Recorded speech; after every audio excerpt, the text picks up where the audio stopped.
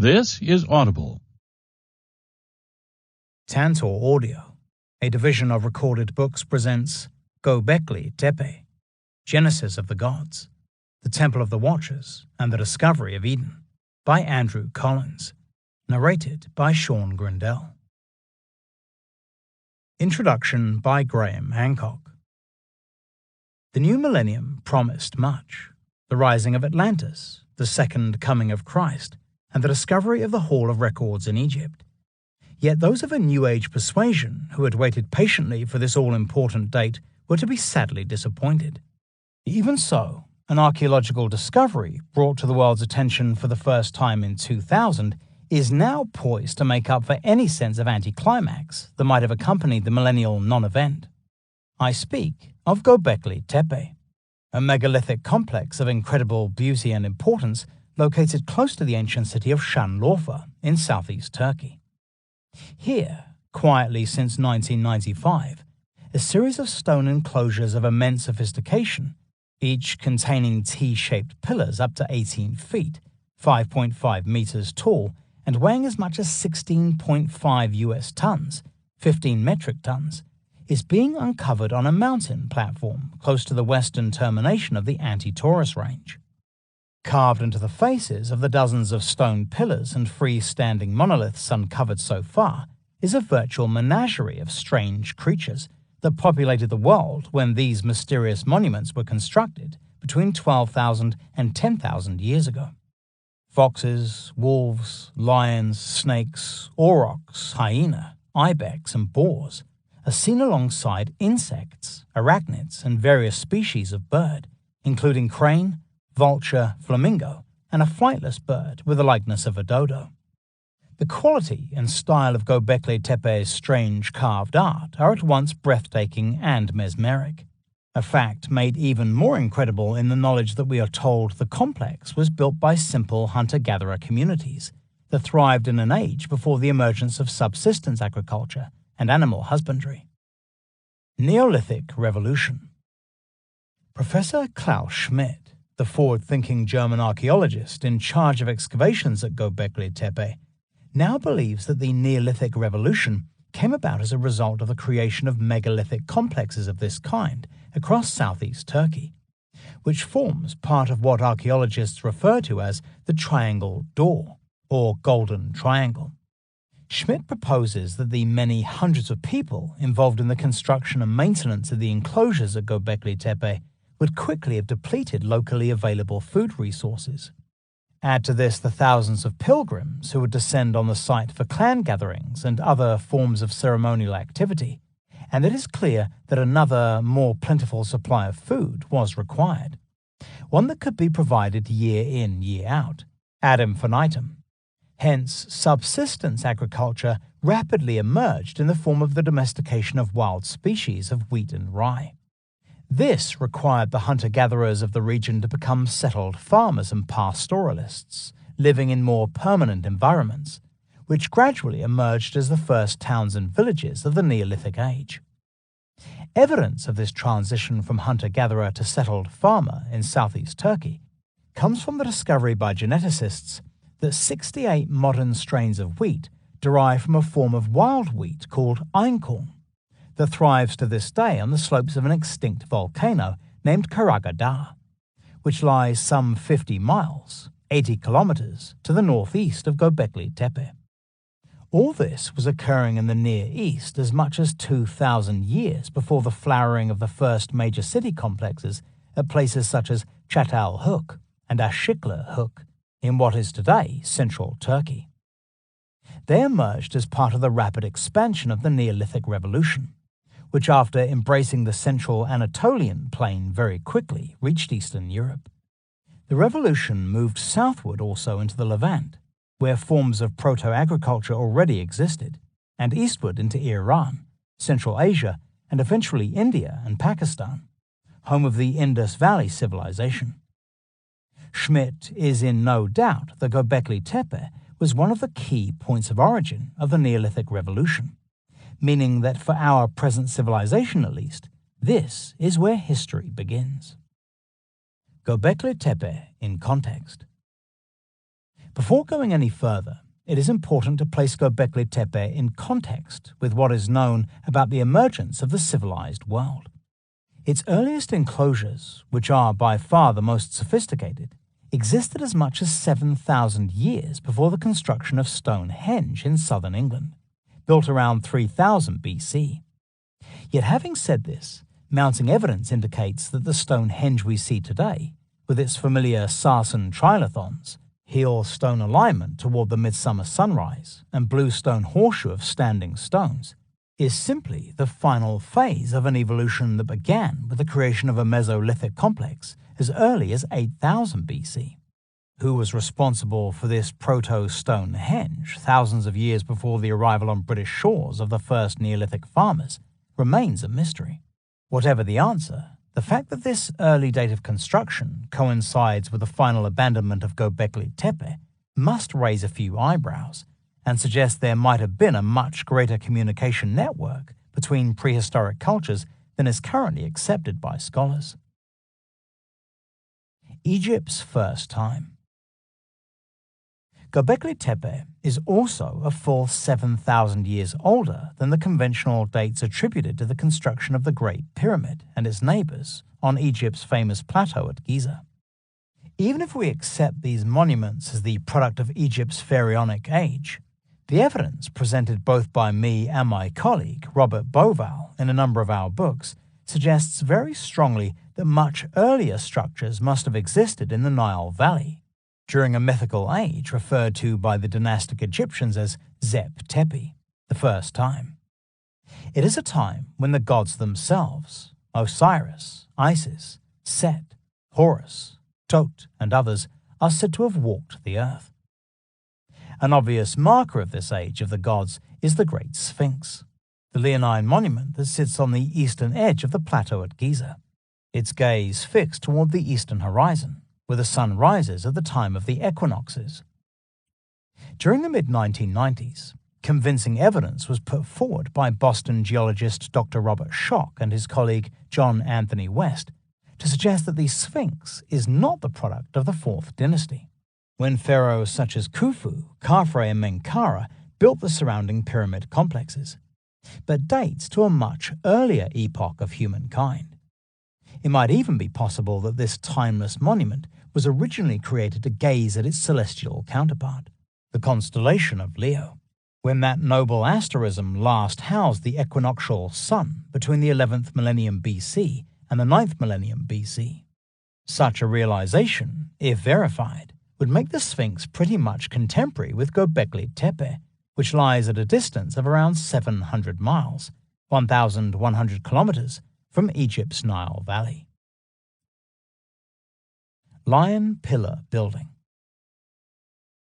It is therefore a matter of great interest that there are striking carvings of advancing lions on the inner faces of twin pillars in an east-west aligned enclosure at Gobekli Tepe, dated to the 9th millennium BC. Called the Lion Pillars Building, the structure's leonine pillars form a gateway at its eastern end, their advancing beasts appearing to rear out of the equinoctial horizon. As Andrew Collins points out elsewhere, there is every possibility that to the Gobekli builders this leonine art not only signified the blood-red might of the sun, like the lion-headed goddesses of ancient Egypt, but also the influence of the constellation of Leo, the celestial lion, as it rose in the pre-dawn light of the spring equinox. So the same inspiration behind the construction of the Great Sphinx might also have been present at Gobekli Tepe, leading us to ask whether there is a real connection between these two distant places. If so, was the emergence of high culture in both the Nile Valley and southeast Turkey related in some manner to the creation of Proto-Stonehenge by an unknown culture that thrived during the very same epoch? Were all these sites, and many more besides, once connected in some unfathomable manner? Forgotten civilization. In books such as Fingerprints of the Gods, 1995, Heaven's Mirror, 1998, authored with my wife Santha Faia, and the sequel to Fingerprints of the Gods, which I am writing for publication in 2015, I make the case for a global civilization, possessing immense technical sophistication and a profound understanding of our place in the cosmos, that thrived in an age before a terrible cataclysm brought the world to its knees, soon after the end of the last ice age. More than ever before, science is piecing together exactly what occurred during this global catastrophe, which is now firmly dated to around 10,900 to 10,800 BC. It is a moment in time known to paleoclimatologists as the Younger Dryas Horizon, which defines the boundary between the Pleistocene geological epoch and the Holocene, which we still live in today.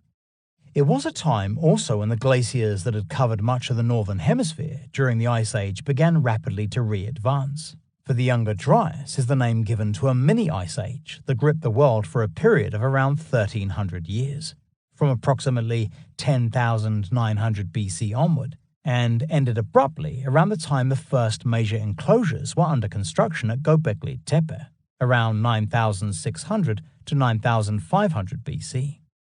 It seems certain now that the cause of this worldwide catastrophe was a large comet that fragmented into thousands of pieces as it entered the upper atmosphere. Each fragment rained down on the Earth, causing unimaginable detonations that pulverized vast swathes of land across the planet. Not only did this terrible cataclysm trigger the onset of the Younger Dryas mini-ice age, and with it the extinction of the Pleistocene megafauna, including the mammoth, mastodon, toxodon, great camel and great sloth, but it also devastated the world's human population. The worst hit areas were on the American continent. Here, the impact blasts, each one as powerful as a small atomic bomb, were more widespread than anywhere else. Catastrophophobia. Andrew, in this groundbreaking book, proposes that Gobekli Tepe was built as a response to the aftermath of this global cataclysm. The earliest enclosures were created, he postulates, by a hunter-gatherer populace still in fear of another comet impact, even though several hundred years had elapsed since the final reverberations of this catastrophic event. Each structure, with its beautifully carved stones, was built with the specific purpose of preserving cosmic order through shamanic interactions with the unseen world. This was achieved using an idealized cosmology, envisaged as a sky pole, or umbilicus, linking earth and heaven. In this way, the hunter-gatherers, under the instruction of a ruling elite, were able to maintain the status quo of the cosmos and prevent further attacks on the sky pole, the axis of heaven, from a cosmic trickster in the guise of a supernatural fox or wolf. It was this absolute fear of another cosmic catastrophe, something that visionary writer Barbara Hand Clough refers to so aptly as catastrophophobia, that caused the hunter-gatherers of southeast Turkey to suddenly start supersizing their cult buildings into the beautiful megalithic structures we see today.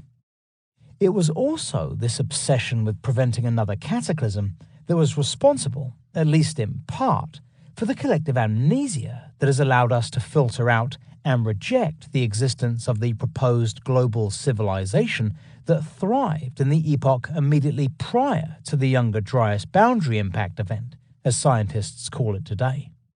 Yet some expression of the complex cosmology existing during this former golden age is almost certainly locked into the design, proportion and carved art at Gobekli Tepe. It thus becomes a virtual Noah's Ark in stone, bridging the gap between a former age of enlightenment and the emergence down on the Mesopotamia plain of some of the oldest known civilizations of this current world age, most obviously those of Sumer, Akkad, Assyria, and Babylon. Abode of the Gods. The mythologies of these great civilizations speak clearly of wisdom bringers and creator gods responsible for the formation of the earliest towns, cities, canals, walled enclosures, and irrigation canals, and even of humankind. Named as the Anunnaki, these anthropomorphic or human-like gods are said to have emerged from a primeval mound called Dooku, situated on a cosmic mountain named Karsag, beneath which was the world of mortal human beings.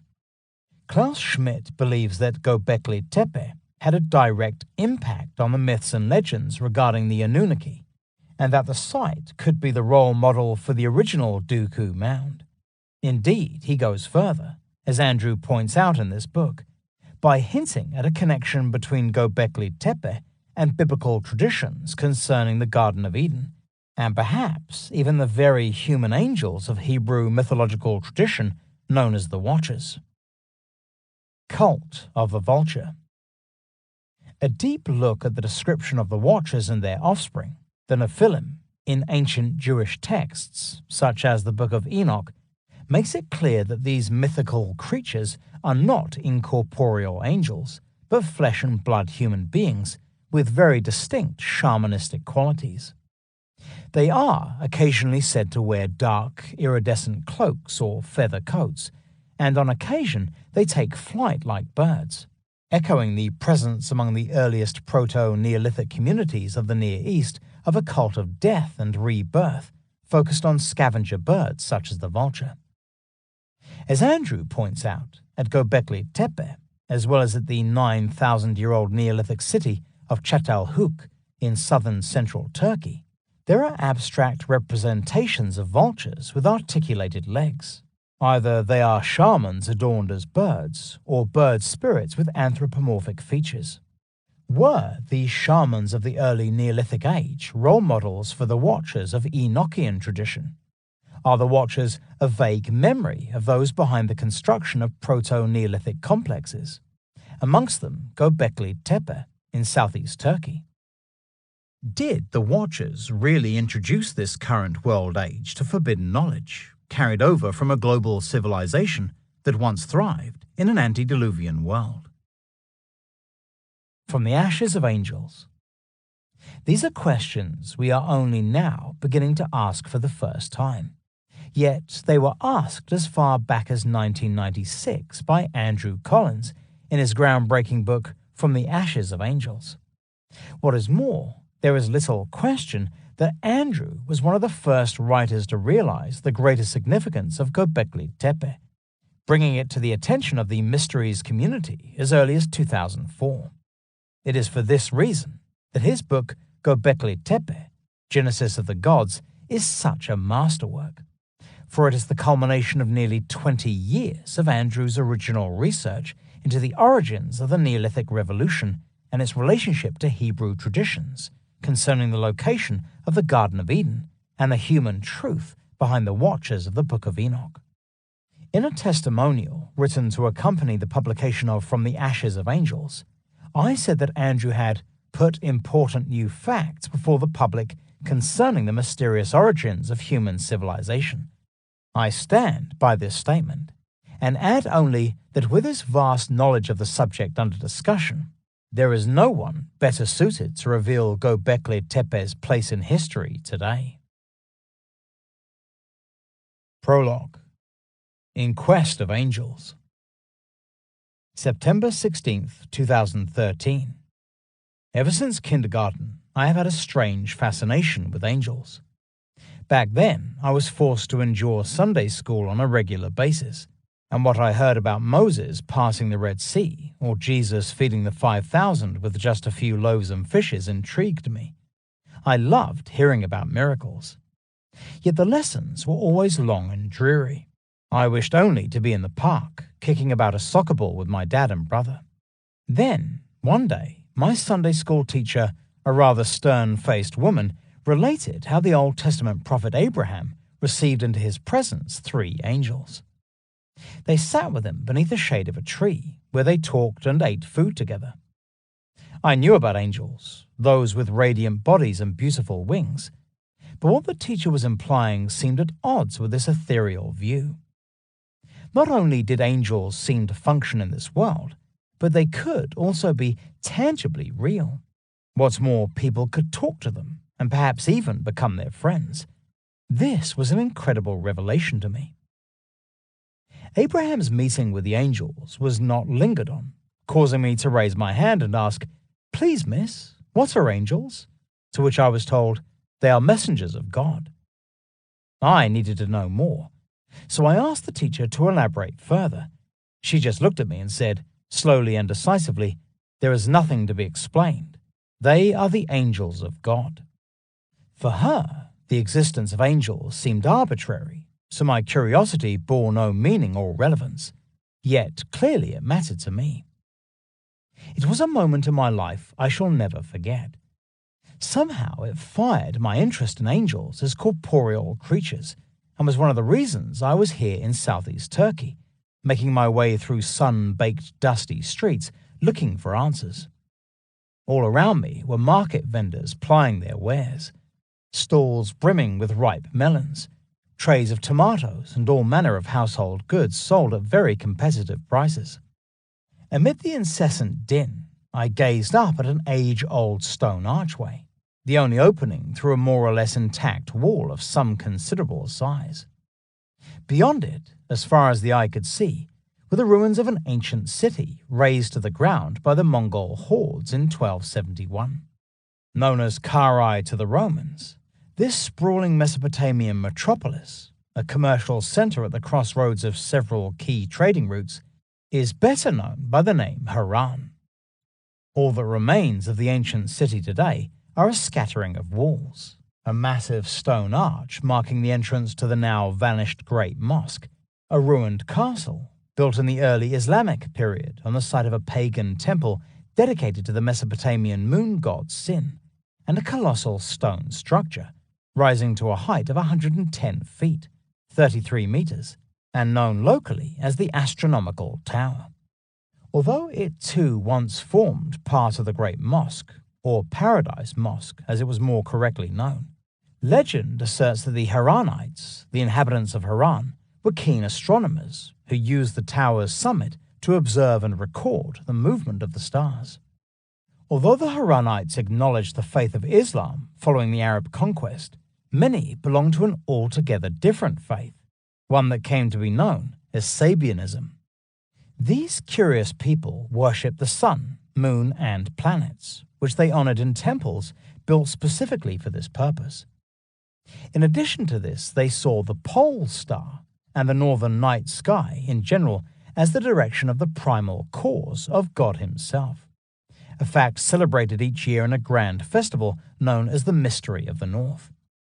This fascination with the pole star was a belief shared by other religious sects of the region, including the Ismaili Brethren of Purity, the Mandeans of Iraq and Iran, and the angel-worshipping Yazidi, all of whom owe at least some part of their existence to the Sabians of Haran. In addition to being star worshippers, the Haranites are said to have collated the sacred writings of Greco-Roman Egypt, attributed to Hermes Trismegistus, the thrice great Hermes. Following the destruction of Haran in the 13th century, this important corpus of religious literature, known as the Hermetica, was carried into Europe, where some 1.5 centuries later, it became the spiritual backbone to the Italian Renaissance, and with it, a revival of all things Egyptian.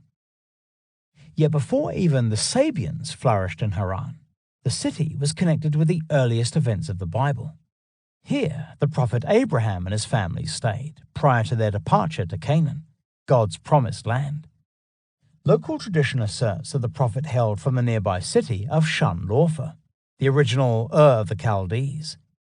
So strong is this belief that even today thousands of Kurdish Muslims arrive in the city, anciently known as Urfa, or Hay, or Edessa, in order to visit a cave shrine said to be the birthplace of the great prophet.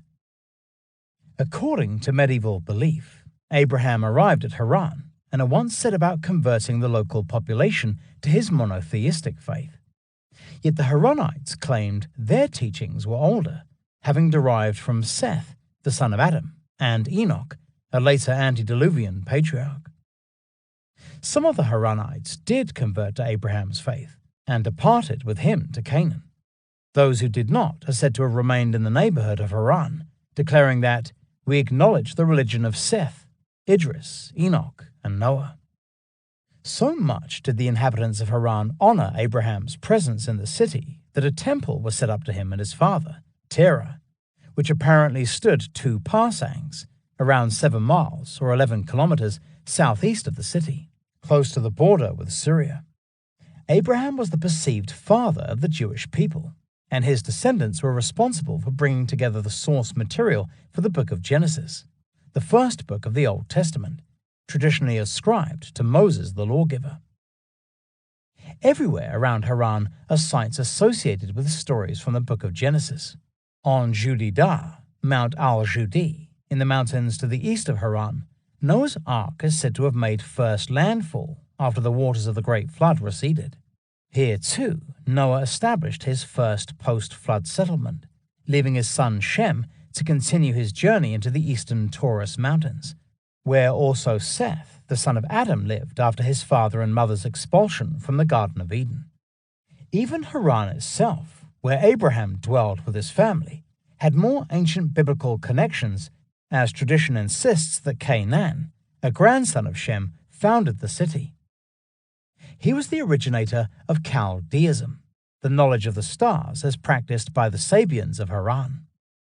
More significantly, the book of Genesis records that the primordial garden, where Adam and Eve, the first couple, existed in a state of innocence and bliss before the time of the fall, was located at the source of the 4 rivers of paradise, 2 of which can easily be identified as the Tigris and Euphrates. They take their rise in the mountains to the northeast of Haran. Here, somewhere, lies the original Garden of Eden, tended over by the angels of God, returning me to the pressing questions that had preoccupied my childhood. Who or what are angels? Where did they come from? And did they have some kind of earthly tangibility? As I climbed Haran's giant occupational mound, which rises above the ruined city, and stared out toward the mesmeric astronomical tower, I felt I was getting closer to some real answers. For even as the first Bible stories were being played out across the region, Haran was already extremely old. Archaeological fieldwork has shown that its earliest inhabitants occupied the site as much as 8,000 years ago, having arrived here from another occupational mound, located just 6 miles, 10 kilometers away, which dates back an incredible 10,000 years. Known as Tel Idris, the very name of this prehistoric mound reveals its association not just with the earliest events of the Bible, but also with the angelic beings said to have guarded the Garden of Eden. For Idris is the Arabic name for the antediluvian patriarch, Enoch, the great-grandfather of Noah. He is accredited with the authorship of one of the strangest and most mystifying religious texts ever written. Called the Book of Enoch, it recounts how Enoch, while resting in his bed one night, is approached by 2 strange beings of angelic appearance. Named Watchers, Hebrew Irin, they ask him to accompany them on a tour of the 7 heavens, one of which includes the Garden of Righteousness, where the 4 rivers of paradise take their rise, while another leads to the abode of the angels. When in the Watchers' heavenly settlement, Enoch is shown a prison in which a whole group of these angelic beings are incarcerated. On asking what crime they have committed, the patriarch is informed that 200 of their number disobeyed the laws of heaven by descending among mortal kind and taking wives for themselves. As a consequence, these women gave birth to giant offspring called Nephilim, a Hebrew word meaning those who fell, or the fallen ones. More significantly, the Book of Enoch relates how the rebel Watchers, who are described as extremely tall, like trees, with pale and ruddy skin, powerful eyes, white hair, and long viper-like faces, are said to have taught their mortal wives the arts and sciences of heaven. For this heinous crime, they were rounded up and incarcerated. Although these stories are understandably dismissed as allegorical fantasy by theologians and Bible scholars alike, there is an air about them that tells of a forgotten event in humanity's distant past, one connected integrally with Haran and the surrounding region, for it was here that the Neolithic Revolution began. On the upper reaches of the Euphrates and Tigris rivers, in the region that is today made up of eastern Turkey, northern Syria, northern Iraq, and northwest Iran, animal husbandry occurred for the first time, as did the domestication of wild cereals and the first metalwork and smelting. Here, too, some of the earliest baked and fired statuettes were produced, along with the construction of rectilinear and curvilinear buildings, some incorporating decorated standing stones and steles. With them came the first construction of terrazzo mortar floors, the first evidence for brewing beer, and perhaps even the first use of grapes to produce wine. In the same region, as early as 8000 BC, diamond hard stone drills were employed to pierce holes through large oval beads of carnelian and agate to produce beautiful necklaces, and green malachite powder was first used as a cosmetic to beautify the eyes. Among the forbidden arts of heaven that the Watchers are said to have gifted mortal kind are the use of metals and metal working, and the means for women to beautify themselves. They are also said to have provided the first polished mirrors, an interesting fact, as the earliest known mirrors made of a black volcanic glass obsidian were manufactured at early Neolithic sites in central Turkey, such as Çatalhöyük and Aşıklıhöyük. Is it possible that some memory of the prime movers or driving elite behind this great transition in technology and innovation is recalled in the stories of the Watchers, providing mortal kind with the rudiments of civilization? Is this what these human angels are? Instigators of the Neolithic Revolution? Here, at Haran, are further clues to this baffling mystery. From the summit of his occupational mound, the eye is drawn beyond the astronomical tower to the low ridge of mountains that dominates the northern horizon. Amid those peaks, and in full sight of the Sabian city, is an archaeological site of incredible importance to world history. Known as Gobekli Tepe, its existence and the work currently being carried out there by a dedicated team of specialists might one day help answer the pressing questions that have haunted me since childhood. Here, on a hilly ridge close to the southernmost limits of the Anti-Taurus Mountains, is the oldest acknowledged monumental architecture anywhere in the world. It takes the form of a series of circular and rectangular stone sanctuaries, constructed as early as 9500 BC by an advanced group of hunter-gatherers, who might well have been responsible for catalyzing the genesis of civilization, in a manner echoing the very human-like activities of the Watchers in the Book of Enoch. Who were the builders of Gobekli Tepe, and what motivated them to construct such extraordinary monuments so soon after the end of the last ice age?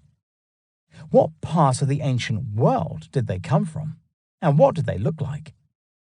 Is it possible that a memory of their existence was preserved by the peoples of the region and later carried by the descendants of Abraham into the Holy Land, where it inspired the stories of angels trafficking with humankind preserved in religious texts such as the Book of Enoch and Book of Genesis? Remarkably, an ancient Hebrew work known as the Book of Jubilees, which also tells the story of the Watchers, relates how Canaan, the legendary founder of Haran, uncovered an inscription carved on a stone stela. When translated, it was found to contain the antediluvian science of astrology, as taught by the Watchers. This knowledge went on to form the basis of the beliefs of the Chaldeans, that is, the pagans of Haran, whose progenitor is said to have been Canaan's father, Arpachshad, the son of Shem and grandson of Noah. The name Arpachshad simply means of the Chaldees, taking us back to the site of Abraham's birthplace in nearby Shunlorfa.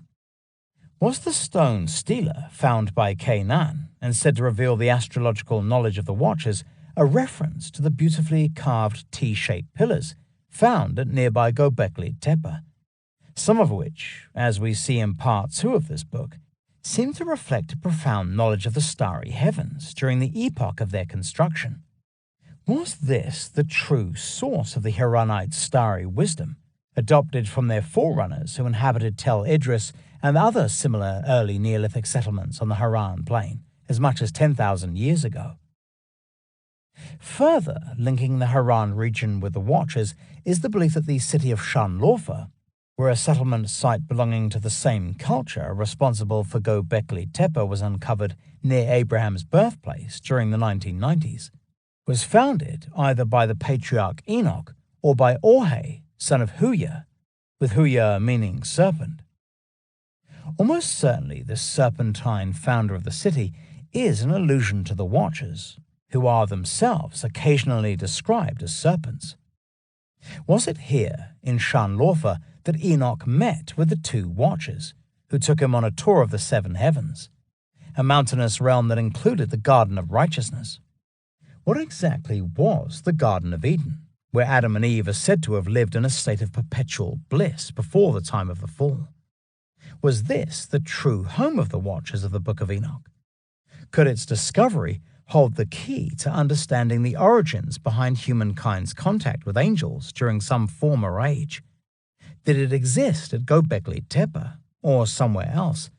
In the mountains to the northeast, perhaps, where the four rivers of the paradise take their rise? Only by understanding the mysteries of Gobekli Tepe would any real answers be forthcoming. And so it is here that our quest must begin, starting with its rediscovery in 1994 by a brilliant-minded German archaeologist to whom we owe its existence today. I will ask the listener to bear with me now as I switch from a first-person to a third-person narrative in order to determine who built Gobekli Tepe and why. My personal quest is resumed in Part 4, when a powerful dream initiates a fresh search for the source of the terrestrial paradise. It is an intellectual adventure that will culminate not only in the discovery of Eden, but also in the realization that the true meaning behind humanity's fall from grace, in the wake of the Neolithic Revolution, is integrally bound up with the secret writings of Seth, the son of Adam.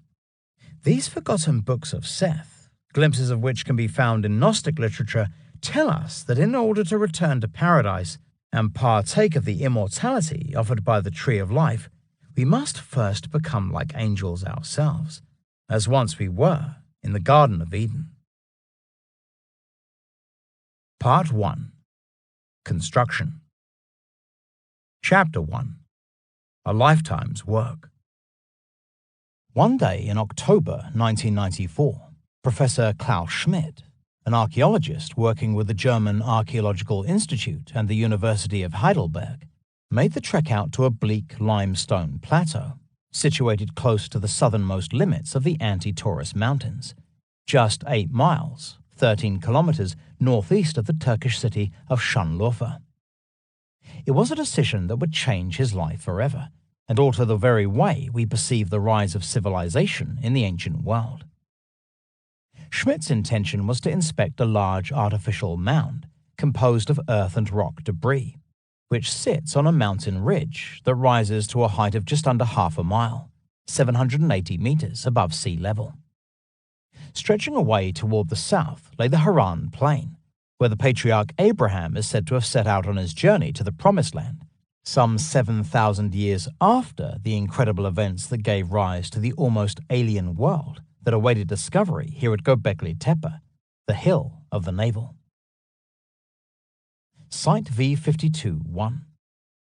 Schmidt knew that as early as 1963, a joint team from the universities of Istanbul and Chicago had visited the site and identified a number of knolls, or rises, that cover an area of some 3.5 acres, 1.44 hectares, a figure extended to 22 acres, 9 hectares, following a geomagnetic survey of the site in 2003. The 1963 expedition noted that immediately west of Gobekli Tepe's rounded summit, prehistoric stone tools lay strewn across a wide area. They belonged to an age when the inhabitants of southeast Anatolia, modern-day Turkey, were making the transition from hunter-gatherers to settled pastoralists and farmers. The survey team also recorded the presence of Gobekli Tepe, documented at Site V52-1, of cut and dressed slabs of limestone, bearing evidence of carved relief, Team member Peter Benedict, an anthropologist with the University of Chicago, concluded the fragments came from a lost Byzantine cemetery. It was a decision influenced perhaps by the fact that the local Kurdish community consider the Tepe or Tel, these being respectively the Turkish and Arabic words for a large artificial mound created by human occupation, as sacred, using it themselves as a cemetery for their dead. At its summit, modern graves lie within a walled enclosure clustered around a single fig mulberry tree, a sight clearly visible to anyone approaching the mountain from the plain below. Sublime sophistication. Gobekli Tepe was not investigated further, with the entire matter being confined to a single report published in 1980. Instead, the joint Istanbul-Chicago team concentrated their efforts on excavating an important early Neolithic site at China Tepe, located 4 miles, 6 kilometers southwest of the town of Ergani, northwest of the city of Diyarbakir. Having thrived in the main between around 8630 BC and 6820 BC, China is noted for the discovery there of a series of rectangular buildings, with distinctive grille-plan subfloors composed of low parallel walls of stone, possibly to allow air to pass freely beneath the main flooring. Here, too, was found some of the earliest evidence for the use of copper, beaten into shape, not smelted, along with evidence of animal husbandry in the form of pig domestication and the earliest known use of linen fabric, a piece being found still wrapped around an antler. The site's lead excavators, American archaeologist and anthropologist Robert J. Braidwood, 1907 to 2003, and Turkish academic Dr. Aliç Çambel, also came across other examples of advanced building design and technical achievement at Chayona. In addition to the grille-plan floors, one structure, dubbed the Flagstone Building, was found to possess a floor of polished limestone slabs, up to 6.5 feet, 2 meters in length. 2 tall stone pillars stood in the center of the room, with rows of orthostats, stone posts set up against the interior walls. Another structure, known as the Terrazzo Building, bore a slightly different, although no less impressive style of flooring. It consisted of a 16-inch, 40-centimeter thick setting of terrazzo, a hard, polished surface made from burnt and crushed lime and clay, stained red with a substance called ochre. Into this, 2 parallel rows of white pebbles had been inserted to create a linear design of simple beauty. Orthostats again lined the interior walls, while a pair of standing stones, like those in the Flagstone Building, had been set up in the middle of the room. Prior to the discovery of Chayona, the use of orthostats had been found in just a few rare instances. For instance, at a proto-Neolithic site in northern Iraq named Germez Dere, located on a south-facing mountain slope overlooking a vast desert expanse known as the Jezera, stone pillars, their tops carved into the likeness of human shoulders and arms, were found to have stood at the center of 2 circular buildings with plaster floors. Both structures provided dates in the region of the early 10th millennium BC. Sanguine discoveries. In one of the enclosures at Chayona, archaeologists discovered, both in the walls and beneath the floor, human skulls belonging to around 70 individuals. In one pit, excavators came across large numbers of disarticulated human bones, most of them long bones, which, along with the skulls, suggested the presence of no less than 450 individuals. What fate had befallen them, and under what circumstances, remains unclear. Unsurprisingly, this apparent mortuary structure, which had a round apse at its northern end, became known as the Skull Building, although it was what excavators found on an enormous cut and polished stone slab, 1.1 US tons, about 1 metric ton in weight, set up like an altar table, that most disturbed them. On its surface were clear traces of blood from aurochs, an extinct species of wild cattle, and humans, in the form of crystals and hemoglobin. Equally disturbing was the discovery next to the stone slab of a vicious-looking flint knife, like something out of an Aztec temple. Some pressing questions arise regarding the presence of human blood inside Chayana's cult buildings. Was it the result of human sacrifice or auto-sacrifice? Personal bloodletting like that practiced in pre-Columbian times among Mesoamerican civilizations, such as the Aztec and Maya. Perhaps the matter is best left alone until a much clearer picture emerges of what was really going on here. Yet, whatever the answer, it would seem that, during the early Neolithic age, beauty, sophistication, and advances in technology and architectural design went hand in hand with dark, sanguine activities, just as they would thousands of years later among the peoples of Central and South America. Neolithization. For those who study the prehistory of the Near East, the transitional age between the hunter-gatherers of the late Paleolithic age and the late Neolithic farmers and herders is styled the pre-pottery Neolithic, a term devised by British archaeologist Dame Kathleen Kenyon, 1906 to 1978, following her extensive excavations at Jericho in the 1950s. It is a term used much in this book, although in its formative stage, this era is described as the Proto-Neolithic period, while in Europe, this same epoch is called the Mesolithic Age. The pre-pottery, i.e. pre-ceramic, Neolithic Age is split into two separate phases, A and B.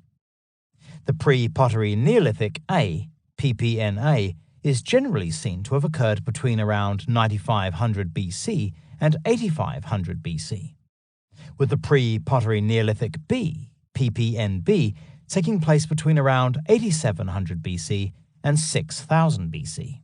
This marked the appearance of subsistence agriculture, that is, the domestication of plants and cereals, as well as the growing of crops on a large scale. Thereafter came the pottery Neolithic, around 6400 to 4500 BC, when Neolithization really began. It was an age not just of fired pottery, but also of the rapid spread of agriculture from Western Asia into parts of the ancient world, such as Europe, Central Asia, and the Indus Valley of India and Pakistan. Archaeological minefield. Professor Klaus Schmidt was mainly concerned with the pre-pottery Neolithic on his first visit to Gobekli Tepe. He understood full well why the joint Istanbul-Chicago prehistoric survey team had focused their attentions on China instead of better investigating Gobekli Tepe, for, as he said himself, time was not ripe to reorganize the real importance of this site, so Gobekli Tepe passed into oblivion, and it seems quite clear that no archaeologist returned to the site until the author's visit in 1994. Thankfully, Schmidt did make the decision to visit Gobekli Tepe and see for himself what the site had to offer, and it took him very little time to realize that beneath the huge artificial mound of reddish-brown earth and compacted stone chippings, a pre-pottery Neolithic complex of immense significance awaited discovery. Schmidt also realized that the carved stone fragments scattered about Gobekli Tepe were more than simply funerary slabs belonging to some lost Byzantine cemetery.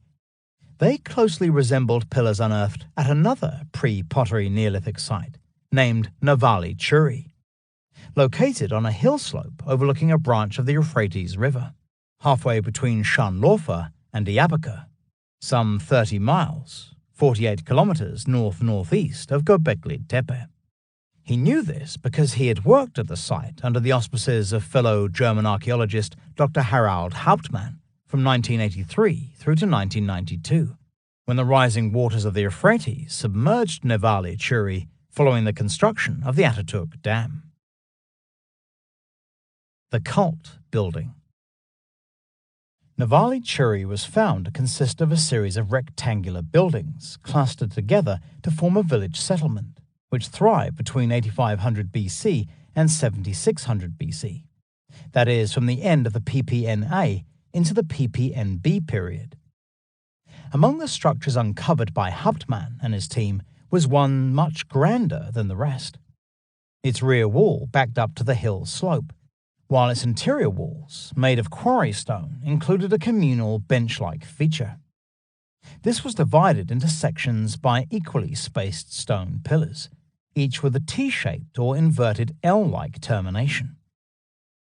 During one of its earliest building phases, designated Level 2 and dating to around 8400 to 8000 BC, 12 standing pillars had stood within its walls, 2 on each side and 1 in each corner, with the number increasing to 13 during the next phase, designated Level 3, around 8000 BC. Like its counterpart at China, Navali Churi's megalithic structure possessed a terrazzo floor of burnt lime cement, beneath which was a subfloor of huge stone slabs. During the Level 2 building phase, a squared-off niche was constructed into the rear wall of the cult building. Here, excavators found an elongated carved head with its face missing. Nicknamed the skinhead, it is roughly life-size and looks like an egg with ears. On its reverse is a highly unusual shika, a long ponytail that resembles a wriggling snake with its head shaped like a mushroom cap. The skinhead originated most probably from a full-size statue, which, having become detached from its body, had been hidden away within the building's north wall. The Great Monolith. The item placed within the building's terrazzo floor, however, was what most compelled the excavators, for standing in the center of the room were the remains of a tall rectangular pillar, bearing an uncanny likeness to the black obsidian monolith that appeared among the ape-like creatures at the beginning of Stanley Kubrick's movie adaptation of Arthur C. Clarke's 2001 A Space Odyssey. The pillar, originally 10 feet, 3 meters high, had been carved to represent an abstract human form. In relief across its 2 widest faces were thin arms, bent at the elbow, with hands and fingers curling around to its front narrow edge. Anthropomorphic shaping had previously been noted among the remains of the 12 to 13 standing pillars that had been erected within the building's 4 walls, but that displayed on the central pillar was far more accomplished. Above the figure's hands were 2 parallel grooves, or chiseled vertical lines, clearly meant to represent the double hem of a woven garment, open to the waist, which some have understood to be a scarf-like stole, similar to that worn by a Catholic priest. A broken fragment of the same pillar lay nearby. Its base matched the top of the standing remnant, although its upper end was so damaged that no semblance of the individual's head could be discerned. In spite of this, it was clear from the presence of the other stone pillars in the walls that this much larger monolith would once have had a T-shaped termination, creating a hammer-like head. As such, it constituted one of the world's oldest known 3D representations of the human form. A hole in the terrazzo floor, close to the standing pillar, showed that a second monolith must have stood parallel to it, although any trace of its presence had long since disappeared. Like the stone pillars in the walls, the twin pillars perhaps functioned as roof supports, although this is by no means certain. Twin sets of standing pillars have been found in the Flagstone Building and Terrazzo Building at China. Yet here it was the stone slab's wider faces, and not one of their narrow sides, that had greeted the entrant approaching from the south. A personal divinity. So who or what did the twin pillars represent? Archaeologists at the time suggested they symbolized a personal divinity. This might have been so, but it did not explain why there were 2 monoliths side by side, or why they faced out toward the cult building's southwesterly placed entrance. The building was found to be oriented almost exactly northeast to southwest. Perhaps the pillars were positioned to greet the entrant, like twin genii loci, spirits of the place, guarding the enclosure's inner sanctum. Very likely, this presumed liminal or sacred area signified an otherworldly environment that existed beyond the mundane world. Indeed, it probably reflected the presence of a parallel realm, a supernatural world, accessible either in death or through the attainment of death-like trances and other forms of altered states of consciousness, with the aim being to communicate with power animals, great ancestors, and mythical beings. exploring Gobekli Tepe. Klaus Schmidt had all this in mind as he examined the various carved fragments of large-scale sculptures found scattered around Gobekli Tepe. Quickly he realized that the entire area had been used for the construction of megalithic architecture, not just a specific part of it. He saw its function as ritual in nature. Indeed, Gobekli Tepe's building structures would, he felt, reflect the same cultic influences as those at China and Nivali Churi. Having seen enough, Schmidt came to a frightening conclusion. If he did not turn around and walk away now, he would be there for the rest of his life. As fate would have it, he decided to stay and commit himself to excavating the site fully, and we can be thankful for Schmidt's decision, as it was afterward discovered that the entire hillside was about to become an open quarry to supply rock for the construction of the new Gaziantep to Mardin Highway, a decision that was reversed only when the importance of the archaeological site became known. So we can be pretty sure that without the intervention of this quick-thinking German archaeologist, the world might never have gazed upon the oldest stone temple in the world. Chapter 2. Monumental Architecture. Under the joint auspices of the German Archaeological Institute and the Archaeological Museum at Schönlaufe, Dr. Klaus Schmidt started work at Gobekli Tepe in 1995. Very soon, his team, made up of undergraduates from German and Turkish universities, as well as 50 local workers of Kurdish, Turkish, and Arab ethnicity, began making remarkable discoveries. Beneath the mound's topsoil, his team came across stone pillars set vertically into the ground. Each one was found to have a T-shaped head, like those uncovered at Nivali Churi. Two principal structures were investigated between 1995 and 1997 at Gobekli Tepe.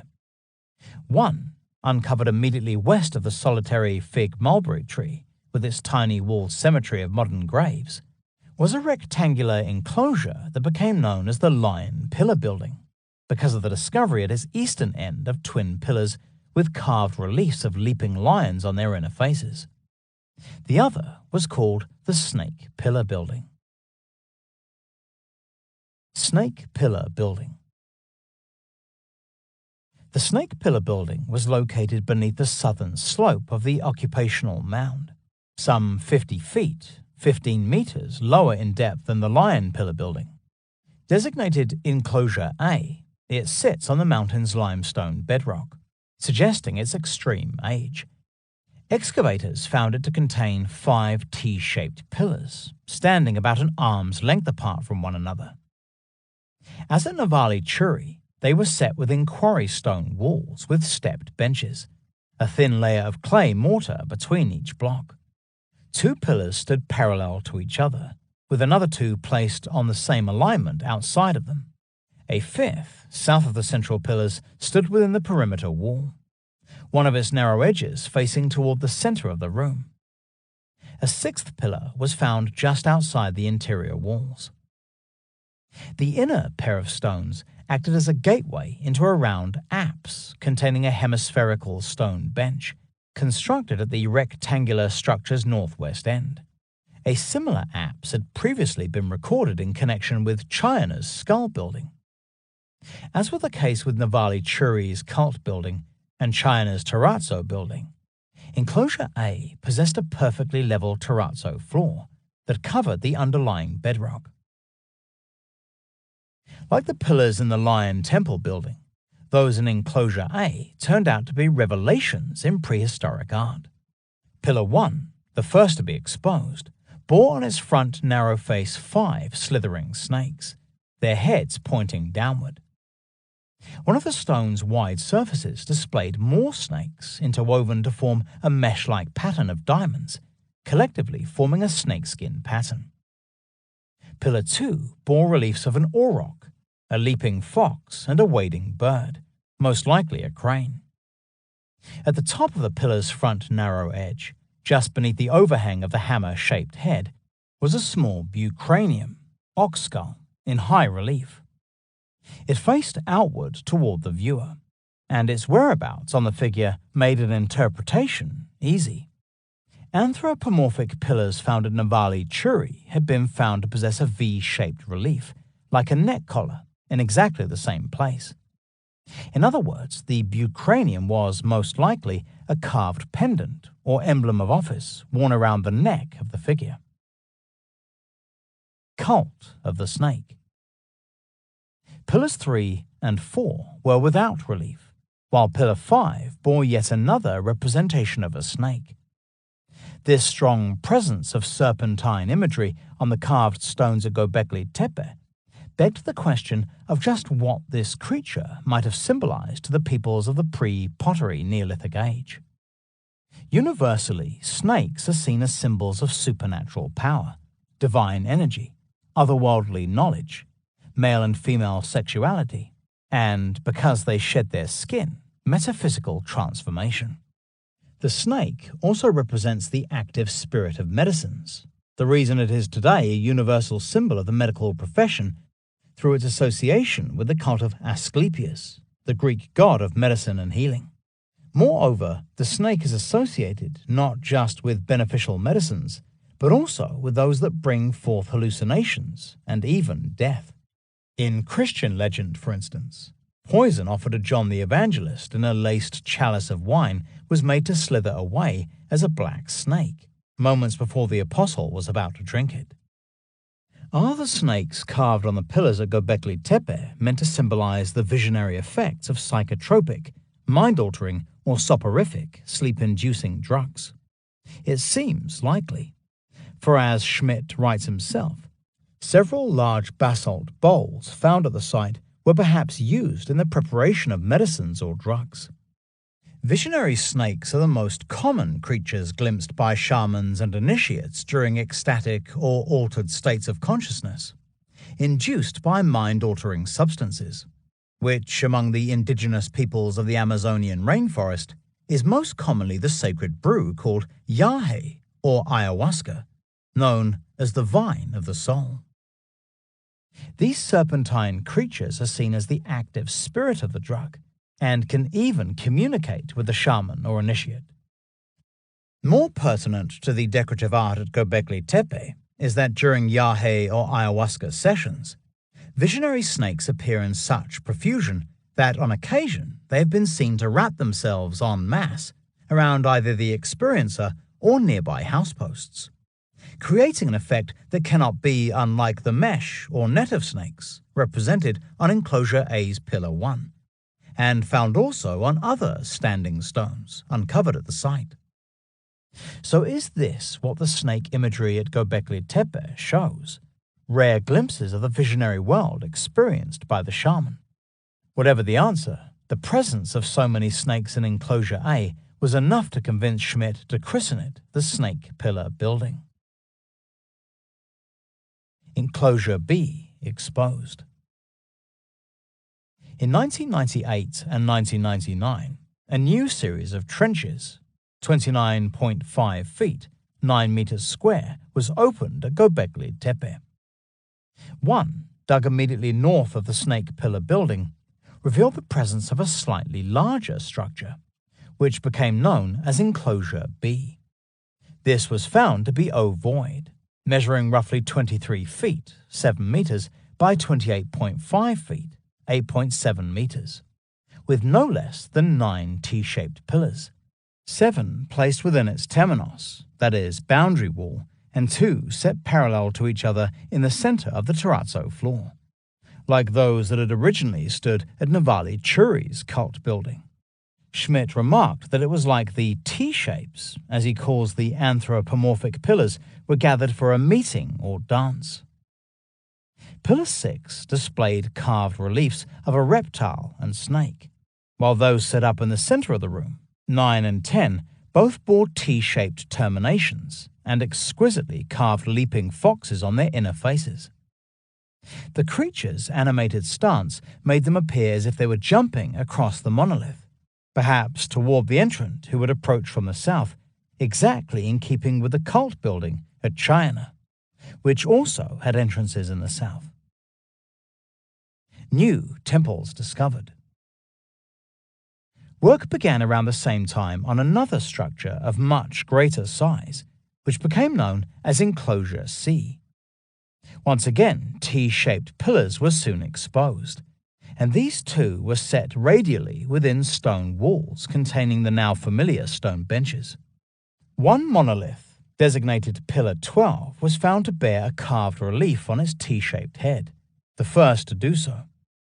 It showed 5 birds, either waders or flightless species, amid a backdrop of V-shaped lines that were perhaps meant to represent water ripples. On the same pillar shaft was a threatening boar, shown above a leaping fox. In front of the stone, a portable sculpture of a boar was uncovered. Freestanding art of this kind, including carved human heads, are often found to be fragments of much larger pieces of sculpture, such as carved stone totem poles or life-size statues. Soon after the discovery of Enclosure C, another massive building structure, Enclosure D, was uncovered immediately to its northwest. This would prove to be one of the oldest and most mysterious monuments ever uncovered in the ancient world. Both Enclosures C and D are described in full within the subsequent chapters. Deliberate burial. What started to become apparent to Schmidt's team as it removed the vast amounts of fill that covered the various building structures beneath the tell at Gobekli Tepe is that each one had been deliberately buried beneath an ever-expanding mound. It was almost as if the idea of creating the belly-like tell, or tepe, was part of an original grand design, with each new enclosure playing some role in its greater purpose. A gradual, evolving process that had taken some 1,500 years to complete. This ritual act of killing, or decommissioning each enclosure before the construction of a new one to take its place, would seem to have occurred in stages until around 8000 BC, when the remaining structures were covered over and the site finally abandoned. For Schmidt and his team, the burial of the enclosures was an immense bugbear, as it meant they were not easily able to determine the construction dates of the various monuments uncovered. Despite this problem, Schmidt was able to ascertain from the different types of flint tools found within the fill that the earliest phase of building activity uncovered at Gobekli Tepe belonged to the epoch known as pre-pottery Neolithic A, which began around 9500 BC. The Younger Dryas Mini Ice Age. It is a date that coincides pretty well with the culmination of a mini ice age, or prolonged cold spell, known as the Younger Dryas. This had enveloped much of the northern hemisphere for around 1300 years, around 10,900 to 9600 BC, bringing with it a pronounced dip in temperature, as well as a sustained drought that severely altered the plant and animal life throughout what is known as the Fertile Crescent. This is the arc-like region of verdant river valleys, steppes, and plains that stretches clockwise from Palestine and Israel, through the Levantine corridor of Lebanon into the middle Euphrates basin of northern Syria, then across into what is known as northern Mesopotamia, a region that embraces southeast Anatolia, before entering the Mesopotamian plain, or what is today the country of Iraq.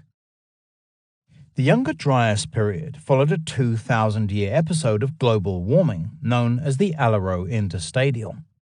This, in turn, had brought to a close the last ice age proper, which had been with us for approximately 95,000 years, reaching its last glacial maximum around 20 to 22,000 years ago. An interstadial is a period when temperatures rise and glaciers go on the retreat. With the cessation of the mini ice age, or Big Chill, around 9600 BC, the temperatures rose, bringing about a blooming of new flora and fauna. In geological terms, this point in history marks the transition from the Pleistocene age to the Holocene, which we are still in today. It was an ideal environment for new growth that led to the emergence of agriculture on the middle Euphrates, and farther south within the Levantine corridor.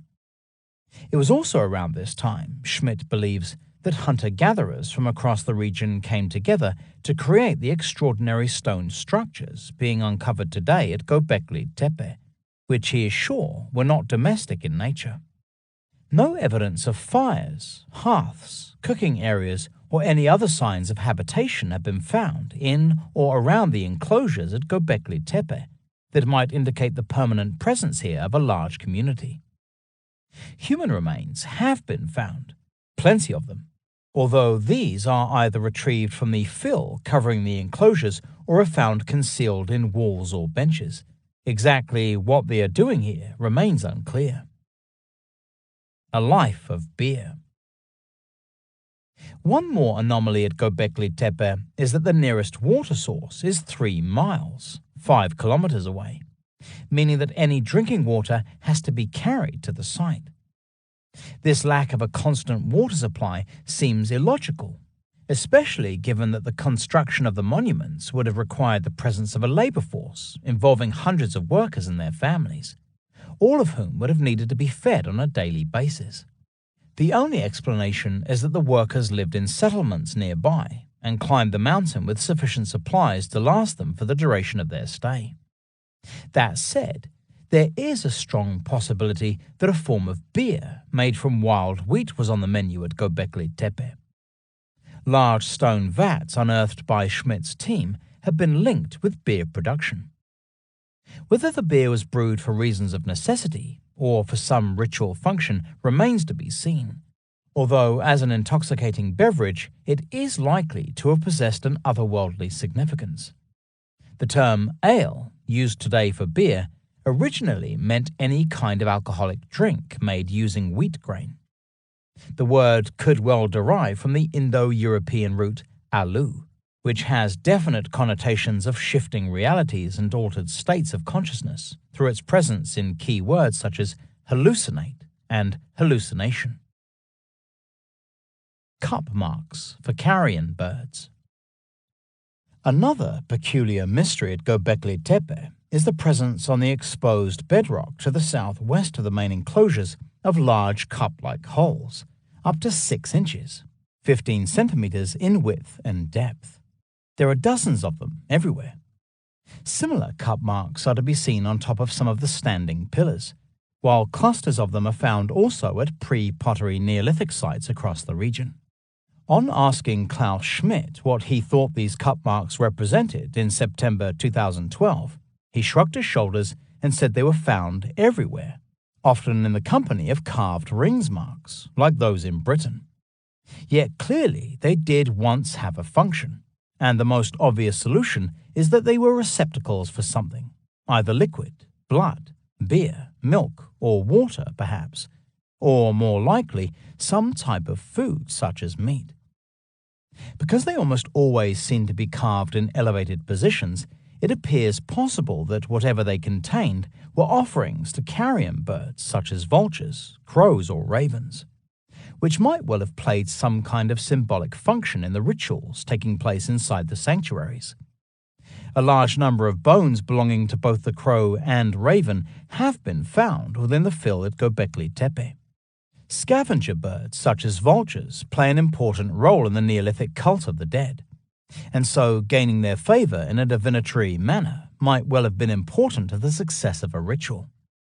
In other words, if the birds came down and took away the meat, it was a good omen, and if they didn't, then the opposite would be the case. Interestingly enough, divination has been proposed as an explanation for the presence of similar cup marks found on exposed rock surfaces in the area of Mount Ararat in eastern Anatolia. Armenian prehistorians speculate that, although the true purpose of the cup marks has now been lost, they were probably used by oracles during fortune-telling. A very credible explanation indeed, which sits well with their possible function at Gobekli Tepe. Engineering conundrum. The standing pillars found in the various enclosures at Gobekli Tepe are regularly between 6.5 and 10 feet, 2 and 3 meters in size, and are thought to weigh between 5.5 and 16.5 US tons apiece, 5 and 15 metric tons. Even more of an enigma is that sitting in a quarry a quarter of a mile, 400 meters away from the occupational mound, is an unfinished T-shaped monolith, some 22.9 feet, 7 meters in length, and 9.8 feet, 3 meters broad, with an estimated weight of approximately 55 US tons, 50 metric tons. As Schmidt asked back in 2001, how could the manpower be amassed at the mound to move such pillars? It seems obvious that only organized meetings of several groups of hunter-gatherers from the territories around Gobekli Tepe would be able to provide the capabilities for such an undertaking, meetings rooted in a ritual background. As Schmidt admits, the construction of huge megalithic architecture is not thought to have begun until many thousand years later, at places such as Egypt and Stonehenge in England. Never before had the archaeological community conceived of such feats of monumental engineering going on even before the wide-scale appearance of agriculture. From the faunal animal remains retrieved from the fill covering Gobekli Tepe's occupational mound, it would seem that the main food source was wild game such as gazelles, red deer, wild boar, aurochs, and wild sheep, supplemented with copious amounts of almonds and pistachios. Neolithic Revolution. In Schmidt's opinion, hunter-gatherers living at Gobekli Tepe for an extended time would have caused a serious overexploitation of the local natural resources. For him, the coming together of so many people led to the domestication of wild species of cereals and other plants in order to feed those present both here and at other similar sites across southeast Anatolia, causing what Australian archaeologist and philologist V. Gordon Childe, 1892 to 1957, long ago christened the Neolithic Revolution. Yet Childe saw it the other way around. The rapid spread of agriculture at the beginning of the Neolithic and the more settled lifestyle it brought with it gave people time to invent new technologies and to think about the mysteries of life, leading to the construction of the first temples, an act that led to the creation of cities and civilizations. Now we know Childe was wrong. It was the temples that came first, with agriculture created in their wake to satisfy the needs of so many people engaged in the construction and maintenance of such mammoth building projects. The origins of agriculture. Such a theory makes sense of another puzzling enigma that prehistorians are still trying to fully understand. Genetic research into the origins of cereal production has determined that no less than 68 modern strains of wheat, used by us today to make bread, beer, pasta, and other products, can be traced back to a variety of wild einkorn that grows on the slopes of Karaga Dağ, a volcanic mountain just 50 miles, 80 kilometers northeast of Gobekli Tepe. This means that wheat might well have been domesticated for the first time only a short distance away from the site of humanity's earliest known example of monumental architecture. Over an extensive period of time, einkorn was gradually domesticated through selective cultivation to create a much stronger variety, whereby the kernels remained on the plants instead of falling to the ground. This enabled a higher wheat yield through the heads being able to ripen better before harvesting took place. Was it possible that the domestication of wheat occurred in southeast Anatolia in response to the sheer need to feed so many groups of hunter-gatherers, either laboring away on site or visiting Gobekli Tepe as some sort of socio-magical gathering? Their idea to meet again and again at a specific place, Schmidt argues, seems to be a basic factor of the origins of Neolithization. Here, then, really, is where the revolution began. The revolution in becoming Neolithic, in becoming farmers tilling the fields, herding animals, and living more communal lifestyles. It was a turning point in human existence that quite literally paved the way for the rise of civilization, which had its beginnings in what was happening at Gobekli Tepe some 11,500 years ago. Chapter 3. Frozen in Stone. A large number of the T-shaped pillars seen in the various enclosures at Gobekli Tepe show beautiful carvings of strange, eerie, and often terrifying creatures of the natural world. Those most frequently represented are, in order, snakes, leaping foxes, wild boars, and cranes.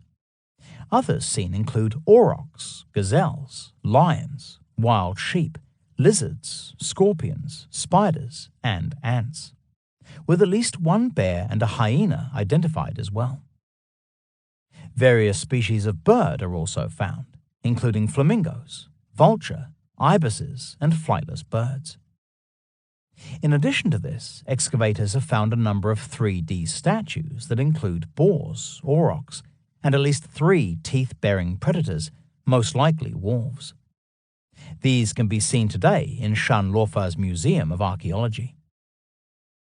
Too many species are represented by the carved art to easily assess what exactly they all mean, or why there are so many creatures portrayed together, and perhaps this is a clue to their greater purpose.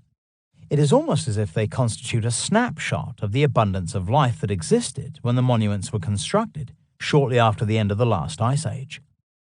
Yet for the most part, these are not friendly creatures by any stretch of the imagination. They bite, gore, claw, sting, tear apart, and generally kill whatever gets in their way. They are not the kind of animals you would want to be locked inside a claustrophobic room with, without any means of escape. None of the animals shown on the stone pillars at Gobekli Tepe are nice, cuddly creatures, even though some of them, such as the auroch, wild boar, wild sheep, and even the wolf, would afterward become domesticated. Clearly, this was meant to be the case, suggesting that someone, an entrant or initiate, finding him or herself inside an enclosure, would immediately be presented with a terrifying visual spectacle, illuminated either by natural light or by torches of some kind. It was an assault on the senses that would have induced not a state of peace and calmness, but one of fear and alertness, something that must have been all too familiar to the hunter-gatherer, whose whole life was centered around the struggle for survival on a day-to-day basis. Yet such mental assaults were perhaps not simply for focusing the mind on the dangers of the hunt, especially as by this time people were beginning to settle into more communal lifestyles, away from the immediate concerns of the chase. There was clearly something else going on here, something that plunges us into the realm of deep-seated instinctual psychological states. For example, when we look at the magnificent accomplishment of the Paleolithic artists that entered the deepest caves of northern Spain and southern France to execute their work toward the end of the last ice age, around 30,000 to 9,500 BC, a sense of immense beauty and tranquility is conveyed. This is in complete contrast to the overall sense of fear and anxiety that exudes from the more chilling art at Gobekli Tepe. This, simply from its manner of execution, has more in common with the visual art of the pre-Columbian civilizations of Central and South America than it does the majestic cave paintings of Southwest Europe. It is an impression that only deepens the more we examine the various enclosures at Gobekli Tepe. Enclosure C. Of all the structures so far uncovered at Gobekli Tepe, by far the most complex is Enclosure C, which, like Enclosure B, is ovoid in appearance, being roughly 75 feet, 23 meters, by 60 feet, 18 meters in size. It consists of 2 concentric walls of stone, the inner one being built after the structure's original construction, each containing various pillars, most of them T-shaped. At the center of the enclosure, 2 enormous twin monoliths once stood, only their stumps remain in situ, with a large fragment of the western monolith, Pillar 37, being re-erected in 2009 under the leadership of German architect and engineering consultant Eduard Noll. Similar to the central pillars in Enclosure B, a leaping fox appears on its inner face, the animal's gaze once again directed southward. Estimates suggest that originally Enclosure C's twin pillars would have stood around 16 feet, 5 meters in height. Yet, unlike those of Enclosure B, these examples have not been set within a terrazzo floor. Instead, they are slotted into rectangular grooves cut into raised, step-like pedestals, sculpted out of the bedrock. A large area of smoothed bedrock, elliptical in shape, complete with a pair of rock-cut pedestals that also contain rectangular slots, had earlier been found on level ground, 160 yards, 146 meters west-southwest of Gobekli Tepe's main group of structures. Yet here, in what has become known as Enclosure E, or the Felsen Temple, German for rock temple, no clear evidence of any standing pillars or surrounding structures survives today. That said, it is clear that Enclosure E is of the same general age as Enclosure C. Adjacent to Enclosure C's western central monolith is one of the most remarkable T-shaped stone discoveries so far at the site. Running down the front narrow edge of Pillar 27 is a 3D predator, a famished quadruped with a long bushy tail and emaciated body. Its snarling jaws, complete with carved lines signifying whiskers, reveal a mouthful of razor-sharp teeth. That such a feat of artistic expression was carried out 11,000 years ago by simple hunter-gatherers seems almost alien, although achieve it they did. As to the identity of this predator, Schmidt believes it is a feline, a lion most probably. Yet the shape of its body, the large incised teeth, and the long bushy tail make a case for it being a canine of some description. A double ring of stones. The exact number of standing pillars Enclosure C's outer ring once possessed is now lost, with just 8 remaining in place. Its inner ring probably contained 12 T-shaped pillars, with 11 surviving today. The area between the 2 concentric walls into which the stones were set created a circular walkway, although there was no direct means of access from here to the central enclosure, where the twin monoliths were located. So how might entry have been achieved? The answer is that either a porthole stone once existed within the wall of the inner ring. Several such stones, some decorated with carved figures, have been found at the site. Or the entrant had to quite literally climb inside, perhaps using ropes or a ladder. This is suggested by the presence of a step-like feature on the south side of the enclosure between 2 pillars, forming what appears to be an entranceway of some kind. Another possibility is that there was once an overhead entry point within a covered roof. Certainly there are angled slots and grooves on the upper surfaces of some of the stones making up Enclosure C's inner circle, which could easily have been cut to help support an overhead structure. Yet, whether a roof of this sort was an original feature or one added at some later point remains unclear. Archaeologist Ted Banning of the University of Toronto has proposed that the T-shaped pillars at Gobekli Tepe were primarily roof supports, and the enclosures themselves domestic houses, a view not shared by Schmidt and his colleagues. The Dromos.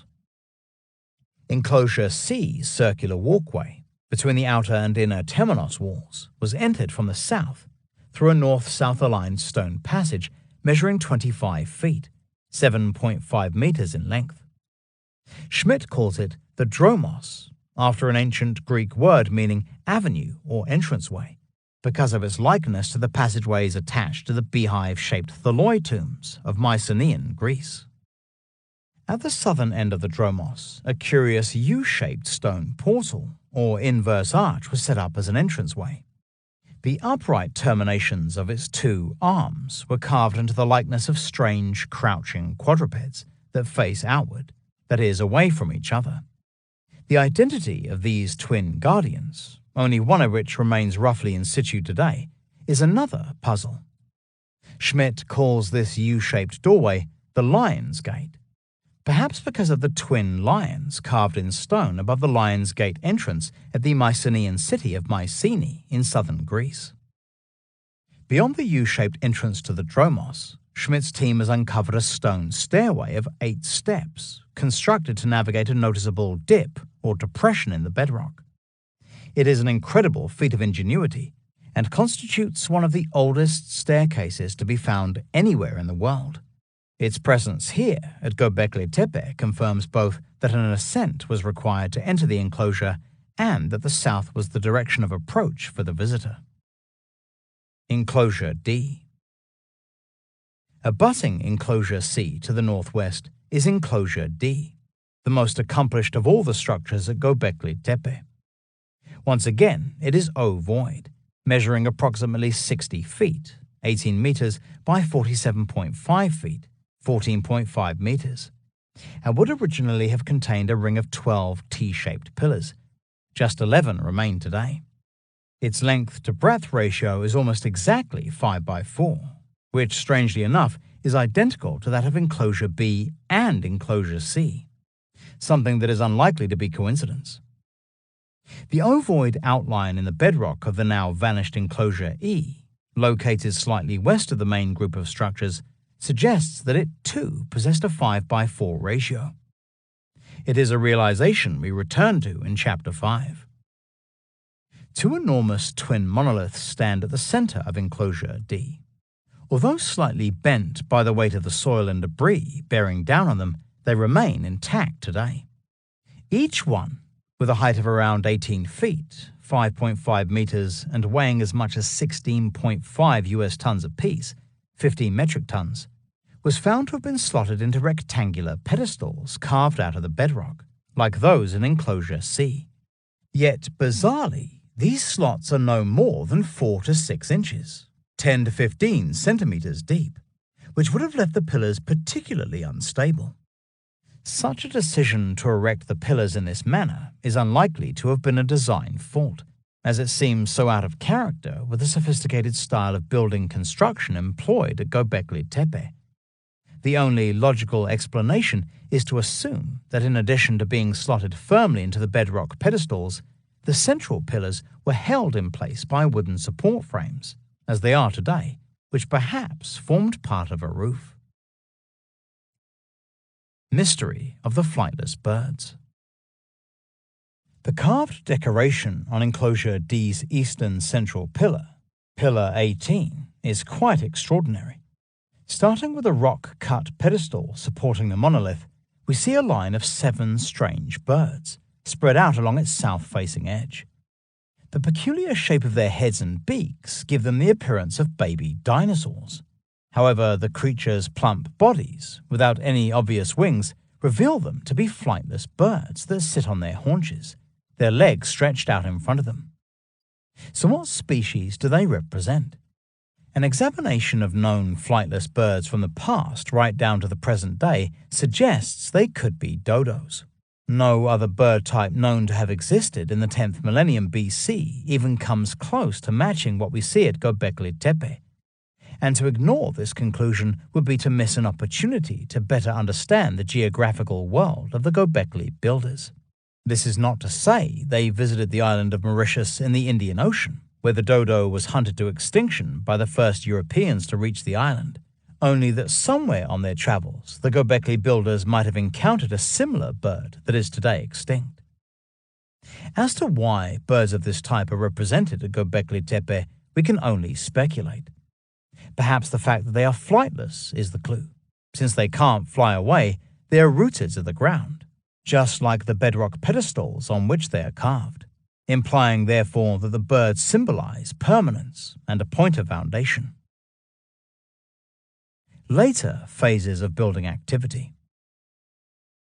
Various smaller enclosures and cell-like rooms, uncovered to the north and west of the main group of buildings at Gobekli Tepe, were found to have been constructed during a slightly later building phase, around 9000 to 8000 BC. This seems certain, since they are positioned as much as 50 feet, 15 meters higher than the other enclosures constructed on the bedrock below. In other words, these much younger structures were built long after the older structures had been buried, at least in part, below the gradually emerging tell. Like their forerunners, these rooms contain T-shaped pillars, communal benches, and stone-lined walls, invariably rectangular in design. Yet in size and quality, they are often greatly inferior. In some cases, they are the size of bathrooms, with their stones no more than 3.2 to 5 feet, 1 to 1.5 meters in height. Some of the pillars are T-shaped, with clearly carved anthropomorphic features like their predecessors, while others are left unadorned. Clearly, the later Gobekli builders were downsizing in architectural style and artistic design, while at the same time retaining some elements of the earlier enclosures.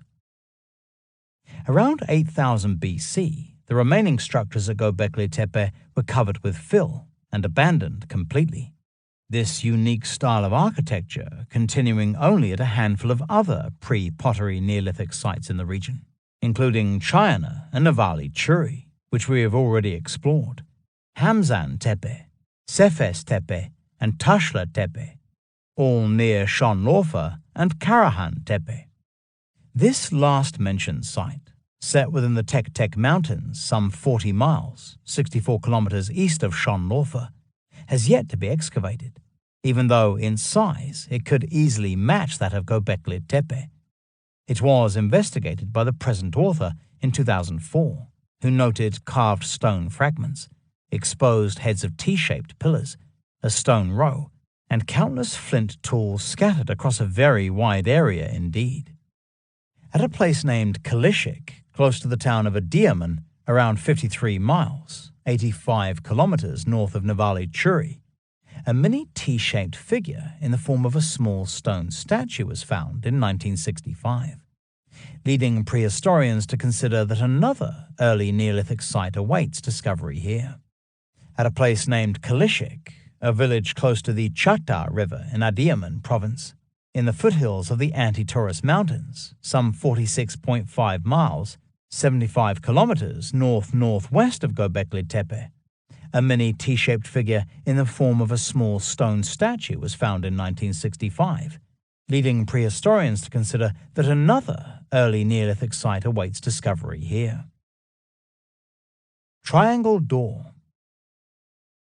All of these sites, where T-shaped pillars and portable statues have been found, lie within a very small area, no more than 150 miles, 240 kilometers in diameter, with its center close to Karagada, where the genetic origins of modern wheat have been traced to a variety of wild einkorn growing on its lower slopes.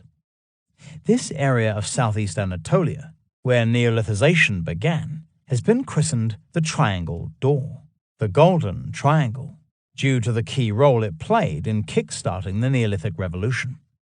It is a grand title, the Triangle Door, but it does seem to express the sheer genius of inspiration that led to the emergence of sites such as Gobekli Tepe, with their unique architecture which seems almost alien to the modern world.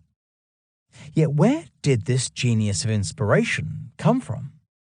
Dr. Mehrdad R-Ezadi, professor of Near East Studies at New York University, wrote in 1992, 2 years before Klaus Schmidt first visited Gobekli Tepe, that at the beginning of the Neolithic Age, the peoples of southeast Anatolia went through an unexplained stage of accelerated technological evolution, prompted by yet uncertain forces. What exactly were these as yet uncertain forces? Were they material or divine? Were they human or something else altogether? All we can say is that something quite extraordinary happened in the Triangle Door some 12,000 years ago, and the key to understanding this mystery might well await discovery among the T-shaped pillars and carved art at Gobekli Tepe. To date, 7 major structures, enclosures A, B, C, D, E, and F, as well as the Lion Pillar Building, have been explored at Gobekli Tepe. Yet the geomagnetic survey undertaken in 2003 suggests that this constitutes just a small fraction of what lies beneath the occupational mound. Schmidt estimates that there might be as many as 15 more enclosures still to be uncovered, providing a total of some 200 standing pillars. As can be imagined, with 2 digging campaigns a year, April to May and September to November, Klaus Schmidt's multinational team is constantly discovering new structures and monuments. Very gradually, our fragmented picture of what went on here as much as 12,000 years ago will slowly take shape. Trying to unravel its mysteries too soon is rife with problems, although simply stepping aside and allowing the archaeological evidence to speak for itself is to miss an opportunity to get inside the minds of the Gobekli builders and truly know what motivated them to give up their hunter-gatherer lifestyle to create monumental architecture on a scale never before seen in the world. Why exactly did they do this? Why create the earliest known megalithic monuments anywhere in the world? One possible clue is the strange carved symbolism on the stones that includes quite specific glyphs or ideograms, which, as we see next, might well reveal the Gobekli builders' fascination with the heavens. Chapter 4. Strange Glyphs and Ideograms. The eastern central pillar, Pillar 18 at Gobekli Tepe's enclosure D, sports a wide belt on which are a sequence of abstract glyphs, or ideograms, which are likely to have had some symbolic meaning to the pre-pottery Neolithic world of the 10th millennium BC. One, looking like a thin letter C, is seen sometimes turned toward the left and at other times toward the right. Another glyph resembling the letter H is found both in an upright position and rotated 90 degrees. It appears in the same sequence as the C-shaped glyphs, and both seem to work in concert with each other.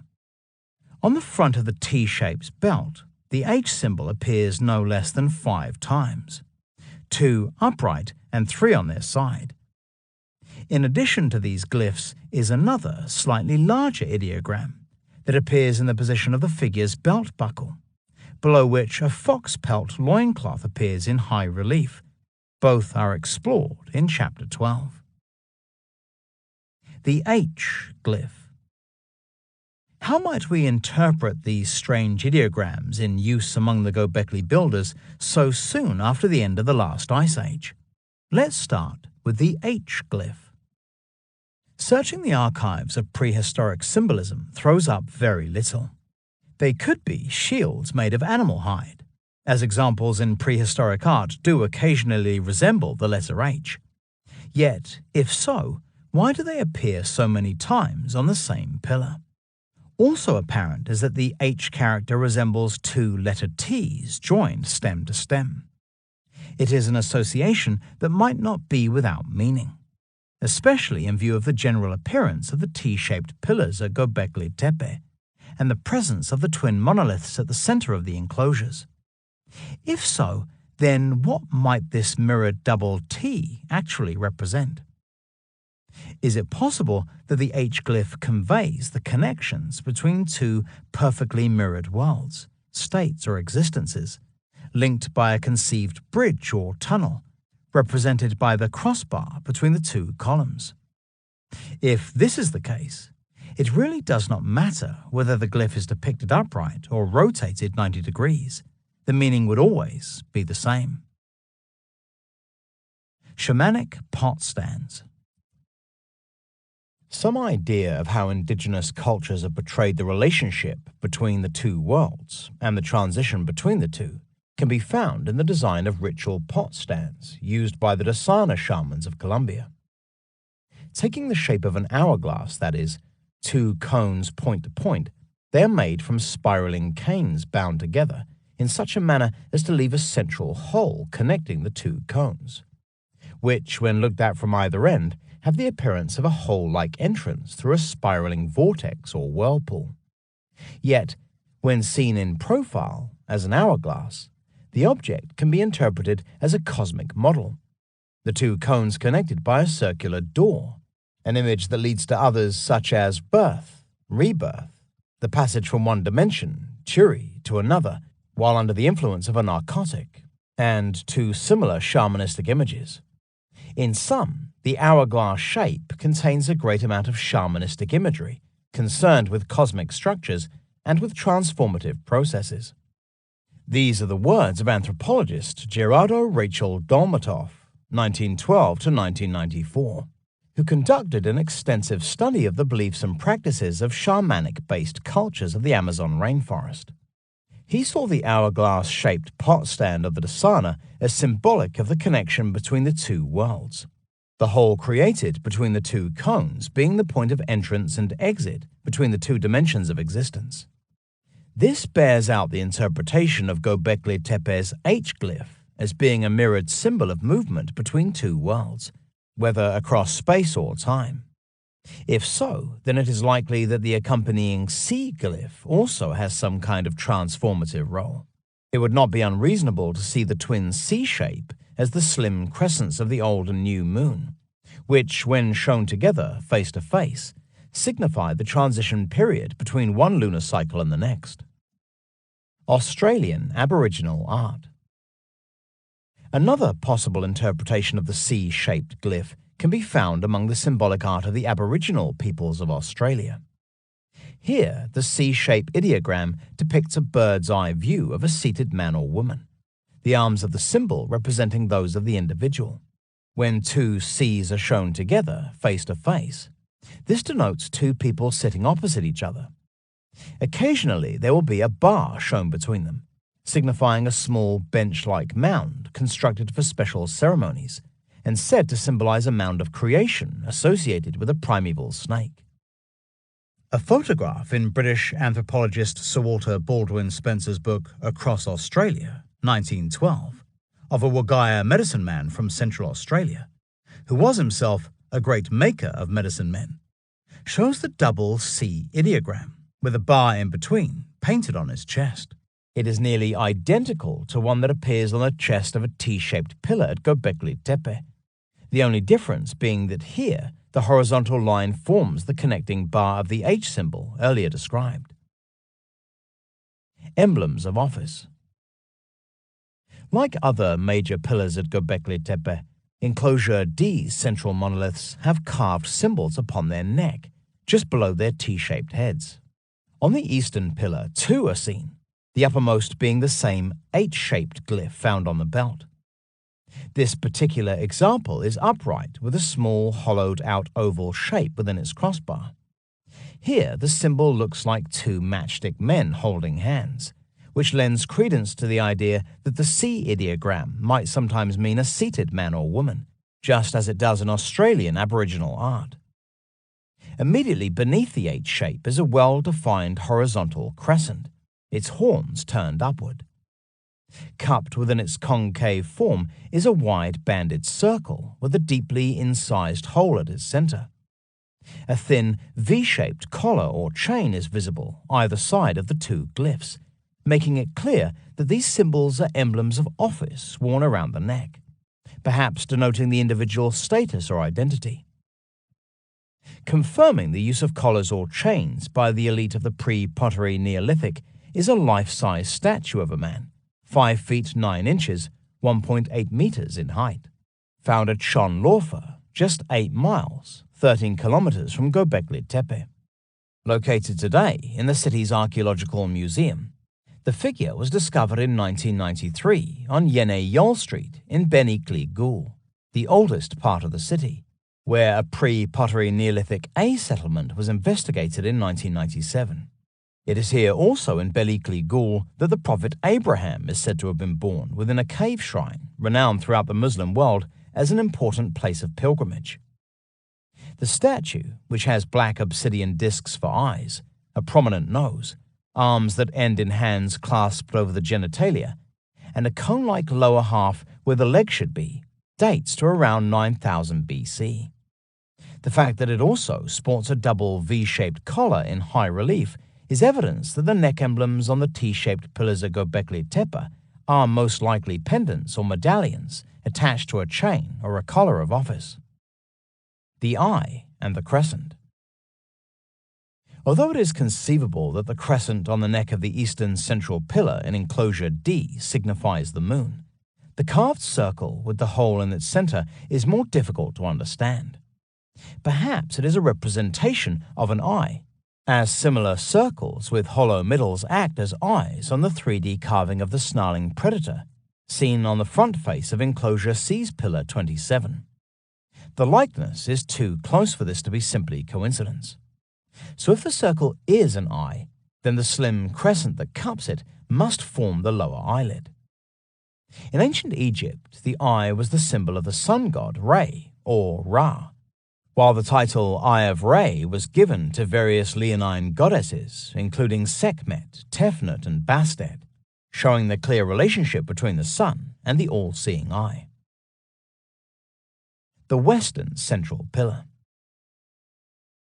Enclosure D's other central pillar, Pillar 31, positioned to the west of the one just described, also sports a belt and buckle, although in this instance both are almost featureless, other than a small bovine scratched into the belt on its eastern side. Like its neighbor, the T-shape sports a fox pelt loincloth, while around its neck is a small bucranium, or ox head, worn as a pendant or emblem of office. French prehistorian Jacques Cauvin saw the bull in early Neolithic symbolism as representative of male domination over nature. This might well be so, yet if the combined circle and crescent symbol on the neck of the eastern pillar does represent the sun, then there has to be a distinct possibility that the bucranium on its western neighbor represents the moon, the twin pillars displaying some kind of dual solar-lunar polarity. That bucrania perhaps symbolized the crescent moon in the Upper Paleolithic is shown by the Venus of Losel, a carved stone relief of a naked full-bodied woman, 17.5 inches, 45 centimeters in height, and carved into a block of limestone. Dating to around 27,000 to 20,000 BC, she was discovered in 1911 at the entrance to a rock shelter at Losel in the Dordogne region of southwestern France. In her right hand, she holds a bison's horn, on which are inscribed 13 vertical notches, interpreted by some prehistorians as symbolizing the 13-month lunar cycle. Should these speculations prove valid, it implies that some of the glyphs displayed on the T-shaped pillars at Gobekli Tepe have distinct spatial, temporal, and celestial values. The C and H ideograms, along with the eye symbol and bucranium, all suggest as much. So are the anthropomorphic pillars personifications of higher intelligences, some kind of divine company that reflects these otherworldly influences? We now begin to explore the true function of Gobekli Tepe's quite extraordinary monumental architecture. Part 2. Cosmos. Chapter 5. Gateway to Heaven. It is impossible today to assess the exact number of stones in each of the main enclosures uncovered at Gobekli Tepe. There were certainly 12 stones in enclosure D's main circle, 8 remain in enclosure C's outer wall, and 11 within its inner ring, with the likelihood of a 12th having once existed. 7 are known from enclosure B, not counting the 2 central pillars, while enclosure A is so different in style that guessing its original design becomes difficult. Enclosure F is so small, and from such a later date, that it is unlikely to have been built with the exact same motivations as its predecessors. Ditto the lion pillar building on the summit of the mound. Having said this, it does appear that a 12-fold division of stones did once exist in enclosures C and D. Arguably, Gobekli Tepe's oldest and most accomplished structures uncovered so far, while 12 T-shaped pillars are known to have existed in the walls of Nevali Churi's Level 2 cult building, the number increasing to 13 during its next building phase. Level 3 around 8000 BC. The level system runs from the oldest layer, Level 1 around 8500 BC, to the most recent occupational layers, Levels 3 through 5, around 8000 to 7600 BC. That the earliest enclosures of Gobekli Tepe might originally have had 12 T-shaped pillars within their elliptical walls raises the question of whether this number had any significance to the hunter-gatherers, who created these strange structures over 11,000 years ago. Was it simply by chance that 12 stones were chosen for the purpose, or might there have been some deeper meaning behind the use of this myth-laden number? a clockwise motion. A clue to this mystery lies in the fact that at least half of the standing pillars in enclosures C and D have reliefs both on their shafts and on their T-shaped heads. Yet the head decoration appears only on the right-hand faces of the figures, never on their left sides. If these facial carvings had to be viewed in any kind of order or sequence, then it implies the entrance would have had to perambulate the enclosures in a clockwise motion. Doing so in a counterclockwise direction would have meant not being able to see any of the cranial reliefs. Of course, this could all just be coincidence, or a simple case of design preference on the part of the Gobekli builders.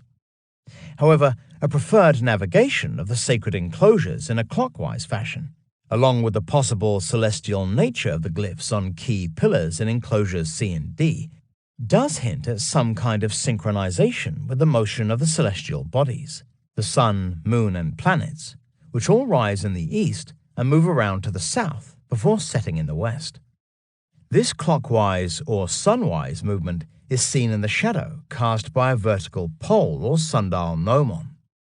For this reason, the hands of the first analog clocks were set to move with the sun, that is, clockwise and not counterclockwise or anti-clockwise, something that was seen as against the natural order of the universe. The sun's path. These realizations invoke compelling thoughts. The ecliptic, the sun's course through the heavens, is divided into 12 divisions or months, a consensus reached long ago based on the placement along its circular course of 12 key constellations, which each rise with the sun across one complete calendar year. Each remains visible in this role for a period of around 30 days or 1 month, before giving way to the next constellation in line, the whole process occurring 12 times in all before the first constellation returns to the pre-dawn sky. These zodiacal constellations provide us with a 12-fold division, both of a solar year and the vault of heaven, with the combined 12 30-degree sections making up a 360-degree circle. Thus, in this manner, both time and space are intrinsically bound together in recurring cycles, which, through the passage of the seasons and the movement of the planets, control the destiny of humankind, this being the root of astrology.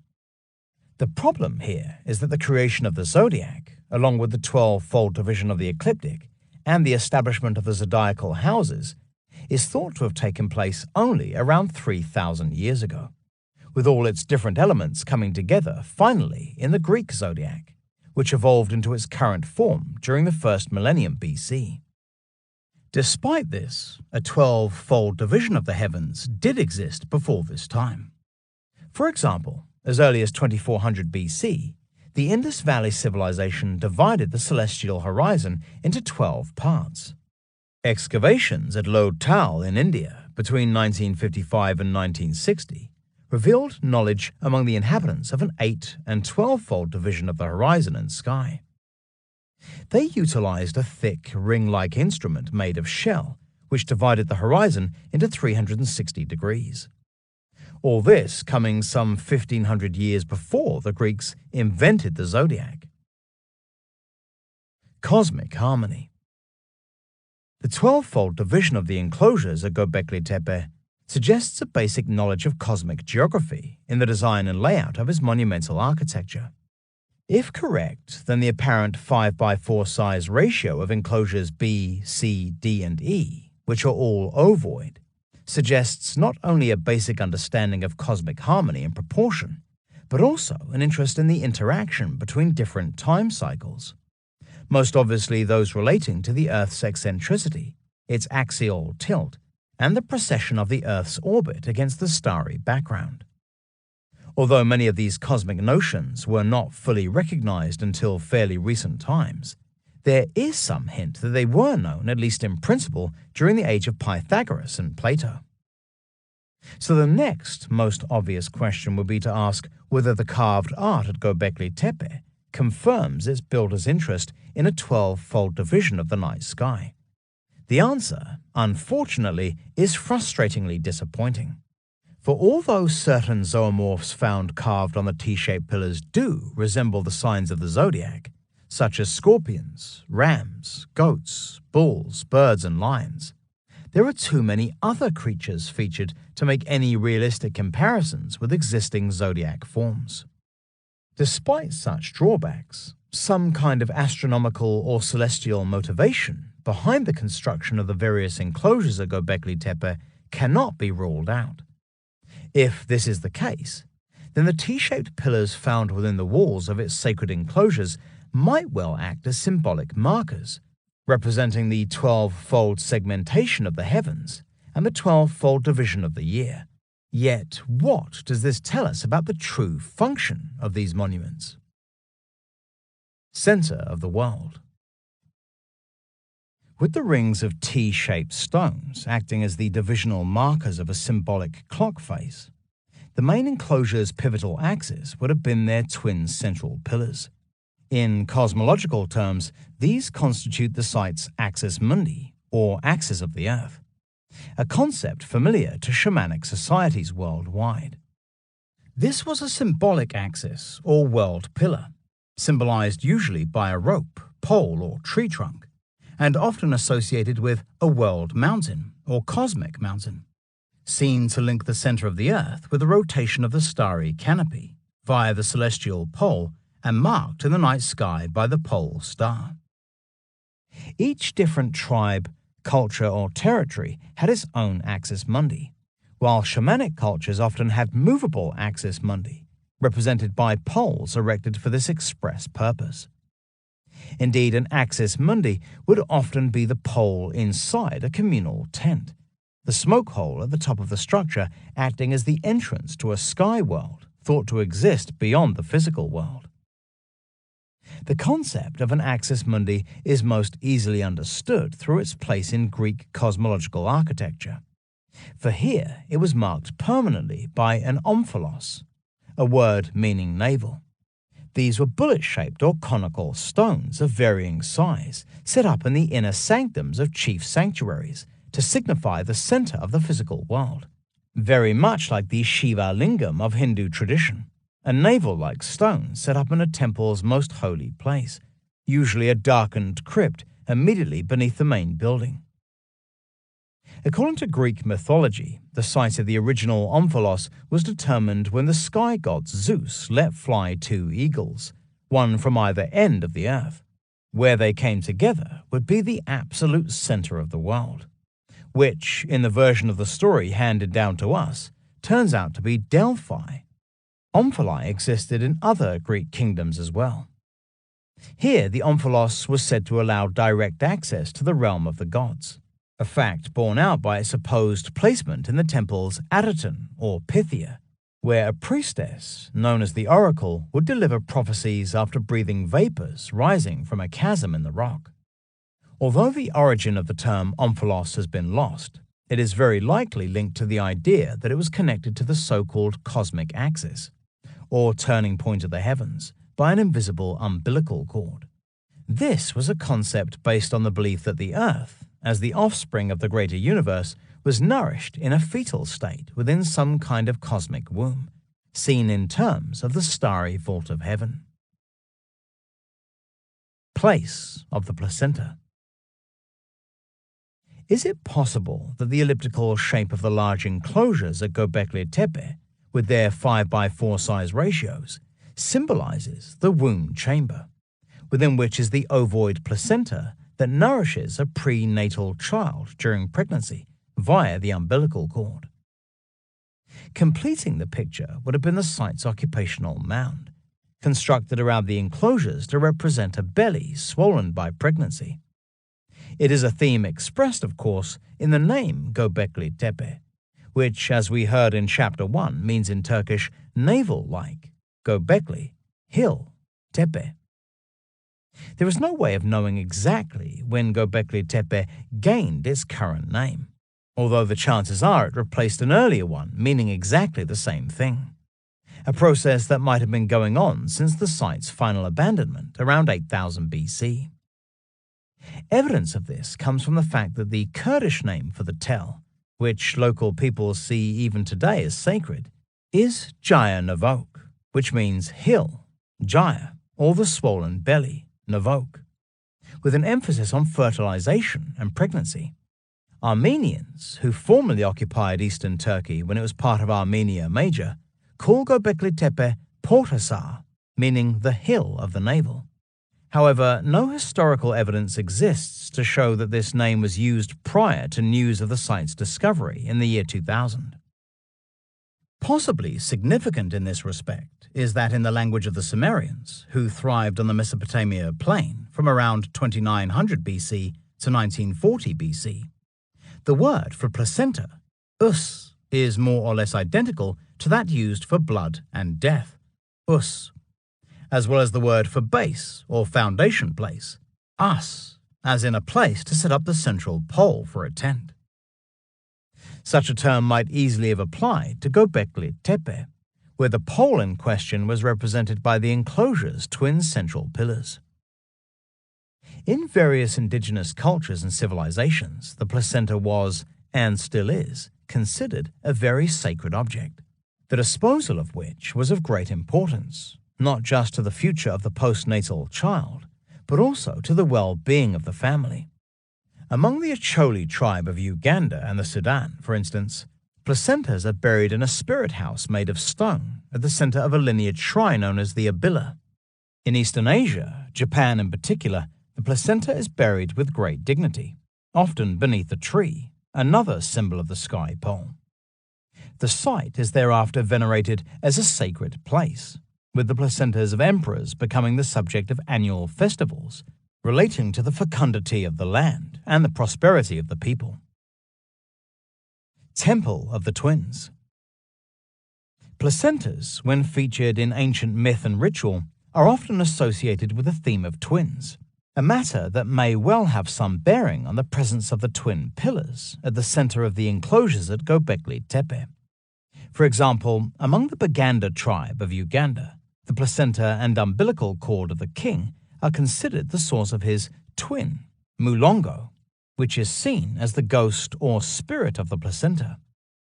During the monarch's life, it is kept under constant watch in a specially built temple of the twin, and at the first sight of the lunar crescent each month, it is brought into the king's presence for a special ceremony. Once the ceremony is complete, the twin is exposed in the doorway of the temple for the moon to shine upon it, and also anointed with butter. This exposure to the light of the moon takes place also on a second night before the twin is hidden away for another month. After the king's death, the twin, that is the placenta and umbilical cord, is buried in the temple, along with his jaw, which thereafter functions as a point of communication with the dead monarch's spirit, the relics being brought out on special occasions for oracular purposes. At the same time, a new temple of the twin is created for the next king, with the whole process being repeated, rather like the periodic construction of new enclosures at Gobekli Tepe. Even in ancient Egypt, the placenta formed the twin of the king, quite literally the seat of his soul double, or alter ego. As in Baganda tradition, it was retained and carefully protected throughout his life, and following his death, was most probably buried in a special room, where it served as his ka, or double. To the ancient Egyptians, the royal placenta was seen as a divinity in its own right. Its cult attested as early as the late pre-dynastic period, around 3250 to 3050 BC. More disturbingly, it is reported that in addition to placing placentas in the Abila cult shrine, the Acholi tribe of Africa is said to have buried alive twins placed in jars at the same spot. Whatever the reality of this macabre act, it further emphasizes the connection between twins and the placenta, which derives in the main from the primordial belief that when a child is born, his twin, symbolized by the placenta, is the one who dies, and thus becomes a spirit double of the living person. In this knowledge, it was considered that during pregnancy, the womb always contains twins, each with his or her own soul and destiny. The association between twins and the placenta is expressed also in the creation myth of the Dogon of Mali in West Africa, where a double placenta forms inside the cosmic egg of Amma, the creator god, each one attached to a pair of twins. A Dogon pictogram showing the double placenta inside Amma's egg closely resembles the elliptical appearance of the sanctuaries at Gobekli Tepe. More incredibly, vertical strokes drawn to represent the two sets of twins inside the egg eerily echo the placement and orientation of the twin pillars at the center of the enclosures. Twin portals to the sky world. This information makes it highly likely that similar themes might have featured among the beliefs and practices of the Gobekli builders. If so, then the twin sets of pillars in the various enclosures at Gobekli Tepe could well signify human twins, either twins that exist in the womb during pregnancy or twins that are seen to have re-entered some kind of symbolic womb in death, something that every entrant might have been seen to do when he or she entered the enclosures for shamanic purposes. Indeed, if the central pillars do symbolize twins, one representing the human soul, the other signifying the soul double or ghost, then this practice might be related to a belief expressed by the Karo Batak peoples of Sumatra, which asserts that of the twin souls, a person's true soul is that of the placenta, which was probably seen as the seat of the transferable soul. In other words, in order to enter and navigate the spirit world, shamans or initiates had first to transfer the consciousness from their physical body to that of their twin, namely the placenta soul. Thus, the twin central pillars at Gobekli Tepe might have enforced a similar belief in the minds of entrants standing between them. Allied to this belief is the fact that the twin pillars at Gobekli Tepe most probably signified portals or gateways, that is, entranceways into the conceived axis mundi that would have transferred you instantly to the sky world. Hollows in tree trunks are often seen to serve this function among shamanic-based societies. An instantaneous dimension shift of this sort would have been achieved through the use of one or more shamanic processes, including ecstatic dancing, ritual drumming, long-term sensory deprivation, and of course the ingestion of psychotropic or soporific substances. Something suggested at Gobekli Tepe, as we have heard, through the profusion of snakes in its carved art, and also by the presence of large basalt bowls, used perhaps in the preparation of drugs and medicine. All of these methods would have enabled the mind to, quite literally, jump between worlds without any kind of delay involving regular space or time. So where exactly was the sky world of the shaman during the age of Gobekli Tepe? In an attempt to answer this question, we must examine the deepest, most profound cave art of Ice Age Europe. Chapter 6. Window on Another World. If the Hermetic axiom of as above, so below were to be applied to the construction of Gobekli Tepe in the 10th millennium BC, then it would suggest that ritual activity taking place within its enclosures was reflected in some manner in the heavens, and vice versa. Going beyond the imagined portal created by the twin pillars standing at the center of the structures is likely to have projected the shamans or initiate into some part of the night sky. But where exactly? Some idea might be gleaned from the Ice Age cave artists of the late Paleolithic age.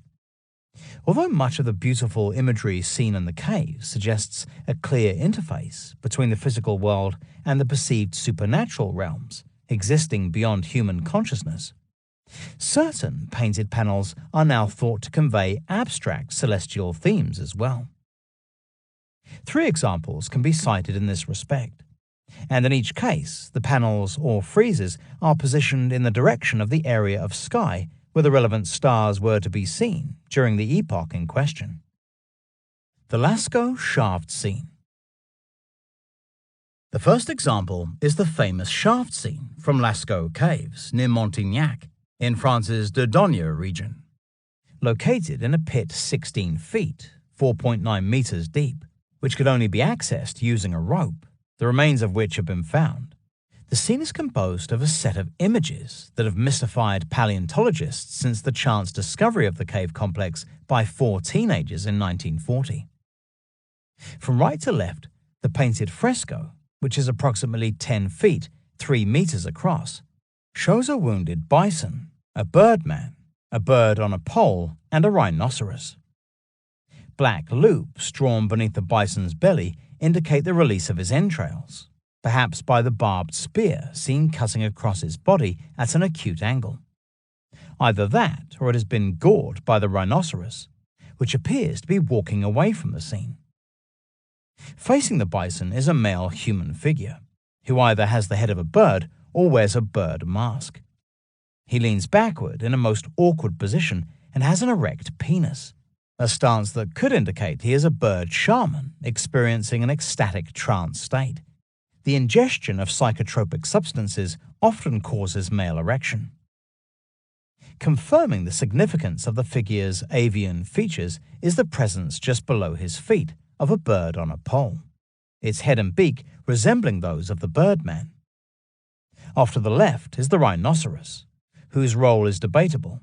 He could have gored the bison, or he might simply be associated with the birdman's blatant display of virility. Rhino horn, being phallic in appearance, is valued in some cultures as an aphrodisiac. Next to the creature's upraised tail are 6 black dots drawn in pairs, the meaning of which is unclear. The panel's awkward positioning at the bottom of a deep shaft, along with the fact that it shows the only human figure in the entire cave complex, indicates that it held some special significance to the Upper Paleolithic peoples who entered Lascaux and decorated its corridors and halls with a whole menagerie of Ice Age animals. The Summer Triangle. Many scholars have attempted to understand Lascaux's shaft scene, although no consensus regarding its meaning has ever been reached. However, in 2000, German scholar Dr. Michael Rappengluck of the University of Munich came up with a truly inspired interpretation of the painted panel. He argues that the entire scene is an abstract map of an area of sky featuring a group of 3 bright stars, known collectively as the Summer Triangle. These being Altair in Aquila, Vega in Lyra, and Deneb, the brightest star in the constellation of Cygnus, the celestial bird or swan, known also as the Northern Cross. At the time the shaft scene was created, around 16,500 to 15,000 BC, Deneb acted as the pole star, as it was the closest star to the celestial pole, the turning point of the heavens. Today, Polaris, a star in the constellation of Ursa Minor, the Little Bear, marks the position of the celestial pole in the northern night sky. Yet over time, the pole star changes due to the effects of precession, the slow wobble of the Earth across a cycle of approximately 26,000 years. During the Pyramid Age, Thuban, a minor star in the constellation of Draco, the celestial dragon, held the position of pole star. Going back further, Vega in Lyra was pole star from around 13,000 BC to 11,000 BC. Before that, the pole had been marked by Delta Cygni, one of the wing stars of Cygnus. It gained the role from its neighbor Deneb, which was pole star from around 16,500 BC until around 14,500 BC. That Deneb was pole star when the shaft scene was created makes sense of its connection with the Summer Triangle, especially as Cygnus is universally seen as a celestial bird. In other words, the bird shown on the pole at Lascaux is Cygnus, marking the celestial pole, with the pole itself representing the vertical axis, or sky pole, which turns the heavens and holds up the sky. As to the birdman, he might well signify a shaman who has attained a trance state and ascended the sky pole in the guise of a bird, associated in some manner with astral flight and, of course, the Cygnus asterism, or star group. Moreover, the shaft scene is located on a north-facing wall, which corresponds to the direction of the Summer Triangle during this distant epoch. It is almost as if the panel is an imaginary window into the celestial world it portrays. This theory suggests that the area of sky in question held a special place in the beliefs and practices of the Ice Age peoples, responsible for executing the cave art. Such practices, which perhaps involve a ritual descent into the shaft using the rope provided, very likely acted as a symbolic means of shifting from one level of reality to another. In this way, the Paleolithic shamans or initiates could commune with perceived supernatural intelligences in a sky world, thought to exist beyond the celestial pole. On its own, the directing of Lascaux's shaft scene toward the stars its panel represents might seem like a happy coincidence. However, elsewhere in the Lascaux caves, other murals have been identified as abstract representations of known asterisms. For instance, Rupp and Gluck and others see the head, horns and upper torso of a bull in the Salle des Taureaux, or Hall of the Bulls, as a representation of the constellation of Taurus, the bull, with a grouping of 6 to 7 dots next to it being seen as the nearby star cluster known as the Pleiades. As with the shaft scene, the animals on the wall of the Salle des Taureaux face toward where the stars in question would have been visible during the epoch in question. The Venus and the Sorcerer. A third example of the relationship between Ice Age cave art and celestial themes can be found in the Chauvet cave of southern France, which overlooks an ancient gorge through which the Ardèche River once flowed.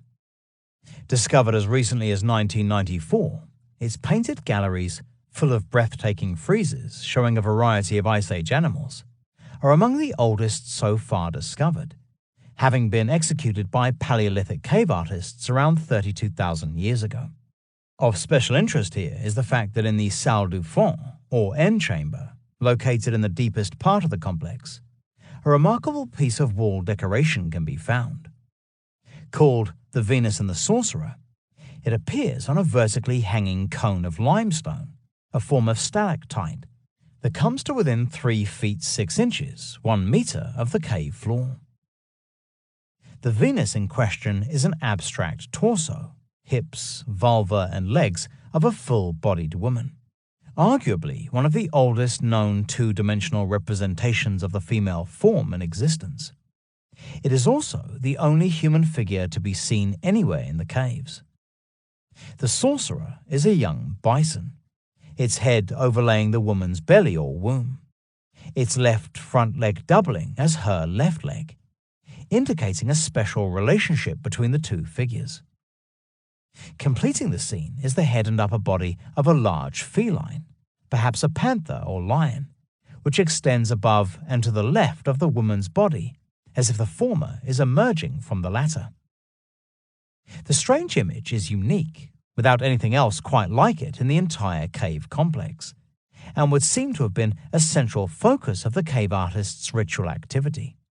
Thus, any suggestion that the panel might depict abstract representations of celestial objects should be taken seriously, especially when we find that it could well reflect the same region of sky as Lascaux's shaft scene. The Great Rift. Swiss researcher Franz Gnadinger has proposed that the woman's torso and genitalia represent the summer triangle, within which the young bison's head and shoulders are perfectly framed.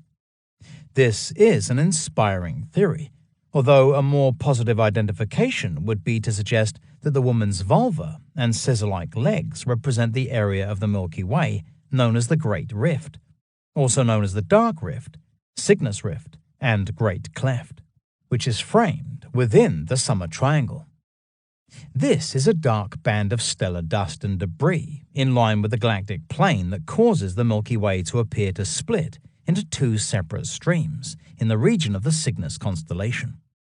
As a dark band, it continues to where the ecliptic, the path of the Sun, crosses the Milky Way in the region of the stars of Sagittarius and Scorpius, or Scorpio, the celestial scorpion.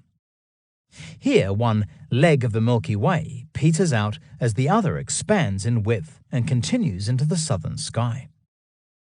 If Chauvet's Venus figure really is an expression of the Milky Way, then the head of the young bison might be viewed as emerging from the Great Rift like a newborn child. As alien as such a concept might seem, there are 3D representations and murals showing women, goddesses perhaps, giving birth to bull calves at Châtel-Hoek, the Neolithic city on the Konya Plain in southern central Turkey, which dates to around 7500 to 5700 BC. In addition to forming the outline of a bird in flight, the arrangement of the Cygnus stars resemble the frontal view of a bovine head, complete with extended horns.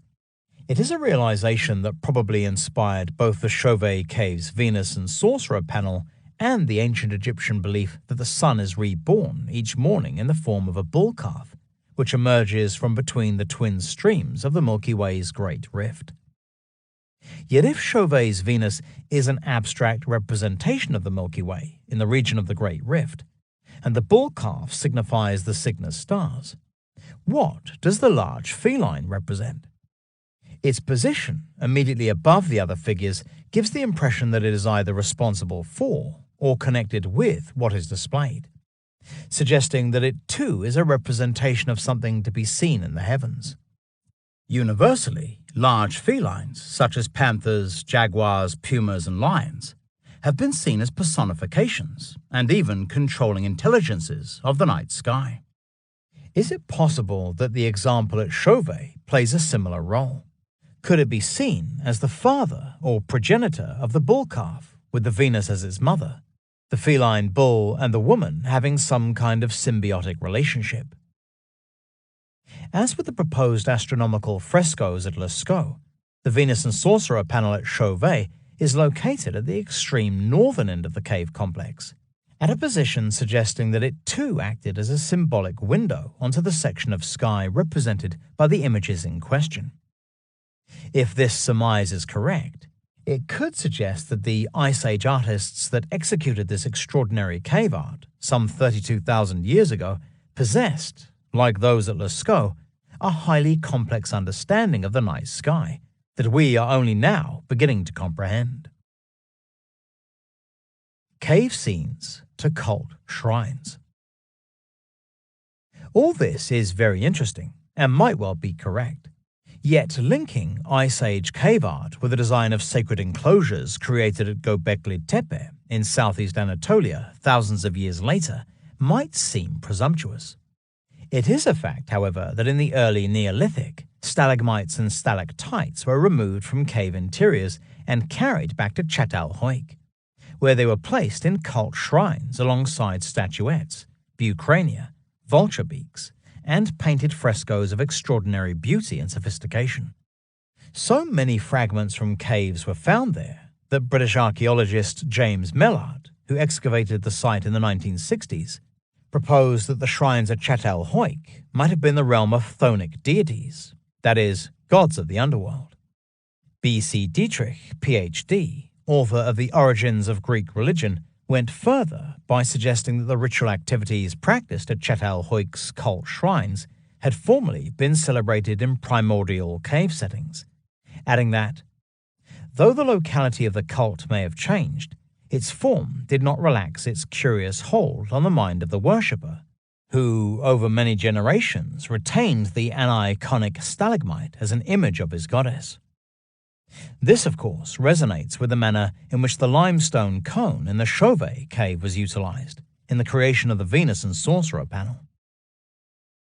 If the sacred enclosures at Gobekli Tepe do reflect an interest in the celestial heavens, was it just a symbolic gesture without any kind of real accuracy? Or was there true precision involved in their construction?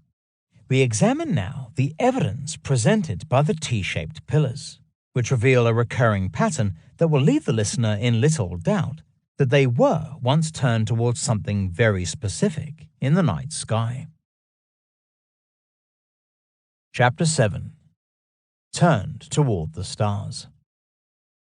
In the knowledge that megalithic monuments worldwide have been found to possess alignments towards celestial bodies, such as the sun, moon, and stars, it seems reasonable to look for something similar at Gobekli Tepe, with the most obvious candidates for orientation being the various sets of twin pillars at the center of the different enclosures.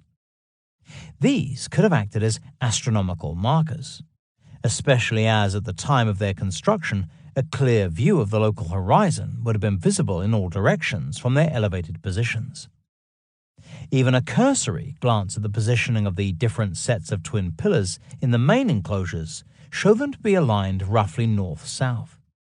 This suggests they are unlikely to have targeted the Sun, Moon, or planets, which all rise in the east and set in the west. Clearly, if their orientations mean anything, then the enclosures must have been built to target a star or stellar object that either rose or set close to the imaginary north-south meridian line that divides the sky in two and crosses directly overhead. Angles of orientation. Establishing the precise orientations of the enclosure's central pillars was put to chartered engineer Rodney Hale, who for the past 15 years has made a detailed study of stellar alignments at prehistoric and sacred sites around the world. He examined Gobekli Tepe's detailed survey plan and determined that the central pillars in enclosures B, C, D, and E, the Felsten Temple or Rock Temple located to the west of the main group, all seem to be aligned just west of north and equally just east of south in the following manner. Enclosure B, 337 degrees, 157 degrees. Enclosure C, 345 degrees, 165 degrees. Enclosure D, 353 degrees, 173 degrees. Enclosure E, 350 degrees, 170 degrees. The twin pillars marking the entrance to an apse-like feature at the northern end of Enclosure A were turned much farther west. Indeed, they are oriented 312 degrees, 132 degrees. Just 3 degrees off northwest-southeast, suggesting that whatever it was they were oriented toward had little to do with the primary alignments of the larger enclosures. The slight differences in the mean azimuths of the central pillars in enclosures B, C, D, and E is telling, as it suggests that each set targeted a star or stellar object that was very gradually shifting its position against the local horizon as a result of precession. Thus, the enclosures were aligned to a celestial object that either set each night on the north-northwestern horizon or equally rose each night on the south-southeast horizon. An Orion correlation? Among the southern star groups and constellations looked at by Hale were the Hyades, Taurus, the Pleiades, and Orion, more specifically its 3 belt stars, all of which have been claimed to match the orientations of the twin pillars in the various enclosures at Gobekli Tepe during the epoch of their construction. Out of these, just one candidate emerged as perhaps playing some role at Gobekli Tepe, and this was Orion, the celestial hunter. Rodney Hale charted the risings of Orion's principal stars between 9500 BC and 8000 BC, then matched this information against the window of opportunity created by the orientations of the central pillars in the various enclosures at Gobekli Tepe. However, the results were disappointing. Although potential alignments existed between Enclosure B and the Orion belt stars between 9000 BC and 8600 BC, the mean azimuths of the central pillars in Enclosures C, D, and E did not target the rising of any of Orion's belt stars between 9500 BC and 8000 BC. The constellation's other key stars, Betelgeuse, Bellatrix, Saiph, and Rigel, fared even worse, making it highly unlikely that Orion was involved in the orientation of Gobekli Tepe's principal enclosures. Aligned to Sirius? Giulio Maglier, a professor of mathematical physics at the Politecnico of Milan, also dismisses Orion's role in the alignment of the twin pillars at Gobekli Tepe. To accept such a hypothesis, he says, would mean reducing the age of the mountaintop sanctuaries by as much as 1,000 years, something that goes against all dating evidence emerging from the site at this time. Instead, Maglier proposes that the mean azimuths of the twin pillars in enclosures B, C, and D were aligned to the rising of the star Sirius, which made its reappearance in the night skies from the latitude of Gobekli Tepe sometime around 9500 BC. For a period of around 5,500 years prior to this time, it had been missing from the skies due to the effects of precession. Malyi surmises that the hunter-gatherers of the region might have created the temples at Gobekli Tepe to honor the appearance of this new guest star in the night sky. Malyi's theory was put to the test by Rodney Hale. He calculated by recognized methods that in the epoch of Gobekli Tepe's construction, around 9500 to 8900 BC, Sirius, which only just rose above the southern horizon at this time, would have been so dim due to the effects of atmospheric absorption and aerosol pollution that it is unlikely to have impressed the region's hunter-gatherers. Moreover, the meager arc the star made as it crossed the southern horizon was so brief that in just 20 minutes it would have shifted its horizontal position a full 3 degrees, making it a difficult and highly unrealistic stellar target to use for such a purpose. In conclusion, it seems totally improbable that the Paleolithic peoples of southeast Anatolia gave up their free lives as hunters to worship such an insignificant star. Clearly, if astronomical phenomena really did inspire these people's building motivations, then it did not involve either the stars of Orion or the lone star Sirius. North or south? In fact, there is a fundamental problem in even assuming that the main enclosures at Gobekli Tepe are oriented south, for although the human-like features of the central monoliths are all turned this direction, there is no reason to conclude that their gaze is fixed toward the southern skyline. More likely, they greet the entrant approaching from the south in the same manner that statues in churches face the worshipper approaching the high altar. Church altars are located in the east, as this is the direction of heaven in Christian tradition, and also because churches are often aligned toward the position where the sun rises on the feast day of its patron saint.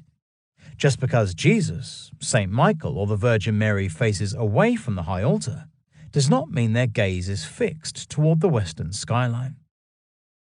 In Gobekli Tepe's case, if its enclosures did have a high altar or Holy of Holies, then it would have been in the north, the direction of darkness, where the sun never rises. It is also the direction of the celestial pole, the turning point of the heavens.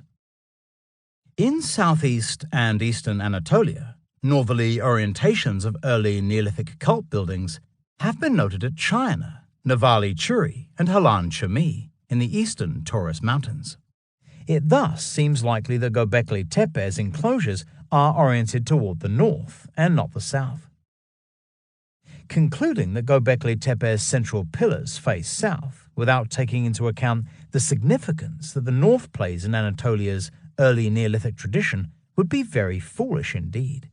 What is more, the Sabians, the pagan star worshippers of the ancient city of Haran, the ruins of which are overlooked by Gobekli Tepe, each year celebrated the mystery of the north, since this was deemed the direction of the primal cause and the source of life itself.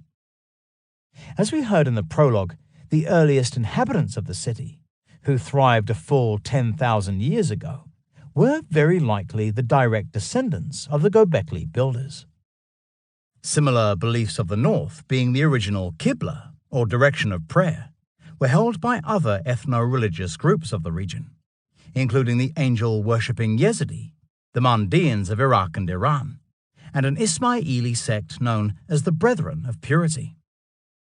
All of them most likely inherited aspects of their beliefs and practices from much earlier cultures with roots in the Neolithic age. With these thoughts in mind, Hale now turned his attention to the northern sky to identify any possible stellar targets there. Target revealed. Just one star emerged as a potential candidate, and this was Deneb, the brightest star in the constellation of Cygnus, the celestial bird. Before 9500 BC, Deneb was circumpolar, in that it never set, although after this time, through the effects of precession, it started to set each night on the north-northwestern horizon.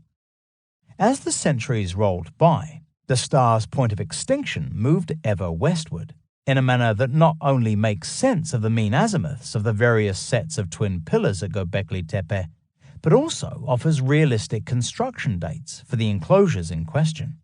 Enclosure D at 353 degrees equals 9400 BC. Enclosure E at 350 degrees equals 9290 BC. Enclosure C at 345 degrees equals 8980 BC. Enclosure B at 337 degrees equals 8235 BC. These dates should not be seen as absolute, as we have no idea as to what level of accuracy the Gobekli builders employed in their building construction. Even a small error in the positioning of the central pillars could alter the proposed alignment toward a stellar object by as much as 100 years. Having said this, the construction dates of the various pairs of central pillars, suggested by their alignment to Deneb, correlate pretty well with available radiocarbon dates obtained from key enclosures. Enclosure dates. For instance, loam taken from wall plaster found in Gobekli Tepe's enclosure D has provided a radiocarbon age of 9745 to 9314 BC, which corresponds perfectly with a date of around 9400 BC, defined by the alignment of its twin pillars toward Deneb at this time. Interestingly, bone samples taken from enclosure B have provided a radiocarbon age of 8306 to 8236 BC, which coincides with the suggested construction date of around 8235 BC, implied by its twin pillars alignment toward Deneb. Having said this, radiocarbon specialist Oliver Dietrich of the German Archaeological Institute believes these burials could have been made long after the construction of the enclosure, so no more can be said on the matter until better dating evidence becomes available. Other radiocarbon dates have been obtained from organic materials found within the fill used to cover the major enclosures, and these range from the late 10th to the late 9th millennium BC, the time of the site's final abandonment. Clearly, the possibility that the central pillars in Gobekli Tepe's main enclosures were aligned to reflect the precessional shift of a single astronomical target across an extended period of time is borne out by the astronomical data presented by Rodney Hale. What is more, there is evidence that cult buildings at other pre-pottery Neolithic sites in southeastern Anatolia might also have reflected an interest in the star Deneb. For instance, the Flagstone Building, Skull Building, and Terrazzo Building at China are also aligned north-northwest with entrances in their southern walls. Hale checked their orientations based on available plans and established that they reflect alignments toward the setting of Deneb between around 8825 BC and 7950 BC, dates that accord well with recent revisions of China's age based on radiocarbon evidence obtained during the 1960s. Structure: the Flagstone Building, azimuth 345.35 degrees. Deneb setting date 8810 BC. Structure: the Skull Building, azimuth 345.86 degrees. Deneb setting date 8825 BC. Structure: the Terrazzo Building, azimuth 336.20 degrees. Deneb setting date 7950 BC. Celestial markers. Coming to Gobekli Tepe's enclosure E, the Felsen Temple, where all the pillars have been removed and only the slots within the stone pedestals remain, we find that the orientation of its twin pillars targeted the setting of Deneb at a date of around 9290 BC, some 110 years later than those of enclosure D. This said, the fact that enclosure E's standing pillars have been removed makes it impossible to verify whether it really was aligned north toward Deneb. We are, however, on much firmer ground with Enclosure C. According to Hale's calculations, Enclosure C's central pillars targeted the setting of Deneb around 8980 BC, suggesting that this was the time frame of their construction. No radiocarbon dates are available at present for this structure.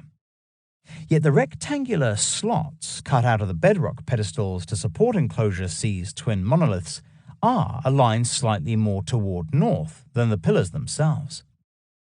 They are askew only by about a degree, although the difference between the stones and their slots is noticeable. This might indicate that the pillars target Deneb at a date slightly later than the construction of the slots, which could reflect the position of the star at an earlier date. If so, then quite possibly the enclosure is older than the 8980 BC date suggested by the proposed astronomical alignment of its twin pillars, perhaps by as much as a century or so. It is even possible that the monoliths were repositioned when it was realized they no longer synced with the setting of Deneb.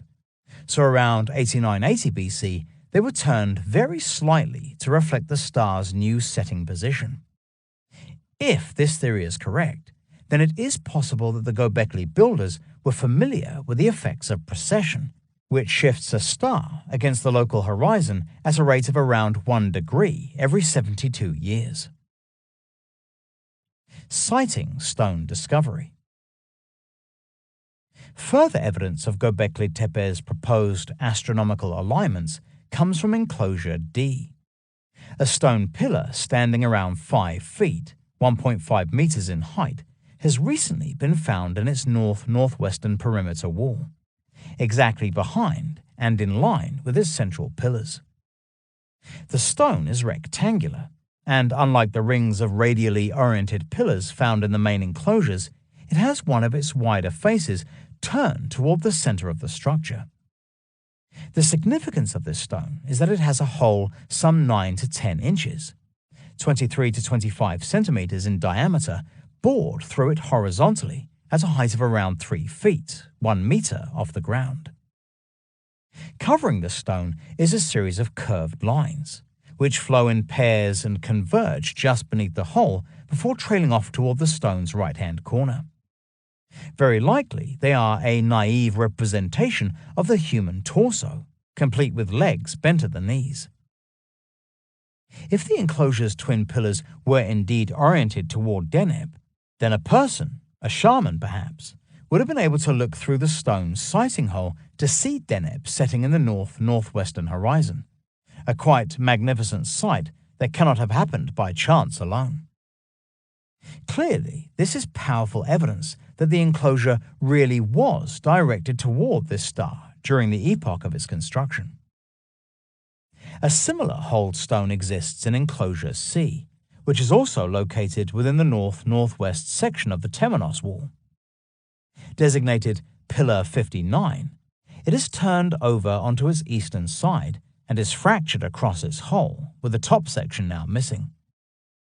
The diameter of the hole is very slightly larger than the one on the corresponding stone in Enclosure D, measuring 11 to 12 inches, 28 to 30.5 centimeters.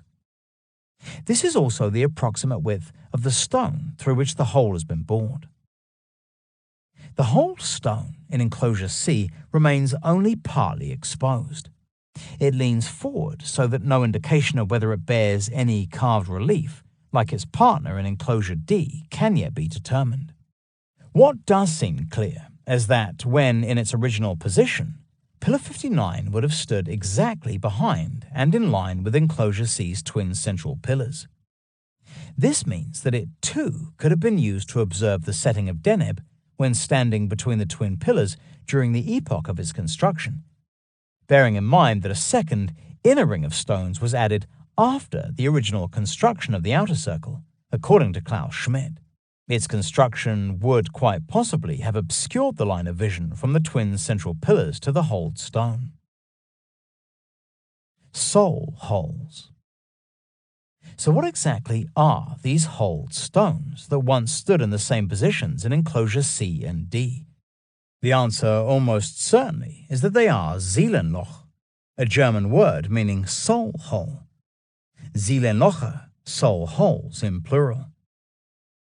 Across Europe and also in Southwest Asia, megalithic structures, such as dolmens, passage graves, and chambered tombs, often incorporate upright entrance stones into which circular holes have been bored. These holes are usually between 10 and 16 inches, 25 to 41 centimeters in diameter, which makes them too small for an adult to pass through. This has led to speculation that they must have served some kind of symbolic function. Prehistorians have suggested that the holes in dolmens might have allowed offerings of food to be made to the dead following their initial internment. This is at least possible. Yet more often than not, holed entrances to megalithic structures are interpreted as Seelenloch, holes that are believed to allow the spirit or soul of the deceased to exit the tomb. Even Klaus Schmidt has suggested that fragmented stone rings found at Gobekli Tepe during the earliest surveys of the site might have functioned as Seelenloch. This, however, was long before the discovery of the aforementioned holed stones in enclosures C and D. Holes were also bored into the shoulders or sides of cremation urns in Roman Europe, and also in the Ararat Valley of eastern Anatolia during the Bronze Age, apparently with similar purposes in mind. In places such as the Austrian Tyrol, the concept of the Seelenloch persisted until the 20th century. Here, circular doors were built into the walls of houses, which were opened only when a person died in the house, the purpose being to allow the soul of the deceased to leave its earthly surroundings and depart for the afterlife. Caucasian dolmens. By far the greatest concentration of dolmens with facades or entrance stones into which holes have been bored are to be found in the Caucasus region of Abkhazia and southern Russia, on the northeast coast of the Black Sea. Here, as many as 3,000 structures of this kind have been noted, many of which have never been properly recorded. Those that have been investigated produce radiocarbon dates and artifacts suggesting a construction date during the Bronze Age, around 3000 to 2000 BC.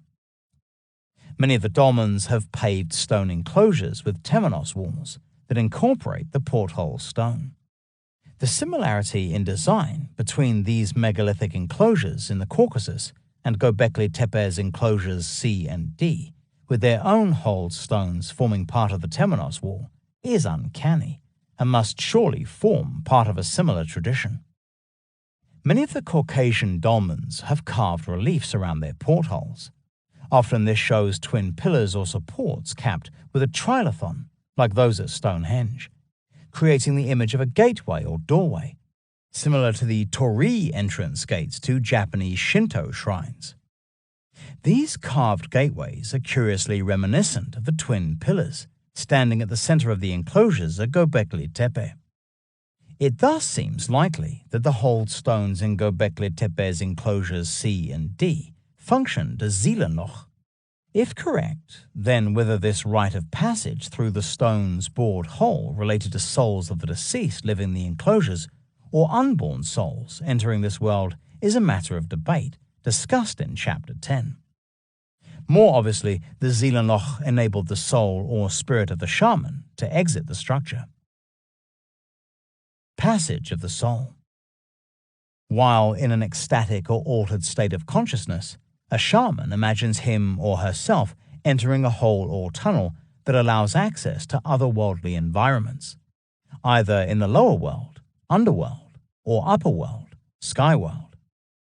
Often these holes, particularly those leading to the lower world, are reached through the visualization of physical holes such as water holes, holes in tree trunks, circular depressions in rocks, entrances to caves, or holes carved in polished circular stones, similar to the jade B or P discs of Chinese folk tradition.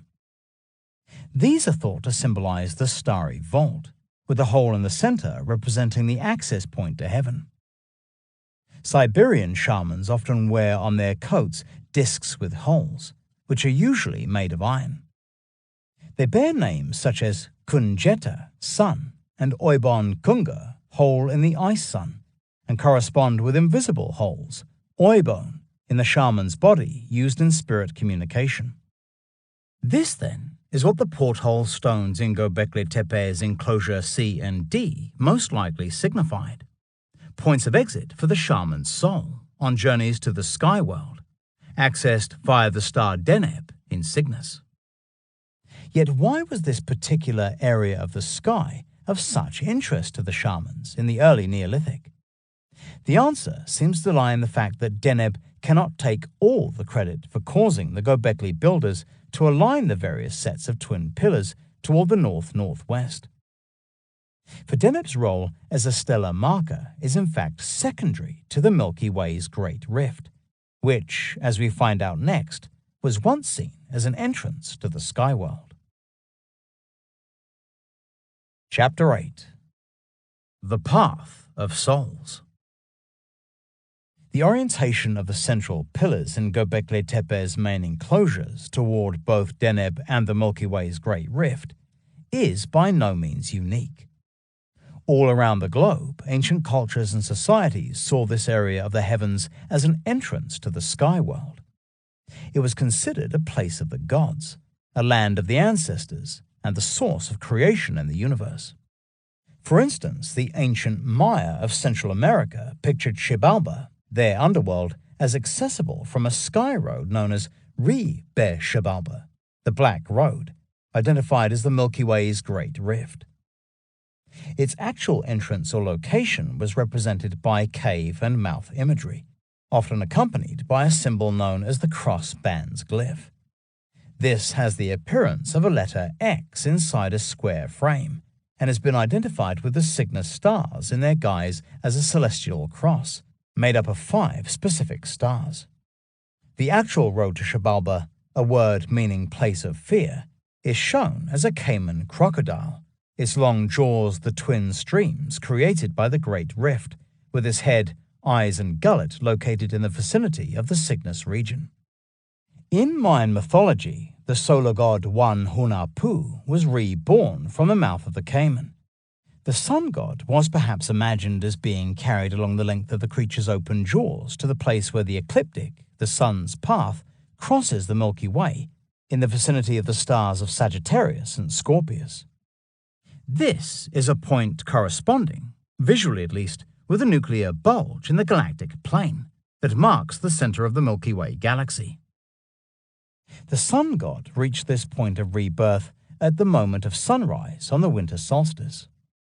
The Olmec of Mexico, whom the Maya might well have seen as spiritual forebears, created grotesque stone offering tables with the likeness of the head and jaws of a monstrous jaguar. From the creature's open mouth, some see it as a cave entrance, a deity identified as a were-jaguar, half human, half jaguar, is seen emerging.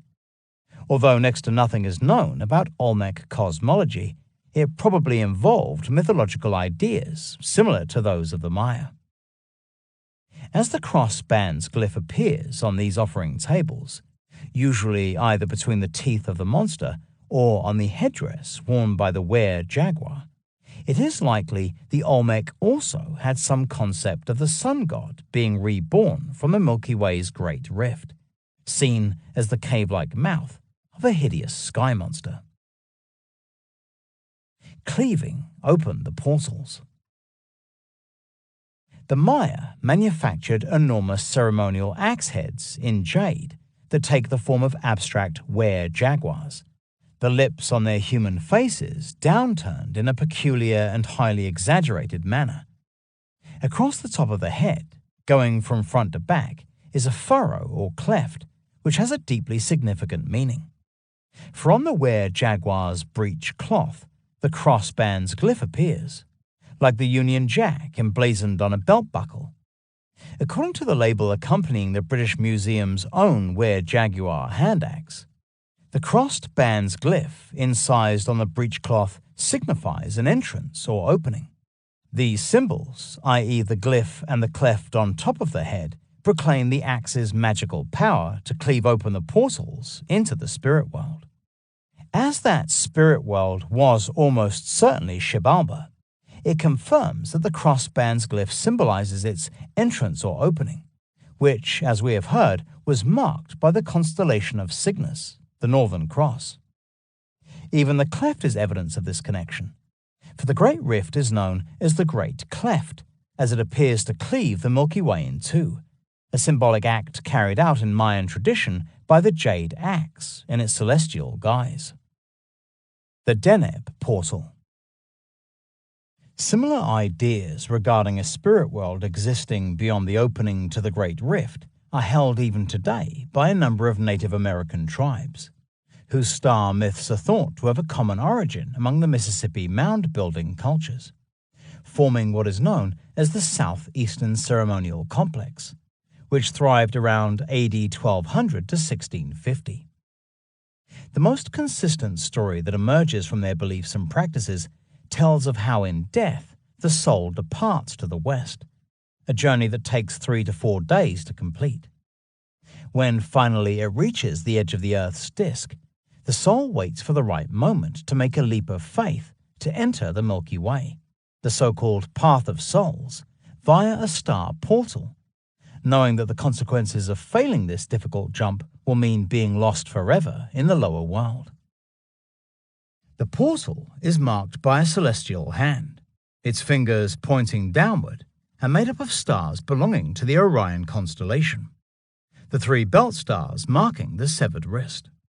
It is a symbol found again and again in the iconography of the Southeastern Ceremonial Complex and dates back to the Hopewell mound builders of Ohio, who thrived some 2,000 years ago.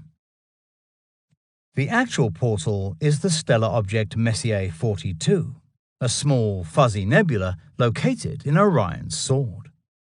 Here, the soul joins the Milky Way and travels south and then north until it reaches a fork in the path, identified with the twin arms of the Great Rift. Its longer arm, the one bridging the 2 halves of the Milky Way, is envisioned as a log spanning a celestial river that the soul must cross to reach the sky world. Yet before the soul can cross the log bridge, it has to encounter its guardian, most usually a forked-eye raptor, a supernatural eagle known as the Brain Smasher, identified with the star Deneb. Only by receiving the right judgment can the soul avoid Brain Smasher and pass over the log and enter the afterlife. If the judgment is not favorable, the soul is forced to take the Great Rift's shorter, severed arm, which leads only to oblivion. Clearly, the raptor is Cygnus in its role as the celestial bird, its forked eye the Milky Way's Great Rift. Storm Demon with Open Mouth. How exactly the Gobekli builders might have viewed the starry existence beyond the Great Rift is now lost. Yet some idea of their understanding of cosmic geography can be gleaned from the star lore recorded in cuneiform script by the astronomer priests of the civilizations that thrived on the Mesopotamia plain, in what is today Iraq. Babylonian texts, which contain source material that goes back to the 3rd millennium BC, catalogue dozens of stellar objects, either stars or asterisms, a few of which, such as the scorpion, Scorpius, the goat-headed fish, Capricorn, and the lion, Leo, are recognizable from their equivalents in the Greek zodiac. The stars of Cygnus would seem to have been combined with others from the neighboring constellation of Cepheus, located immediately above Deneb in astronomical terms, to create a huge griffin-like creature with the head and body of a panther, Nimru in Akkadian, and the wings, back, feet, and tail of an eagle. Its name was Mul-Adkar-Da'ar, which means constellation, Mul of the storm demon with an open mouth, and it was seen as the place of reception of dead souls. With the head of the panther in Cygnus and its tail in Cepheus, making it perfectly synchronized with the Milky Way, it becomes clear that in Babylonian star lore, the entrance to the realm of the dead was through the mouth or gullet of Mul-Adkar-Da'ar, which corresponds to the opening of the Great Rift. This, of course, is similar to the Olmec and Mayan conception of the entrance to the underworld being through the mouth of a gruesome monster, either a jaguar or caiman. For this reason, it seems certain that the Babylonians, and presumably their forebears, the Sumerians and Akkadians, saw the entrance to the netherworld, or realm of the dead, as synonymous with the Great Rift. Veneration of the pole star. From the evidence presented here, it seems likely that the pre-pottery Neolithic peoples of the southeast Anatolia considered Deneb the visible marker for the opening into a sky world, accessed via the Milky Way's Great Rift. Why exactly this particular area of the sky became so important to the mindset of the pre-pottery Neolithic world of southeast Anatolia lies in the fact that there was no pole star when Gobekli Tepe was constructed, around 9500 to 8000 BC. In other words, the celestial pole was not marked by any bright stellar object in the night sky. Thus, it seems reasonable to suggest that the Gobekli builders adhered to much earlier Paleolithic traditions regarding the location of the sky world that reached back to a time when Deneb was pole star, around 16,500 to 14,500 BC. It was, of course, during this epoch that the Lascaux shaft seam was created by Paleolithic cave artists. This shows the bird on the pole, perhaps signifying the ascent of the bird-headed shaman, depicted next to it, into a sky world accessed through a celestial pole, marked at that time by Cygnus in the form of a bird. Shifting pole stars. Is it really possible that the people of Gobekli Tepe followed a tradition that was more than 5,000 years old? As already mentioned, the effects of precession caused the celestial pole to shift away from Cygnus, around 13,000 BC. Thereafter, it entered the constellation of Lyra, causing its bright star Vega to become pole star, around 13,000 to 11,000 BC. So why had the sky watchers of this age not switched their allegiance from Cygnus to Vega? The answer is that some Paleolithic cultures probably did start seeing Vega as the point of entry to the sky world. However, others almost certainly remained loyal to Cygnus, and Deneb in particular, simply because it synchronized with the start of the Milky Way's Great Rift, which was already considered the rightful entrance to the sky world. Visually, the star Vega lies well away from both the Great Rift and the Milky Way, explaining why the star might not have attained the same significance as Deneb. So not only did Vega lose its importance around 11,000 BC, but veneration of Deneb and the Great Rift as the true entrance to the sky world was almost certainly on the increase again, a situation that probably existed when the main enclosures at Gobekli Tepe were under construction in the 10th millennium BC. It thus makes sense that the builders of these monuments, the oldest known star temples anywhere in the world, chose to align them to the opening of the Great Rift, the most obvious point of entry into the sky world at that time. Yet as we shall see next, the method by which the soul made its journey to and from the sky world was by using Cygnus's most primordial totem, the celestial bird, which we find represented quite spectacularly in the carved art at Gobekli Tepe. Chapter 9. Cult of the Vulture. At Çatalhöyük, the 9,500-year-old Neolithic city in southern central Anatolia, the dead were portrayed in art as headless matchstick men, often seen in the company of vultures. These are carrion or scavenger birds associated with the process of excarnation, the deliberate defleshing of human carcasses, which often took place on wooden mortuary towers, the remaining bones being afterward collected for what is known as a secondary or disarticulated burial. Excarnation is certainly considered to have taken place during the Neolithic Age and might even have occurred at Gobekli Tepe, according to Klaus Schmidt. He compares its large enclosures to the Towers of Silence that feature in the funerary practices of the religion known as Zoroastrianism, which thrived in Iran, Armenia, and later India under the name Parsiism until comparatively recent times. Here, the dead were placed at the top of round stone towers, the towers of silence, away from a community. The vultures would swoop down and pick the carcasses clean, after which the remaining bones were allowed to calcine in the hot sun before being collected for final burial.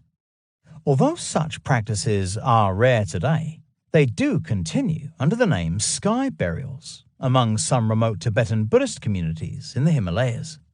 Eyewitness reports show that first the vultures swooped down to devour the carcasses, then the ravens, hawks, and crows arrived to finish the job, almost as if this honor among birds might be the true origin of the term pecking order.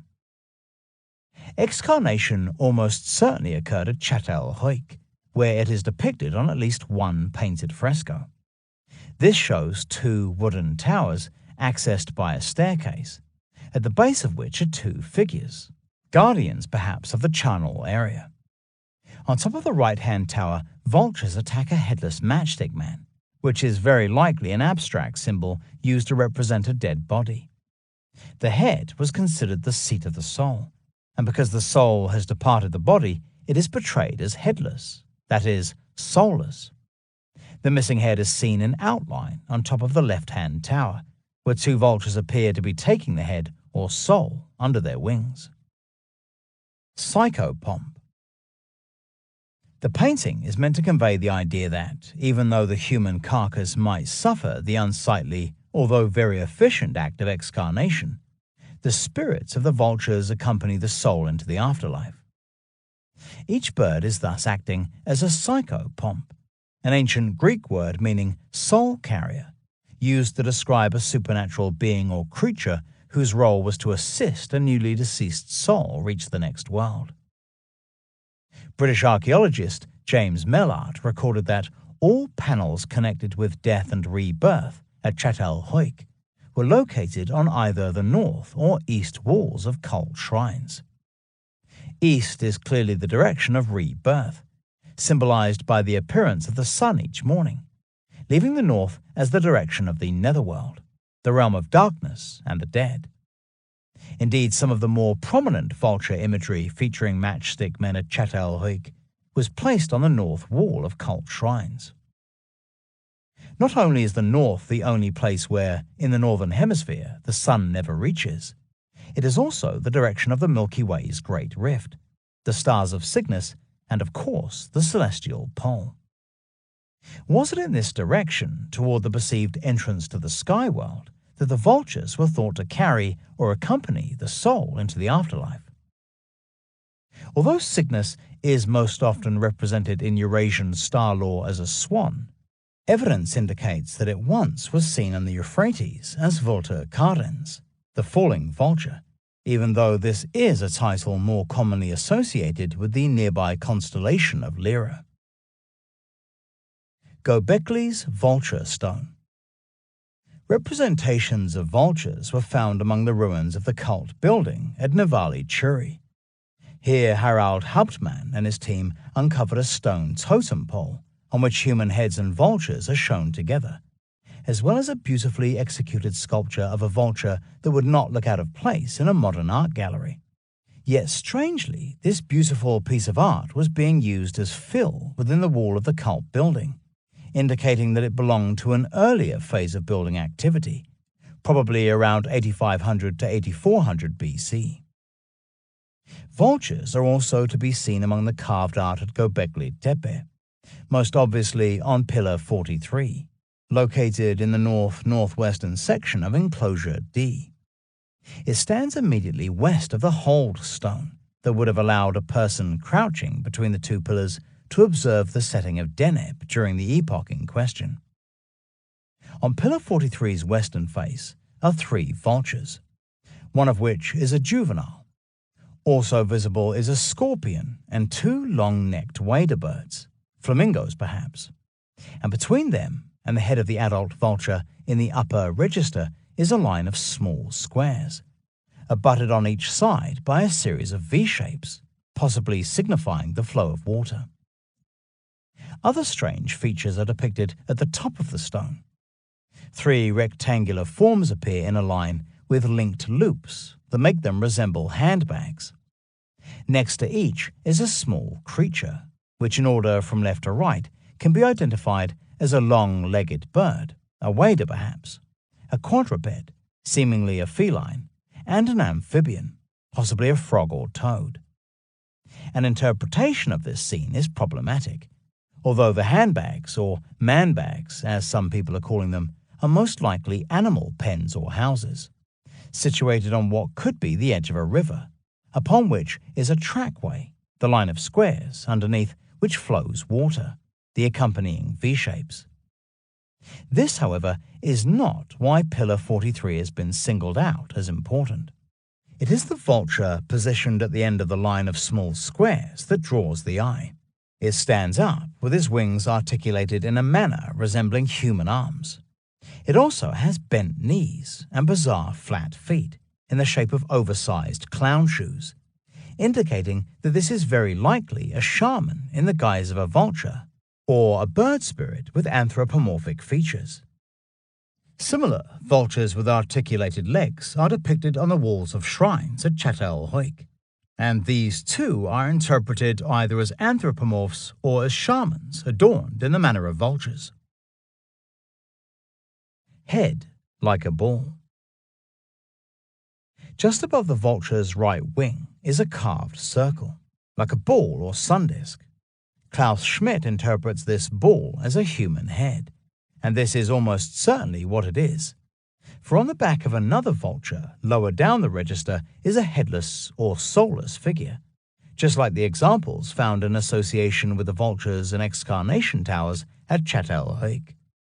And we can be sure that this ball does represent a human head, as similar balls are seen in the prehistoric rock art of the region, where their context makes it clear they represent human souls.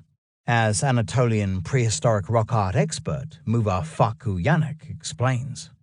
In the Mesolithic age, i.e. in the epoch of the Gobekli builders, it was realized that man had a soul. Apart from his body and, as it was accepted that the soul inhabited the head, only the skull of the human body was buried. We also know that the human soul was symbolized as a circle, and that this symbol was later used in a traditional manner on tombstones without inscriptions. So the headless figure represents not only the human skeleton, but also a dead man whose soul has departed in the form of a ball-like head that is now under the charge of the vulture, which is itself arguably a bird spirit with human attributes, a were-vulture if you like. Clearly, Gobekli Tepe's Pillar 43, the vulture stone, as we shall call it, conveys in symbolic form the release of the soul into the care of the vulture in its role as psychopomp, or soul carrier, on its journey into the afterlife. Schmidt's suggestion that the vulture is playing with the human head as part of some macabre game is simply inadequate to explain what is going on here. Vulture wings. Evidence of vulture-related shamanism has been found also at other sites across the region. For instance, during the 1950s at an open-air settlement called Zawi Chami Shanidar, which overlooks the greater Zab River in the Zagros Mountains of northern Iraq, American archaeologists Ralph and Rose Selecki discovered the wings of 17 large predatory birds, along with the skulls of at least 15 goats and wild sheep.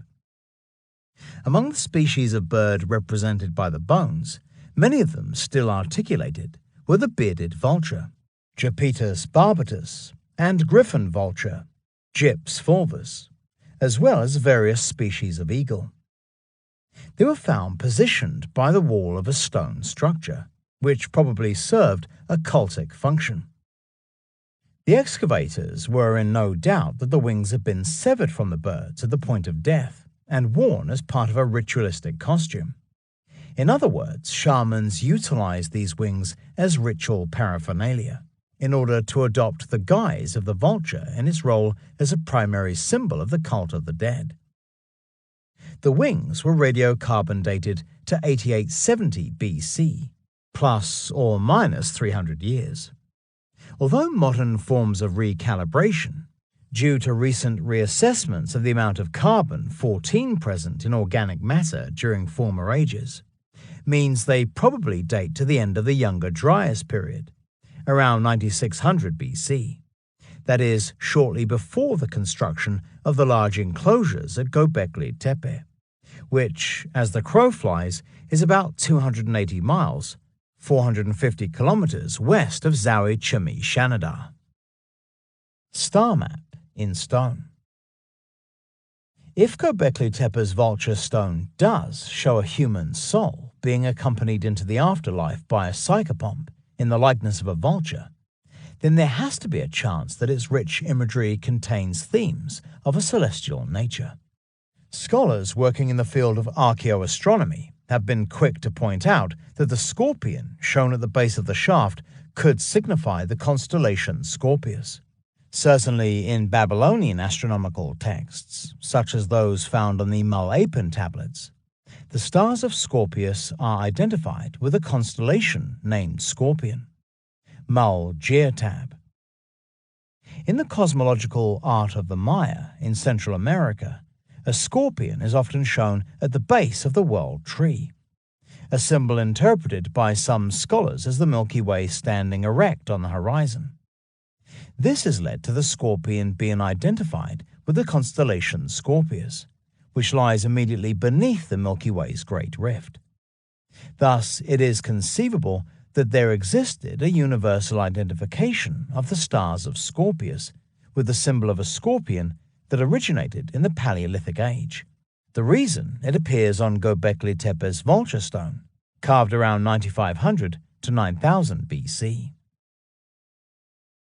Cygnus as a vulture.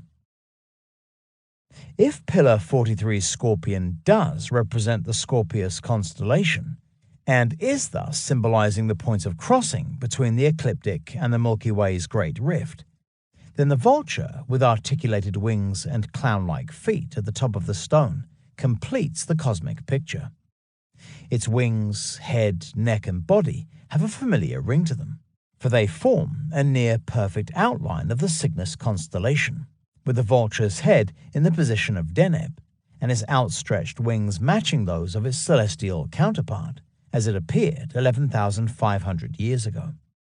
This identification with Cygnus, first noted by Professor Vachagan Varadian of the Russian-Armenian Slavonic University, is remarkable and unlikely to be coincidence. Thus, the abstract imagery on Pillar 43, with its headless matchstick man next to the scorpion, and the ball-like head above the left wing of the vulture, probably shows the transmigration of the soul from its terrestrial environment, signified by the stars of Scorpius at the base of the Milky Way's Great Rift, to its final destination in the region of the Cygnus constellation at the top of the Great Rift. Absolute confirmation of this pictorial journey into the afterlife comes from the fact that in 9500 BC, when Scorpius came into view on the western horizon shortly after sunset, the Milky Way's Great Rift would have stretched upward into the night sky to highlight Cygnus as it crossed the meridian on its upper transit at an elevation of approximately 70 degrees. It is almost certainly this relationship between the two constellations that is depicted on Gobekli Tepe's vulture stone, especially as the pillar's clown-footed vulture and scorpion are in similar positions to their celestial counterparts. The fact that enclosure D's vulture stone is also in the north-northwest next to the hold stone and on the same basic alignment as its twin pillars is another potential clue as to its astronomical function, in particular its connection with Cygnus and the Milky Way's Great Rift. Yet how exactly did the Gobekli builders envision the sky world, which seems to have been intrinsically linked to the symbol of the vulture? The greatest clue comes from the hold stone, which, as we have heard, probably acted as a Seelenloch, or soul hole, through which the soul had to pass in order to reach its otherworldly destination. Chapter 10. Cosmic Birthstone. If the twin monoliths at the center of Gobekli Tepe's enclosure D were once oriented toward the setting of Deneb in the epoch of their construction, then, as we have heard, a person standing or crouching between them would have been able to view this astronomical spectacle through a hold stone, located immediately east of the vulture stone. It would have been a similar case in Enclosure C, where the entrant would also have been able to witness the setting of Deneb through the aperture of a holed stone, Pillar 59, when positioned between the twin central pillars. It is time now to better understand the purpose of these holed stones, focusing our attentions on the example in Enclosure D, which remains in situ. It has carved parallel lines that curve around the hole to form what appear to be naive renderings of human legs bent at the knee. After coming together beneath the hole, the legs trail off toward the bottom right-hand corner of the stone, leaving a parallel opening between the knee and the presumed ankle. That the twin sets of parallel lines represent legs, and not something else, is confirmed by the fact that the lower left-hand edge noticeably bulges as if to signify the person's right-hand buttock. The Kilashik statue. If the incised lines on the sighting stone do show a pair of legs bent at the knees, then the large hole directly above them can only signify one thing: the person's, or should I say the woman's, vulva. A similar hole is seen on the mini T-shaped statue found in 1965 at Kilashik, a village in Adiyaman province, some 46.5 miles, 75 kilometers north-northwest of Gobekli Tepe. In addition to having arms and hands, like the T-shaped pillars at Gobekli Tepe and Navar Churi, the statue has an additional line that rises at an angle on both its wide faces to meet the hands on the front narrow face. It seems clear that the figure is lifting up its garment to expose its belly and genitalia. Strangely, the belly or womb area of the statue is sculpted into a much smaller human form, represented by a crude head, body and arms, executed in a style reminiscent of a macabre stone totem pole unearthed at Gobekli Tepe and now in Shun Lorfa's archaeological museum. This too shows smaller human forms in the position of the womb or stomach of a much larger standing figure. The small figure on the Kilashik statue very likely represents a fetus inside a woman's womb, the large incised hole immediately beneath the belly emphasizing not just the position of the vulva, but also the birth canal. That a very similar, although much larger hole has been bored through Enclosure D's potential sighting stone, which is itself surrounded by incised lines, arguably signifying the legs of a woman, suggests this hole is also an exaggerated vulva. Presumably the holed stone at the same position in Enclosure C played a similar role. This means that when in 9400 BC the setting of Deneb aligned with the hole in the sighting stone in Enclosure D, the star's presence would have been framed within the abstract woman's vulva. Clearly, this carefully executed synchronization between star and stone was created to mark the moment of alignment with the opening of the Milky Way's Great Rift, in its role as the suspected entrance to the sky world, where souls departed to in death and presumably emerged from at birth. We can go further, for the angle made by the woman's lower legs as they trail off toward the right-hand corner of the stone is similar to the angle of the Milky Way and Great Rift, when the star Deneb is at approximately 45 degrees in elevation. In other words, the manner of placement of the woman's legs seems to emphasize that her vulva marks the entrance to the Great Rift. So if the abstract female form seen on the holed stone in Enclosure D symbolizes the cosmic mother, is the purpose of the synchronization between star and stone to indicate that she is about to give birth?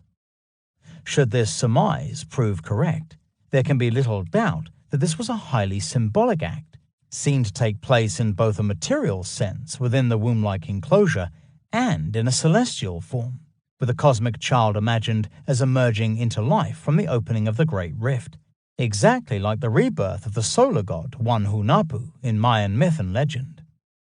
In this manner, the cosmic child would have been seen to come forth from Cygnus, then descend the Great Rift to the ground, that is, the horizon, where the ecliptic, the sun's path, crossed the Milky Way in the vicinity of the stars of Sagittarius and Scorpius.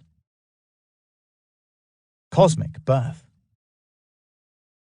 Almost exactly what we see represented in abstract form on the sighting stone in Gobekli Tepe's enclosure D is found also on the Venus and Sorcerer panel inside France's Chauvet cave, which, as we have heard, was created by the Upper Paleolithic cave artists some 32,000 years ago.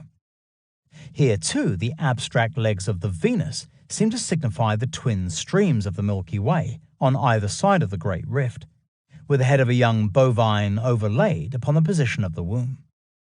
In this context, the bucranium likely represents the Cygnus constellation in its role as the head of a bull calf, which in prehistoric times was seen as an abstract symbol of the female womb or uterus, complete with its horn-like fallopian tubes.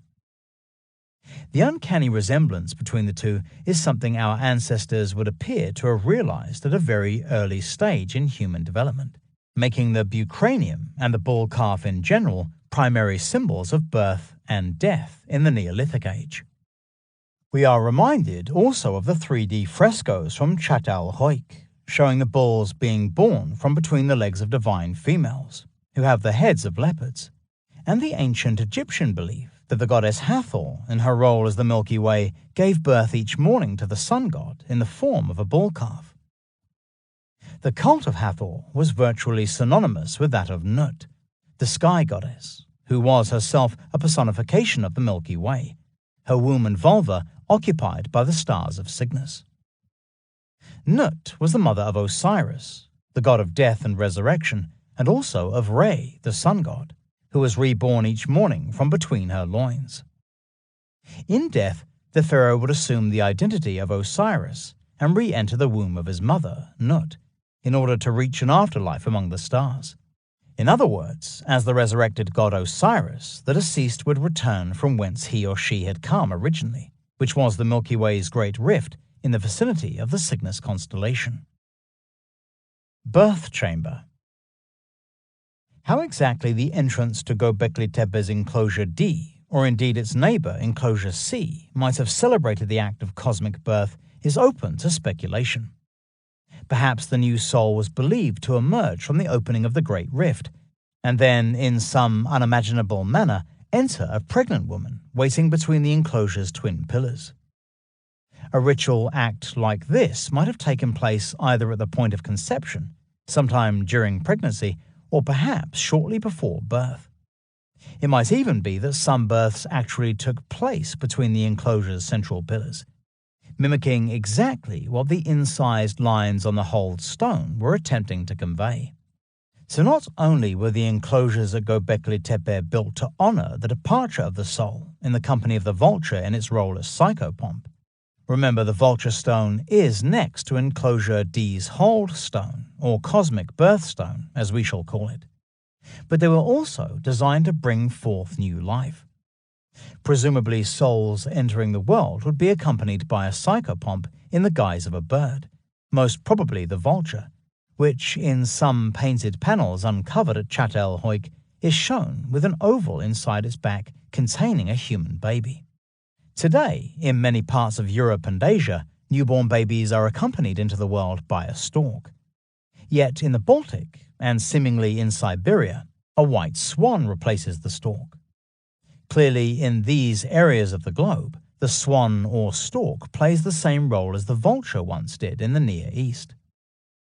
In Egyptian and Hindu myth, a primordial goose or swan brought forth the universe with its call, although in many countries the swan was said to have laid the egg that either formed the universe or became the sun, such as Tunde Ilona, the Hungarian fairy goddess who, when she was changed into the shape of a swan, laid an egg in the sky that became the sun.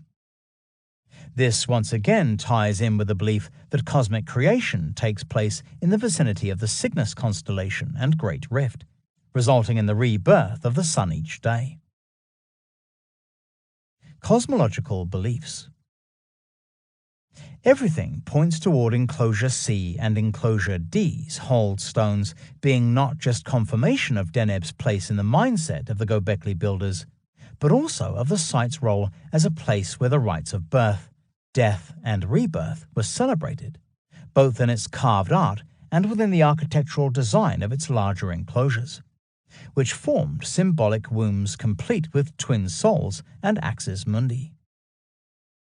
The Gobekli builders would appear to have used the hold stones as Seelenloch to enter an otherworldly environment associated with both the act of cosmic birth and the creation of human souls, which came forth from there prior to childbirth and returned there in death. During their ecstatic and altered states of consciousness, shamans at Gobekli Tepe perhaps believed they were to become as fetuses in order to re-enter the cosmic womb, the source of primordial creation, an act integrally associated with the star Deneb and the Milky Way's Great Rift. Further confirmation of the hold stone's function as symbolic vulva is found in the work of scholars attempting to understand the cosmic design of megalithic dolmens, which, as we know, often have circular holes in their entrance facades. The burials found inside them are often placed in fetal positions, ready for new life, leading to theories that these stone structures are symbolic wombs or uteri, their portholes representing the vulva, prompting one expert on the origins of Judaism and Islam to observe that whoever enters or leaves a dolmen through the hole, drilled with enormous effort, does this in the posture of a child at delivery through the vagina. The burial dolmen itself is therefore symbolically a uterus. These are incredible revelations that entirely alter our current perceptions of the mindset of those behind the creation of the pre-pottery Neolithic world in southeast Anatolia. Yet as we see in Part 3, such cosmological thinking pales into insignificance when compared with other major factors that might well have been behind the creation of Gobekli Tepe's main enclosures, for it seems likely that monumental architecture on this scale was built in response to something terrible that had happened in the world. Part 3. Catastrophobia. Chapter 11. The Hooded Ones.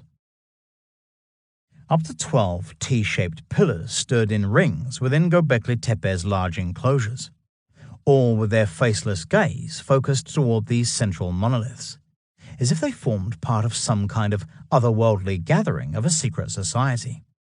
For when we come to ask why the human form is being portrayed with T-shaped terminations, both here and at other pre-pottery Neolithic sites across the region, with the best answer being that they represent individuals with heads that are long and narrow, hyperdolichocephalic, who also wear cowls or hoods that extend to the rear, as if they might cradle a full head of hair.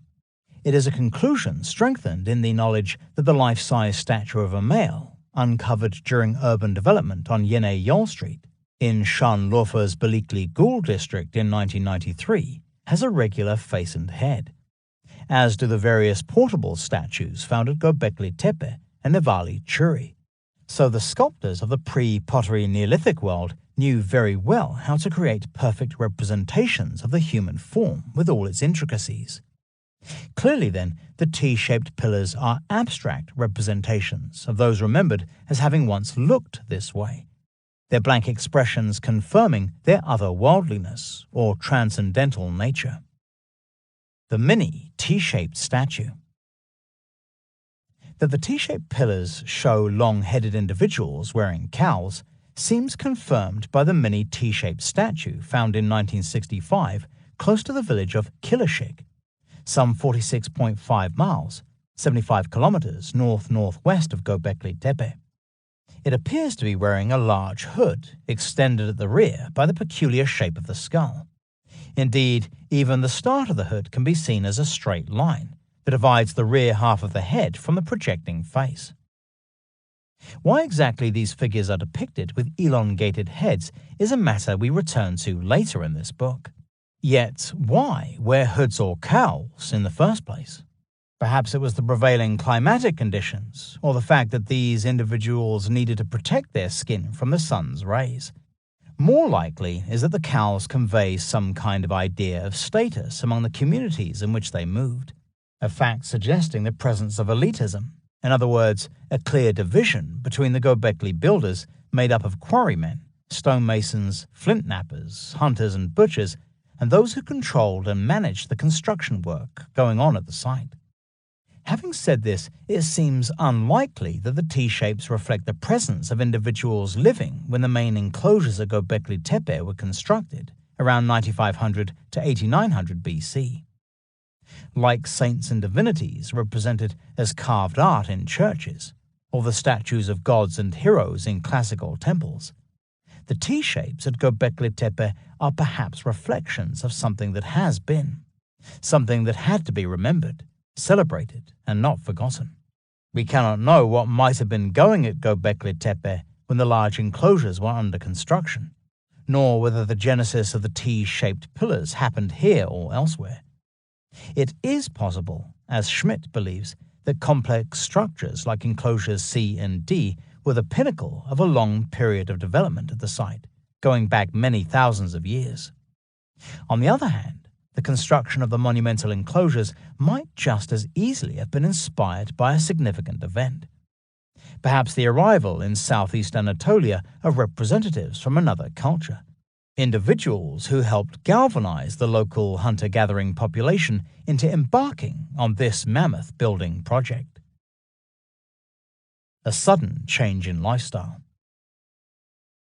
Is this what really happened in southeast Anatolia sometime either during or directly after the Younger Dryas Mini-Ice Age, around 10,900 to 9,600 BC?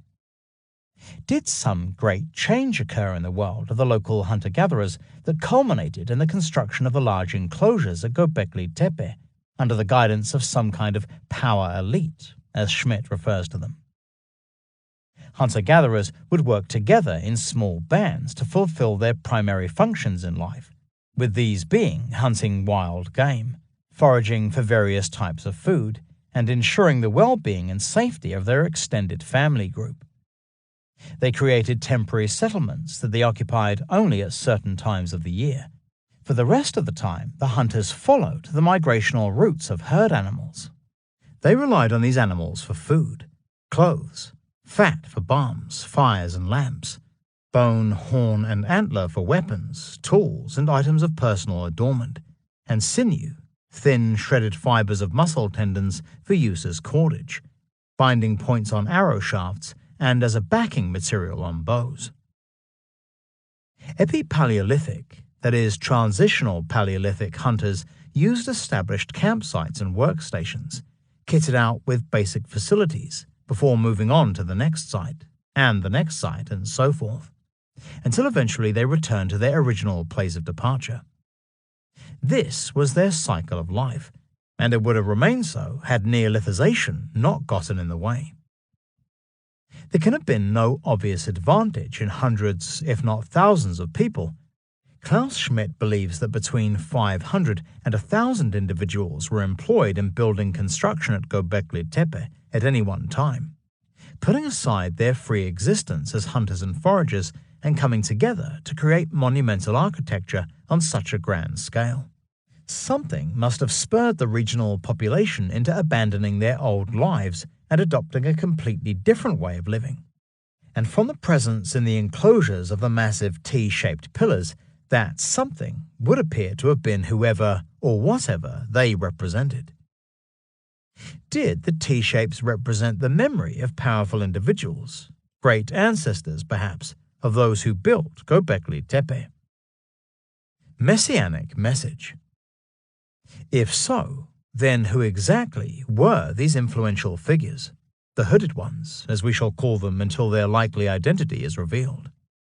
Did they come as messianic figures, bringing some sort of message, one that was so clear it could not be ignored? Was it believed that something bad would happen to the local hunter-gatherers, their families, and the world around them if this message were to be ignored? As much as these ideas might seem at odds with our understanding of the Paleolithic mindset, they will begin to make sense of the evidence being uncovered right now at Gobekli Tepe. This can be seen in the fact that the continuous building of sacred enclosures in the same basic style, albeit in a gradually declining fashion, across a period of nearly 1,500 years, around 9,500 to 8,000 BC, argues for the presence at the site of a very rigid belief system attached to the erection of the T-shaped pillars. It implies also a strength of conviction that might be compared to the manner in which Christians, adhering to ancient traditions, have steadfastly built churches in the same basic style across a very similar period of time. The same can be said for the religious houses of other major religions, with the motivation behind these strictly adhered to dogmas always being the words, deeds and legacy of prophets, saints, and messianic figures. Had something similar been going on at Gobekli Tepe, or more particularly in the world that existed immediately prior to the construction of its large enclosures? If the hooded ones did exist, then what might have been their powerful message, and where did they come from? To even start to answer these questions, we need to return to the strange symbolism of the T-shaped pillars, in particular those that stand proud in the center of enclosure D, arguably the most accomplished structure uncovered so far. Chapter 12. Fear of the Fox's Tail. The imposing central pillars in Gobekli Tepe's enclosure D both sport wide belts, at the front of which, beneath a centrally placed belt buckle, fox pelt loincloths have been carved, the animal's hind legs and long bushy tail extending down to knee level. Further emphasizing the Eastern monolith's vulpine character is the presence on its inner face of a leaping fox, something present also on the central pillars of enclosures B, the Eastern central pillar in enclosure A, and the Western central pillar in enclosure C. These images of the fox, along with the high level of faunal remains belonging to the red fox, Vulpes vulpes, found at Gobekli Tepe, led archaeozoologist Eurus Peters, writing with Klaus Schmidt, to conclude that the interest in this canine creature went beyond any domestic usage, and was connected in some way with the exploitation of its pelt, and/or the utilization of fox teeth for ornamental purposes. That this statement was made even before the discovery of the fox pelt loincloths carved on the front narrow faces of enclosure D's central pillars means that what Peters and Schmidt go on to say in the same paper should not be ignored. For in their opinion, a specific worship of foxes may be reflected here. That leaping foxes appear also on the central pillars in the large enclosures at Gobekli Tepe suggests that the entrant passing between them would have encountered this vulpine creature upon accessing the otherworldly environment reached through the enclosure's inner recesses. So why foxes? Especially as they are usually seen in the indigenous mythologies as cosmic tricksters, evil twins of the true creator god, responsible only for chaos and disarray in the universe. Belt buckle clue. Was the fox the chosen animal totem of the hooded ones, the faceless individuals portrayed by the T-shaped pillars? If the answer is yes, then what does it mean? The key is the strange belt buckle immediately above the fox pelt loincloth on the enclosure's eastern pillar, pillar 18. A similar belt buckle is seen on the western pillar, pillar 31, although here it is left unadorned, in the same way that the figure's belt, in complete contrast to the one worn by its eastern counterpart, is completely devoid of any glyphs or ideograms. Only on the eastern pillar does the belt buckle reveal something very significant indeed. It shows a glyph composed of a thick letter U that cups within its concave form a large circle from which emerge 3 prongs that stand upward. That this emblem is worn centrally on a belt festooned with strange ideograms suggests that it has a very specific function. If so, then what might this have been? Three-tailed comet. Having examined the belt buckle glyph at some length, it is the author's opinion that it represents the principal components of a comet.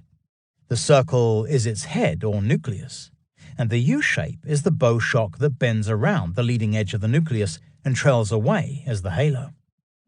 The upright prongs denote 3 separate tails, with multiple tails being a common feature of comets. That the comet's tails on the belt buckle stand upward also makes sense, for these are often seen to trail into the night sky as the comet reaches perihelion, This is its final approach and slingshot orbit around the Sun. As this takes place, the solar magnetic fields cause the gaseous particles of the comet to point away from the Sun. So when the comet is seen in the sky, either in the pre-dawn light, before perihelion, or alternatively just after sunset, following perihelion, its tail or tails point upward from the horizon, creating an unforgettable sight. The idea that the belt-buckle glyph shows a comet is strengthened by its similarity to three-tailed comets seen in an ancient Chinese silk text. The Moangdoi Cometary Atlas, also known as the Book of Silk, created around 300 to 200 BC, and named after the Han Dynasty mound tomb in which it was discovered in the 1970s, lists in all 29 different cometary forms, and the disasters associated with them. We can determine that in more than one example, there is a striking resemblance to the Gobekli Tepe belt buckle design, especially as the comets are drawn with their tails pointing upward. Mark of the comet. Yet, even assuming that the belt buckle glyph does show a comet, could this not simply be a personal device without any connection to the function of Gobekli Tepe? This appears unlikely, as the pillar is festooned with ideograms of a probable celestial nature. The belt's C and H glyphs would appear to have cosmological values, as does the carved eye held within a slim crescent worn around the neck of the T-shaped monolith. In addition to this, it does seem as if Enclosure D's eastern central pillar has a greater function than its western neighbor, almost as if one twin is alive, while the other functions as a ghost or echo of the other. Regardless of these facts, Pillar 18's belt buckle is simply not enough to demonstrate that comets held some special importance at Gobekli Tepe. There is, however, another tantalizing link between the symbol of the comet and Enclosure D. This being the fox pelt loincloths, seen beneath the belt buckle on both monoliths. Universally, the fox, and the fox tail in particular, has been seen as a metaphor for comets, due to the hair-like appearance of their long tails. Even in British heraldry, the device known as the comet, or blazing star, is drawn to resemble the fox's tail. It is for this reason that comets have occasionally been personified as having clear vulpine and, as we shall see, canine, dog-like, and lupine, wolf-like qualities of a dark, foreboding nature. Cometary canines. Chinese myths and legends, for instance, speak of mountain demons called tianko, tienge in Japanese, heavenly dogs. Folk tradition asserts that these supernatural creatures derive their name from comets or meteors falling to Earth, for it is said they resemble the tails of dogs or foxes. One account speaks of Tianko as a huge dog with a tail of fire like a comet. Its home was in the heavens, but it sustained itself by descending to Earth every night and seeking out human children to eat. If it could not catch any children, it would attack a human adult and consume his liver. It is this dreaded fear of comets, seen in terms of malevolent supernatural creatures in canine form, that brings us to a fascinating account recorded by a Spanish Jesuit priest who journeyed through northern Mexico in 1607 to 1608. While staying in the town of Parras, in the state of Coahuila, Andrés Pérez de Ribas, 1576 to 1655, witnessed the priests of the local tribe, perhaps Tlaxcalan Indians, conduct a powerful and somewhat macabre ceremony to ward off the baleful influence of a comet. Almost certainly it was Halley's comet, which made an appearance in 1607.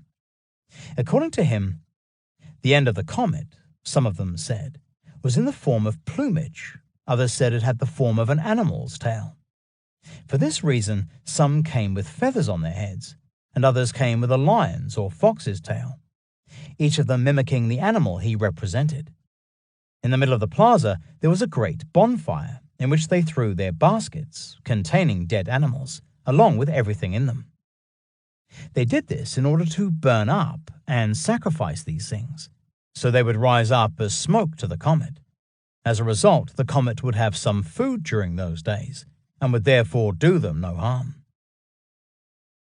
Although this strange ceremony to negate the influence of a comet took place on another continent nearly 10,000 years after the abandonment of Gobekli Tepe, the very specific use of fox and lion tails, not just to represent the comet, but also to connect with its supernatural nature, cannot be ignored. This form of sympathetic magic was the domain of the priest or shaman, and there can be little question that very similar ceremonies took place on other continents in the past ages.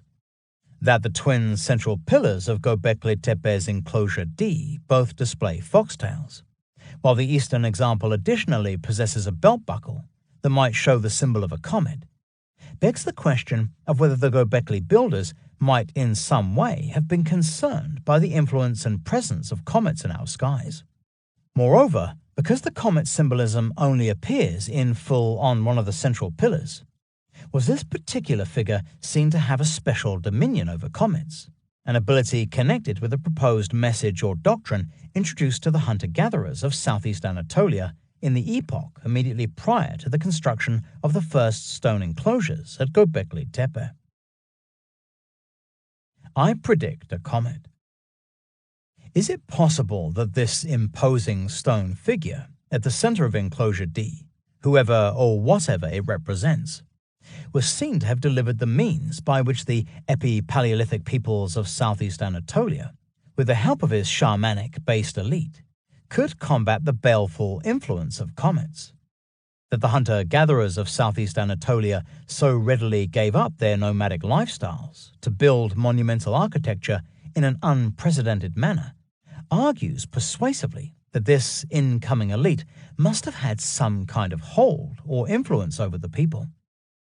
Perhaps they claimed they had direct contact with a supernatural creature behind the manifestation of comets.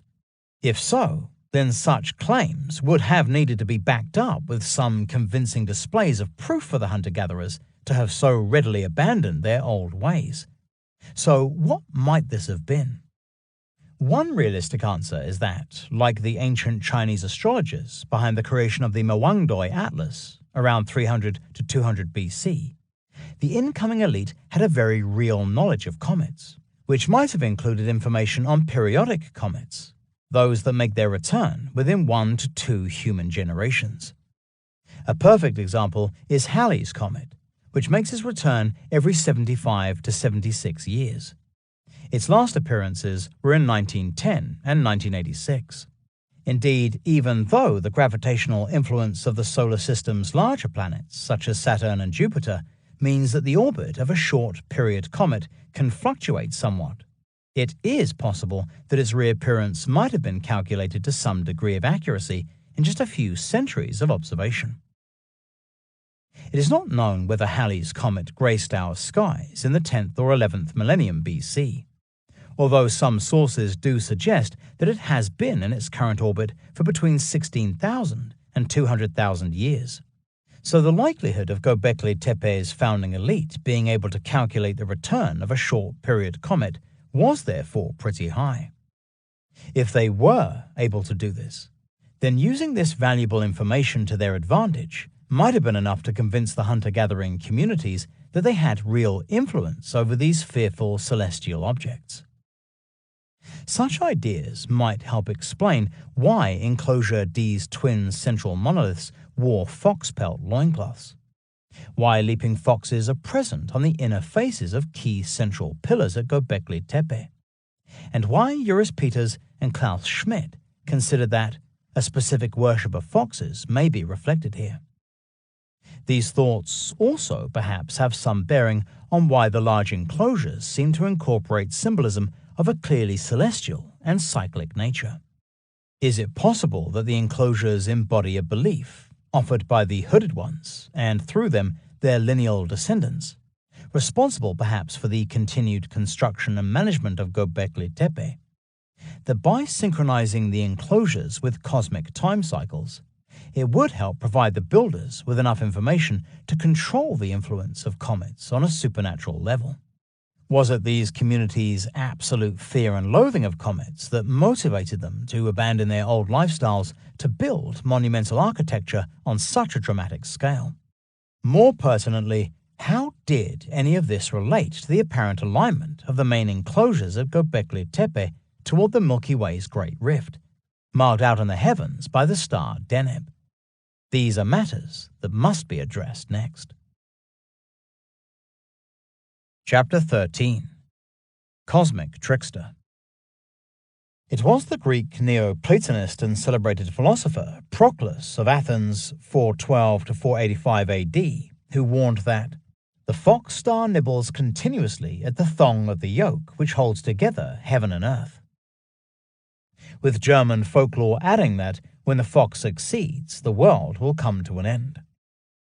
Proclus was referring here to the faint binary star Alcor, which in Babylonian star lore was known as Mul-Ka-Ar, the fox star.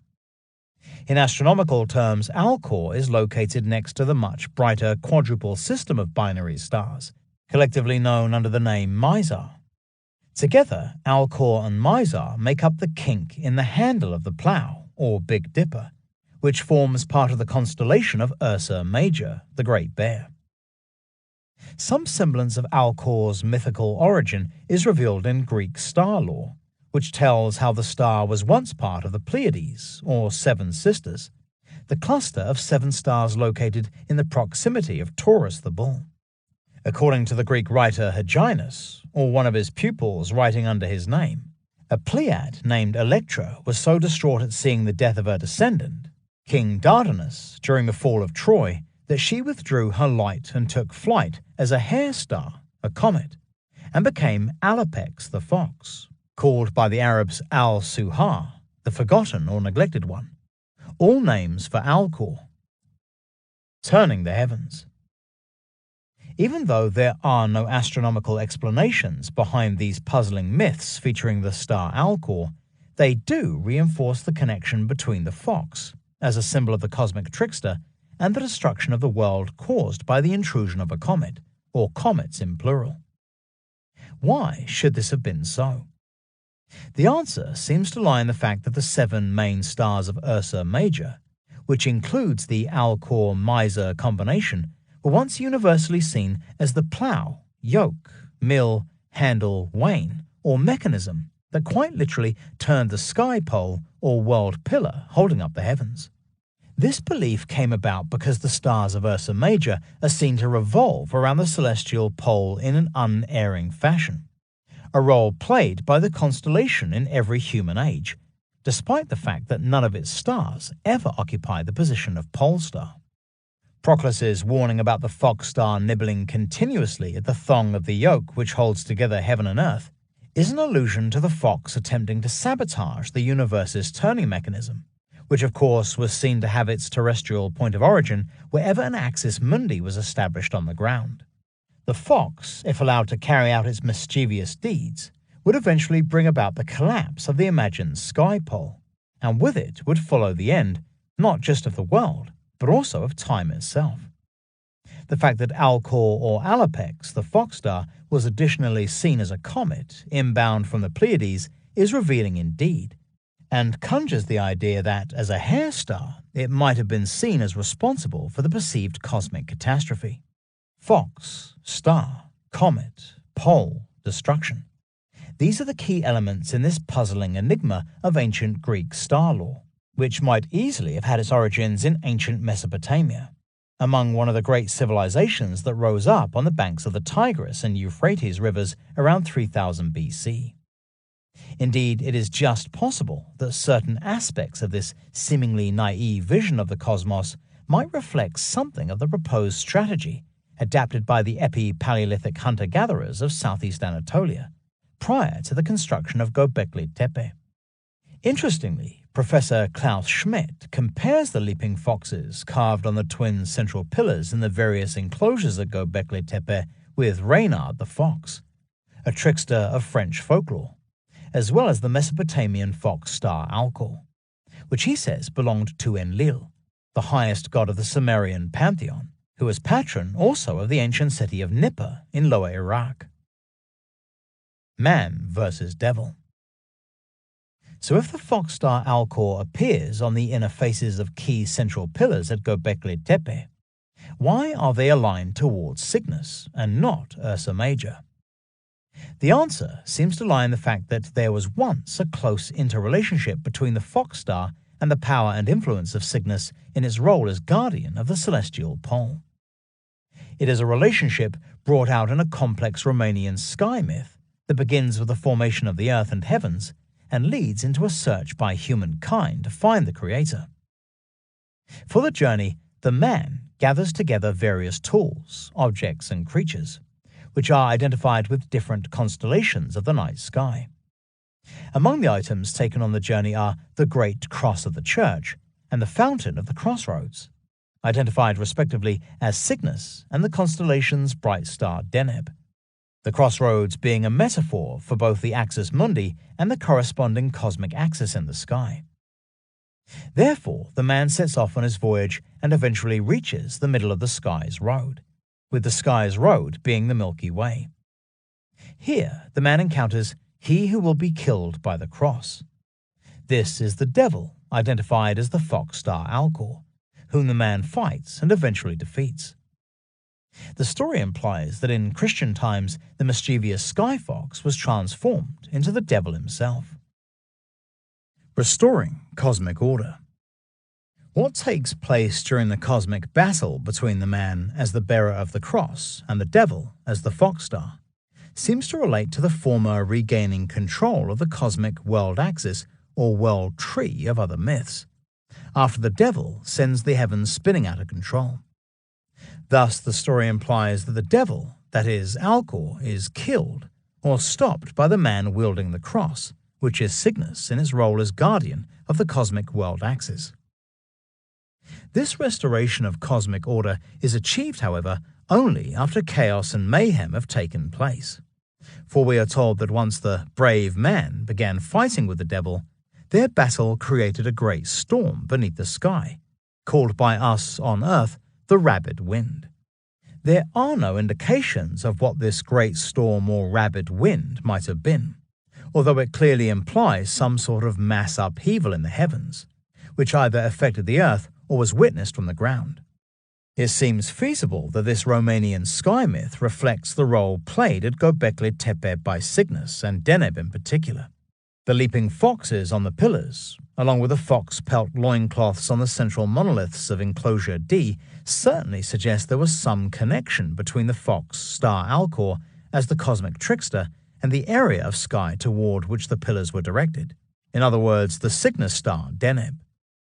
These precision alignments toward the perceived opening to the upper world enabled the shaman or astral traveler immediate access to the sky realms. Beyond here, in otherworldly terms, would have been a world inhabited by a whole host of strange creatures. They would have been seen to roam freely within this sky world, and could thus be encountered during vision quests or shamanic journeys made during altered states of consciousness. Many of these sky creatures, denoted by stars and star groups spread out along the Milky Way, are almost certainly represented in carved relief on the T-shaped pillars at Gobekli Tepe. Yet for these people living in southeast Anatolia during the 10th millennium BC, one of the greatest considered threats to the stability of the sky pole or cosmic axis was, it seems, the fox, who as the cosmic trickster had the ability to create chaos and mayhem, activities that could lead to the collapse of the sky pole and the destruction of the world. It is almost certainly for this reason that the fox appears on the inner faces of the pillars at Gobekli Tepe, which Schmidt was probably correct to identify with the fox star Alcor. Very likely the fox is shown within the bent arms of the anthropomorphic figures represented by the twin pillars, particularly those in Enclosure D who wear the fox pelt loincloths, are displaying absolute control over the trickster influence of the sky fox, whose astronomical form is the fox star Alcor. In the Romanian sky myth, the shaking of the heavens is all that results from the man battling against the fox star Alcor in its form as the Christian devil. However, this perceived threat from the heavens multiplies exponentially when we realize that it is not just the fox that can cause comets to bring about world destruction, but also the wolf, a much more dangerous creature by far. Chapter 14. From a Fox to a Wolf. In the star lore of Estonia, on the Baltic coast of northern Europe, we again encounter Alcor, the fox star, although now its zoomorphic form has changed to that of the wolf, bar in Estonian. As the wolf star, it stands alongside the ox, or bull, identified with the nearby star Mysore. Once again, they constitute the kink of the handle of the Big Dipper or plough, which in Estonia is known as the Great Wain, that is, a cart or wagon. Slovenian star lore tells the story of Saint Martin, who uses the Great Wain, Ursa Major, to carry a great pile of logs. Along comes the mischievous wolf, Alcor, who proceeds to kill the ox, Mysore, and breaks the vehicle's shaft. The saint repairs the wain, and as punishment, harnesses the wolf to the ox in order to make the animal take the load. Yet the wolf does nothing more than pull the cart backward. The cessation of cosmic time. Once more, the star Alcor, here in the guise of the wolf, is seen to interfere with the turning mechanism of the heavens, symbolized in this instance by the shaft of the wain. Not only this, but he also disrupts the natural order of the heavens by dragging the wagon backward, an allusion to the collapse or reversal of time. Clearly, in European star lore, the figure of the sky wolf was interchangeable with that of the sky fox. The harnessing of the wolf, Alcor, by Saint Martin is simply a variation of the Romanian sky myth, in which the man defeats the devil to restore cosmic order. Clearly, the wolf, the fox, and the devil play nearly identical roles in this myth cycle, with the human intercession being necessary to prevent any kind of catastrophe taking place, the role played by the shaman at Gobekli Tepe. Saint Martin's feast day is November 11th, when swans or geese are roasted and eaten across Europe. The date corresponds also to the return of migrating swans and geese from their breeding grounds in the north. Indeed, the idea of swans and geese carrying souls to and from a northerly placed heaven played a major role in European folklore until fairly recent times. The connection with Cygnus in its capacity as the entrance to the sky world being the obvious next step. Thus, if Saint Martin might be seen as a Christian patron of the Cygnus constellation, then his role in the Slovenian sky myth makes complete sense. Like the man in the Romanian story, he is the guiding intelligence of the Cygnus constellation in its struggle against the cosmic trickster, symbolized by the star Alcor in Ursa Major. More incredibly, these beliefs almost certainly go back to a time when the constellation of Ursa Major revolved around either Deneb or Delta Cygni in their role as pole stars, around 16,500 to 13,000 BC. Yet even if this unprecedented vision of the beliefs and practices of those who inspired the construction of Gobekli Tepe in the 10th millennium BC is correct, why go to all this trouble in order to avert the baleful influence of comets? What was the real motivation behind all this work and effort, which must have completely changed the lifestyles of the hunter-gatherers of the region? Why did anyone at the end of the Upper Paleolithic Age live in fear that a sky fox, or indeed a sky wolf, might disrupt the turning mechanism of the heavens, and in so doing bring about the destruction of the world?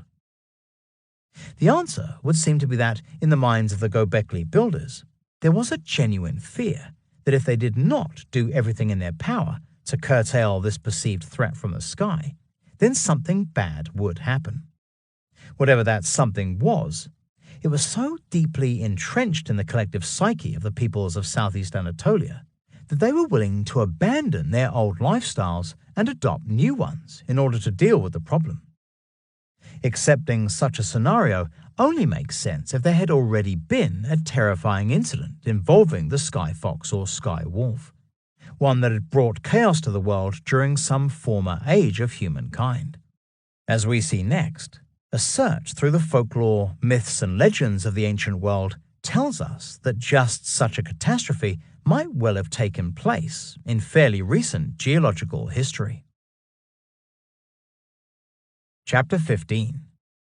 Twilight of the Gods.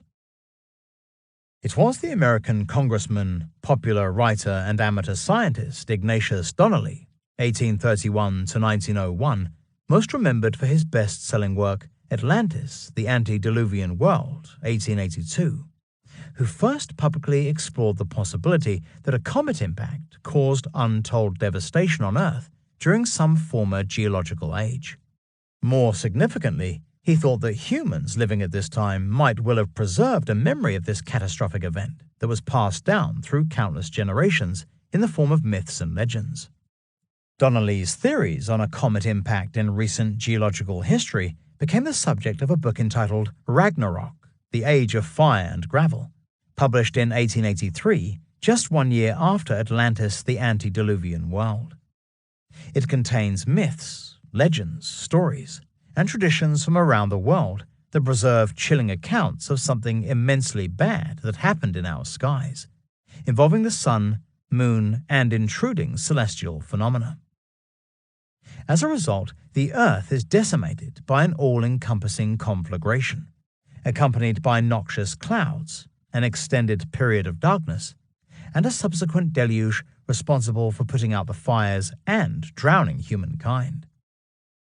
Invariably, just a few righteous people survive, either by boarding a vessel or by hiding in a cave. Very often, the world is repopulated either by a single family or a couple, usually a brother and sister, who become the progenitors of a new group of humans. Some accounts even speak of the survivors erecting great temples as a direct response to what has happened. The Eddas. One source of material utilized by Donnelly to outline the actions of what he saw as a rogue comet or cluster of comets that brought destruction to the world was that preserved by the peoples of Scandinavia and Iceland. Two primary sources are cited: the Prose Edda and Poetic Edda, known also as the Younger Edda and Elder Edda, both recorded in their present form by Christian scholars during the medieval period.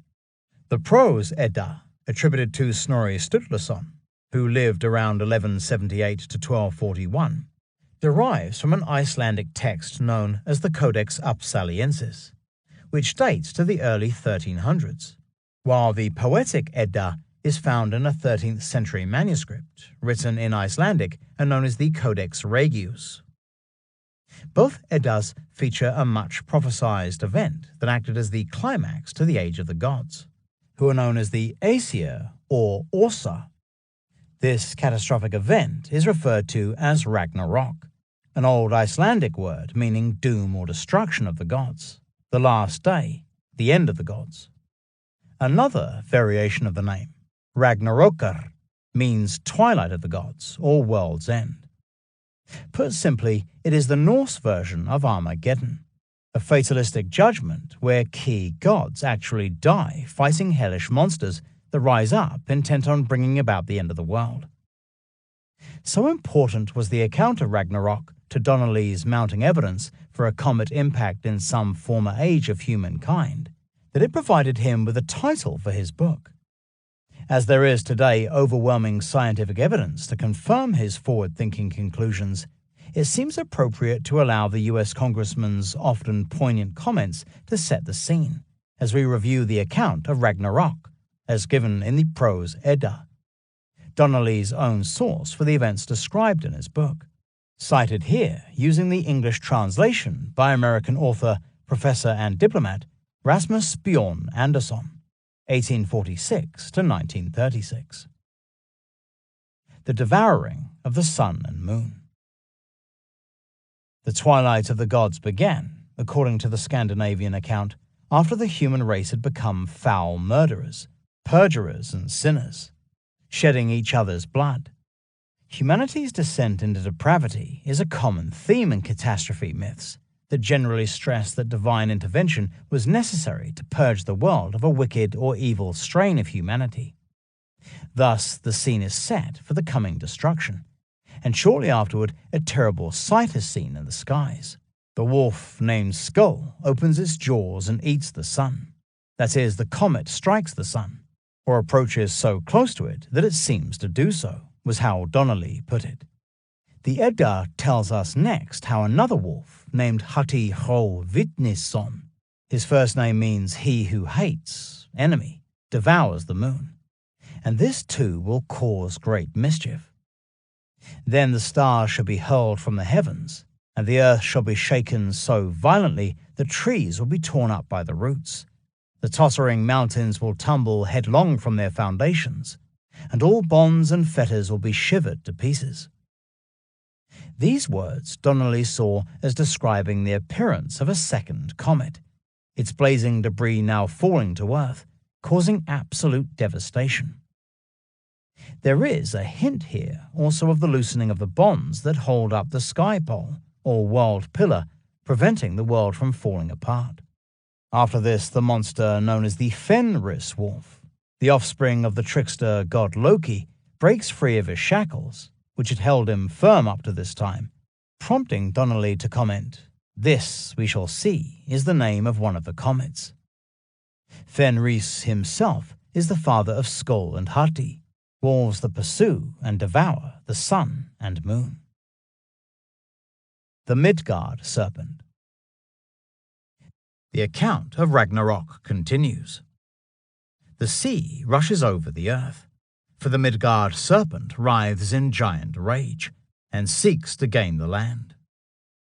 This is a mythical snake that curls around the base of the world tree, known as Yggdrasil, which unites heaven, earth, Midgard, and underworld. The Midgard serpent is, for Donnelly, the name of another comet. It strives to reach the earth. Its proximity disturbs the oceans. However, once again, we can see here the actions of a terrible monster intent on destroying the physical world by bringing about the downfall of Yggdrasil, the Norse form of the world pillar. We are told next that the Fenris wolf advances and opens his enormous mouth.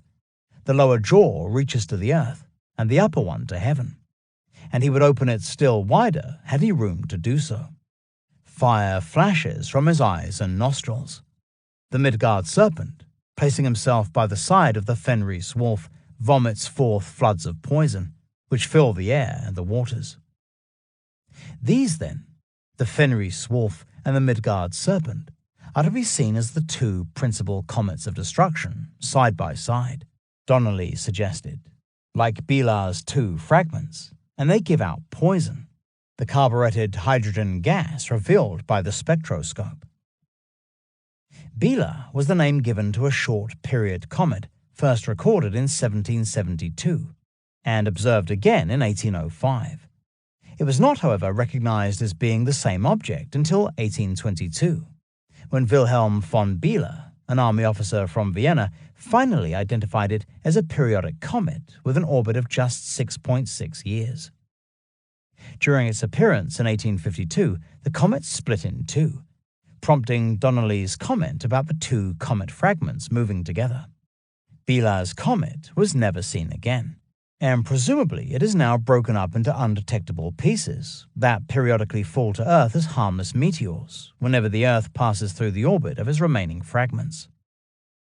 Illustrations of the comet after its breakup into two separate fragments make for a very ominous picture indeed, helping us to understand the dread that the appearance of such celestial bodies might have instilled in the peoples of former ages. After this time, the prose Edda states that Shut rides first, and before and behind him flames burning fire. His sword outshines the sun itself. Bifrost, the rainbow, as they ride over it, breaks to pieces. Shut is said to have been a fire giant, although for Donnelly it is the blazing nucleus of the comet, with swords being common metaphors for comets. For example, an illustration of comet types in Johannes Savilius's Cometographia, published in 1668, shows them as swords and daggers of various shapes and sizes. The monstrous regiment. The prose Edda account reveals next how the monstrous regiment direct their course to the battlefield called Vigrid. Thither repair also the Fenris wolf and the Midgard serpent, and Loki with all the followers of Hel, and Hrym with all the frost giants. For Donnelly, this implied that all these evil forces, the comets, the fire, the devil and death, have taken possession of the Great Plain, the heart of the civilized land. The scene is located in this spot because probably it was from this spot the legends were afterward dispersed to all the world. This is an interesting statement, since it supposes that somewhere in the ancient world there existed a heartland, a place where all these great tragedies were played out and witnessed by those who survived this tumultuous ordeal. The Battle of Light and Darkness. It is after this time that the gods, as the defenders of the world, began to fight back and start to win the day against the hellish terrors, although not without casualties on their own side. Heimdall, the guardian of the Bifrost Bridge, blows the Gjallar horn, which had been hidden beneath Yggdrasil. It awakens the gods, allowing the Battle of Ragnarok to commence. The sky god Odin takes flight to Mimir's well, a sacred pool at the foot of Yggdrasil. Here lurks the head of his friend, Mimir, which he asks to grant him advice. After that, we are told the ash Yggdrasil begins to quiver, nor is there anything in heaven or on earth that does not fear and tremble in that terrible hour. It is a hint, once more, that the world pillar is being shaken, tilted even, by the events transpiring both on the ground and in the air.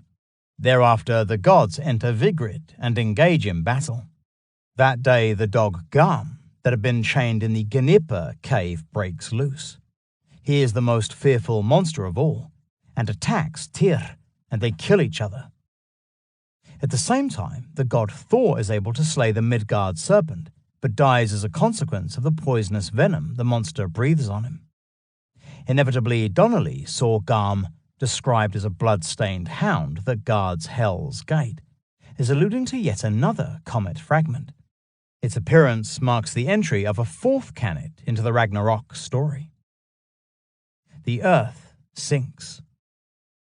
At this point in the battle, Odin takes on the Fenris wolf, but is swallowed by the monster which he himself had helped to rear. Is this because Odin had a connection with wolves? Asks one commentator.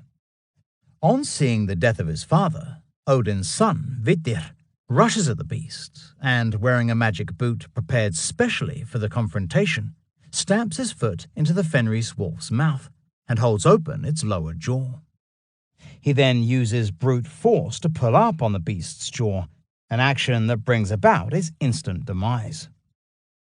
The Fenris wolf's father, Loki, comes up against the god Heimdall, and they kill each other, at which Sjurt flings fire and flame over the world.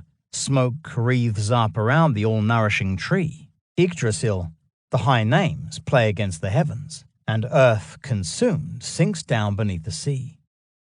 Once more, this is a clear sign of some kind of global conflagration, as well as an all-encompassing deluge that begins to engulf the earth, making it appear as if it is sinking beneath the waves. The Fimbul Winter. Just in these few lines, we see telltale signs of the aftermath of a major cataclysm that is set to decimate the earth and everything upon it. A surmise affirmed by the fact that the Prose Edda speaks of the world being plunged into an age of ice. The growing depravity and strife in the world proclaim the approach of this great event. First, there is a winter called Fimbul Winter, during which snow will fall from the four corners of the world. The frosts will be very severe, the winds piercing, the weather tempestuous, and the sun will impart no gladness. 3 such winters shall pass away without being tempered. Donnelly easily recognized these words as describing the onset of a glacial age, following the impact of the comets. This great freeze, which seems to come on quickly, does eventually begin to thaw, as the clouds of darkness disappear and a new sun and moon are born.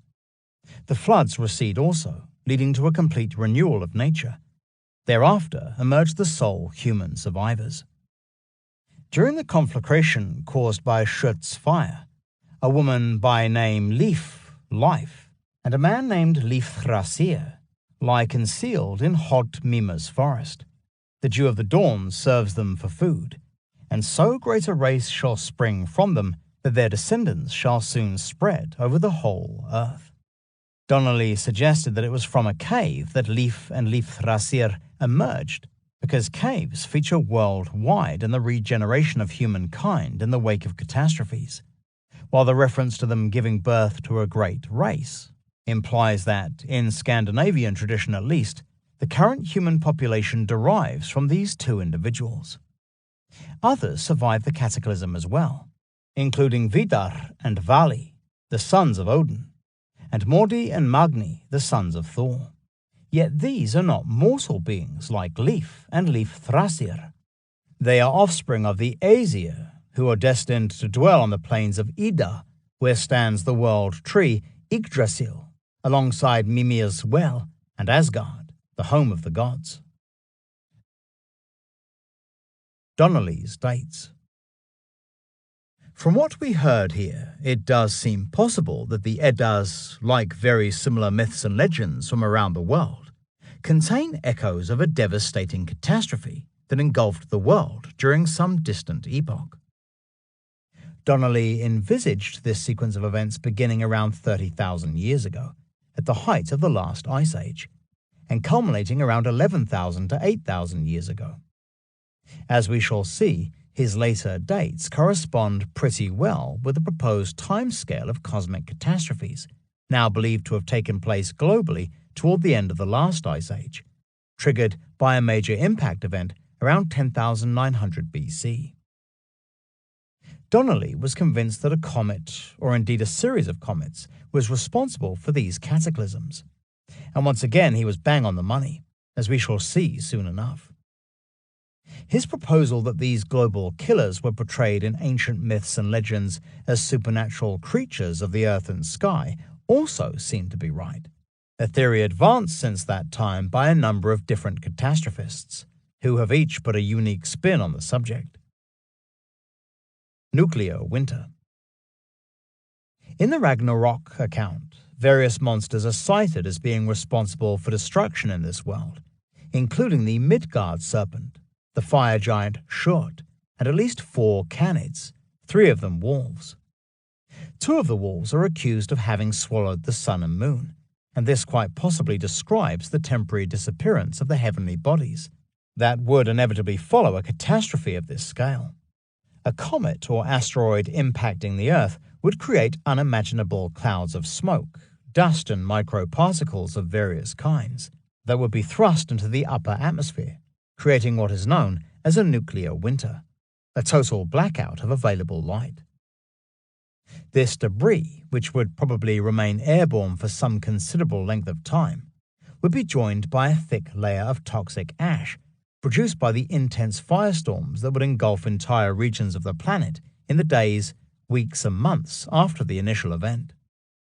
To our ancestors, this period of absolute darkness might have led them to assume that the sky wolves, in other words, the comet fragments, had quite literally devoured the sun and moon.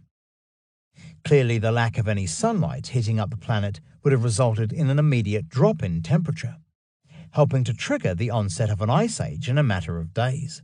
Indeed, it would have happened in a manner quite similar to that portrayed in Roland Emmerich's disaster movie, The Day After Tomorrow, 2004. Although fiction, this film adequately shows what would happen under such severe weather conditions, and how quickly our world would be turned on its head by an initial catastrophe of global consequences. The effect of all this would have been to bring humankind to its knees as it strived to survive from day to day, all this being caused by the intrusion into their midst of perceived supernatural creatures, including deathly serpents and terrifying sky wolves that could quite literally swallow the sun and moon whole. It must have been an unimaginably frightening time to live in. Never would this dreadful age be forgotten, nor should it be forgotten, as Donnelly so aptly put it.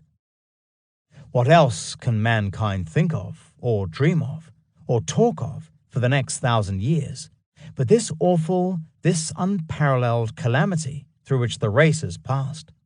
A long, subsequent, but most ancient and cultivated people, whose memory has, for us, almost faded from the earth, will thereafter embalm the great drama in legends, myths, prayers, poems, and sagas, fragments of which are found today dispersed through all literatures in all lands.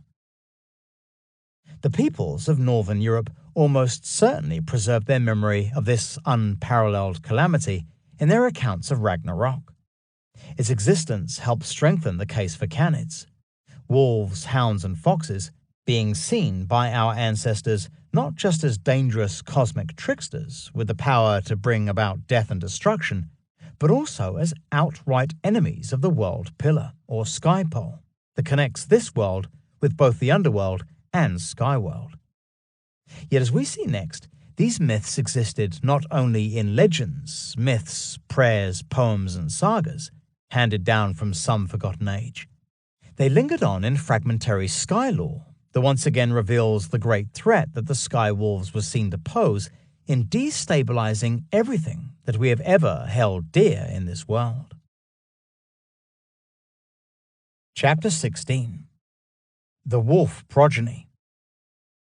The dual relationship between order and chaos in the heavens is highlighted in the magnificent Song of Eirik, around 950 AD, which has the Norse god Odin say, "Evermore the wolf, the grey one, gazes on the throne of the gods," an allusion to the pole star, which in Anglo-Saxon tradition was the divine seat, where the North Star Tyr, or Tyr, never flinches. There is a strange echo of this scenario in the Scandinavian story of Ragnarok. The main battle is most often described with Odin coming up against Loki's son, the Fenris wolf, and losing his life, and then how Odin's son Vidar is finally able to kill the demonic creature. However, less attention is paid to the story of the Germanic, Old English, and Norse war god named Tyr, or Tyr. He is willing to sacrifice his life to ensure the safety of humankind by placing his arm in the Fenris wolf's jaws, after the gods had asked the beast to try on various fetters or shackles to test his strength against them.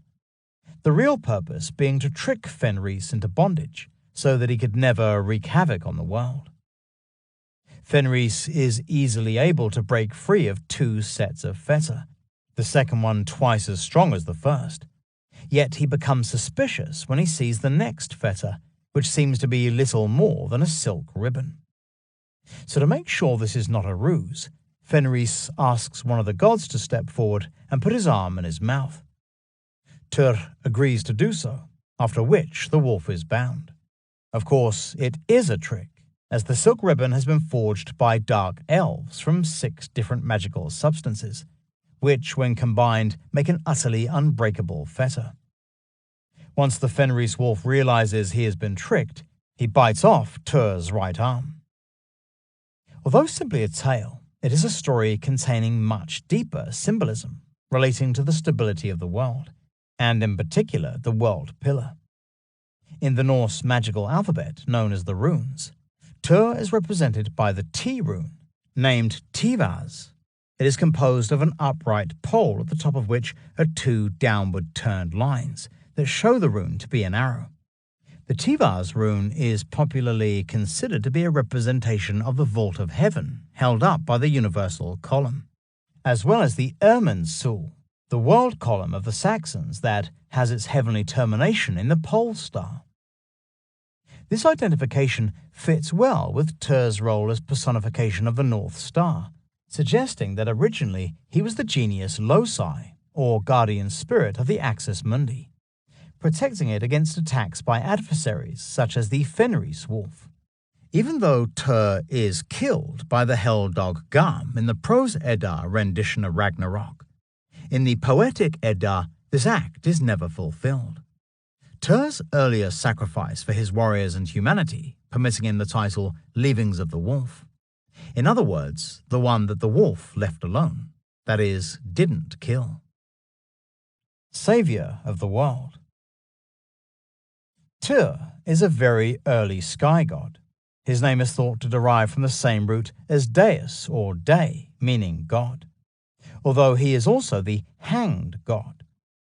This suggests he is to be seen as some kind of savior who fought and won the battle against the cosmic trickster in the guise of a supernatural wolf, when it attacked the world pillar and almost brought about the destruction of not only the Aesir gods, but also humankind, an abstract memory seemingly of a very real comet impact event in some former age.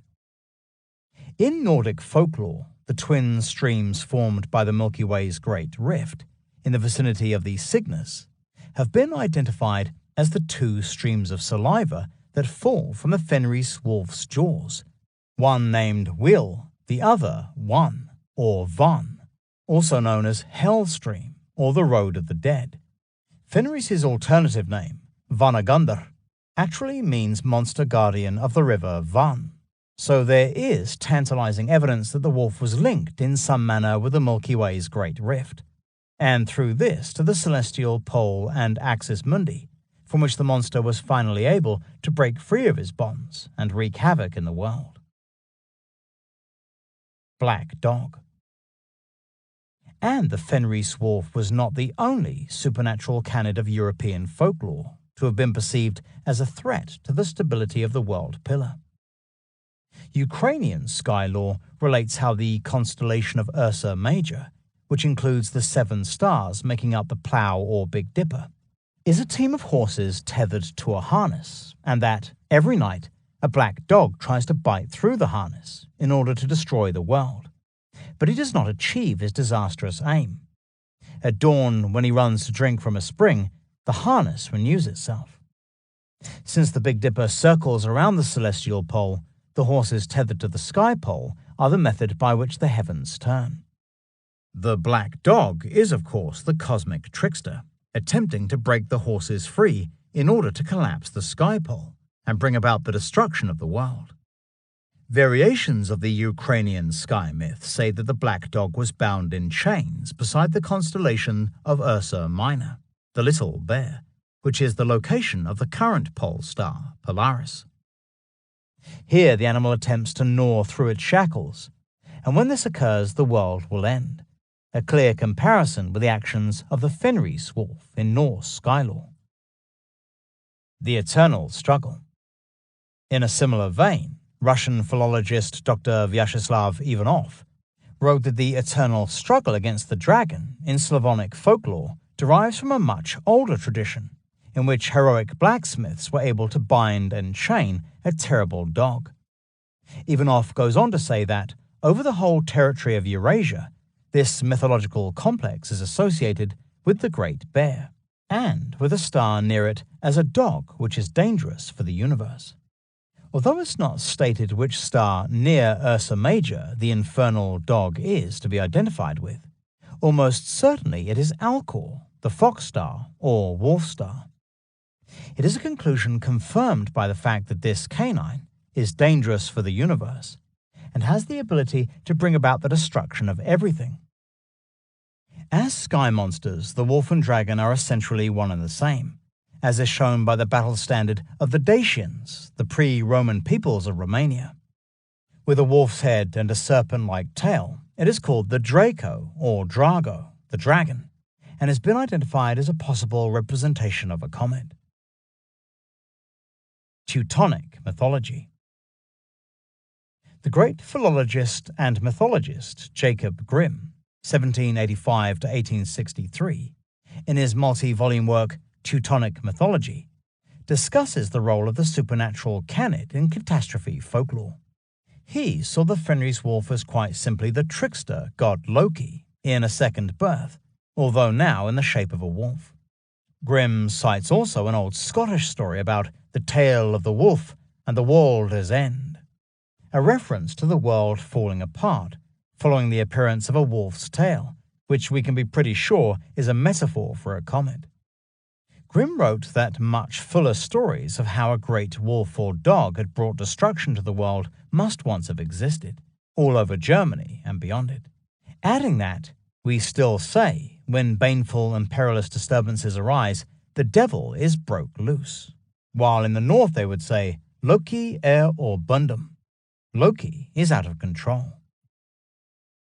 Grimm quotes other examples of catastrophe-based folklore and folk beliefs among the peoples of medieval Europe. They include a popular French song about King Henry IV that expresses the far end of the future as the time when the wolf's teeth shall get at the moon. In other words, the wolf will cause it to be extinguished, bringing about the world's end. All these stories seem to be fragmented memories of a terrible cataclysm, coupled with an unerring fear that one day it could all happen again. The Bundai-Ischen. That these examples of canine cosmic tricksters, manifesting in the skies as planet killers such as comets and asteroids, come from Europe and not Anatolia, need not concern us, for similar cosmological themes exist in sky lore much closer to Gobekli Tepe. The Bundai-Ischen, a sacred text of Zoroastrianism, a religious doctrine that once thrived in Iran, India, and Armenia, contains its own graphic account of a Ragnarok-style scenario, which includes the following somewhat enigmatic lines. As Gokya falls in the celestial sphere from a moonbeam onto Earth, the distress of the Earth becomes such like as that of a sheep when a wolf falls upon it. Gokya is generally translated as meteor, that is, an incoming comet fragment, asteroid, or bolide of some sort, while the name itself has been interpreted as meaning wolf progeny. The double allusion in this statement to the wolf is significant, and one can envisage and even feel the force of the assumed impact, here likened to the manner that a sheep's legs bend and collapse when pounced on by a wolf. That Gokya's appearance heralds some kind of apocalyptic event seems confirmed in the verse that follows. Afterward, the fire and halo melt the metal of the archangel Shat Vero in the hills and mountains, and it, the molten metal, remains on this earth like a river.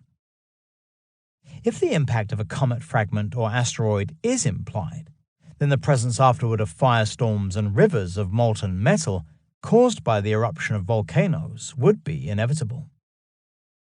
After the destruction of the 7 evil spirits under the rule of the evil principle named Ahriman, Gokya burns the serpent in the melted metal, and the stench and pollution which are in hell are burned in that metal, and it, hell, becomes quite pure. Once again, these are indications that Gokya, the wolf progeny, is involved directly with apocalyptic events described in the Bundai-Ischen, and although they focus on a day of reckoning for both the gods and humanity, there is a sense of them forming part of a repeating cycle. In other words, the Bundai-Ischen describes a replay of events that have already taken place. Christians in countries where the Norse myths remain strong associated the events of Ragnarok with the coming Day of Judgment, described in the Book of Revelation. In other words, they saw them as events to come, not events that had occurred during some previous age.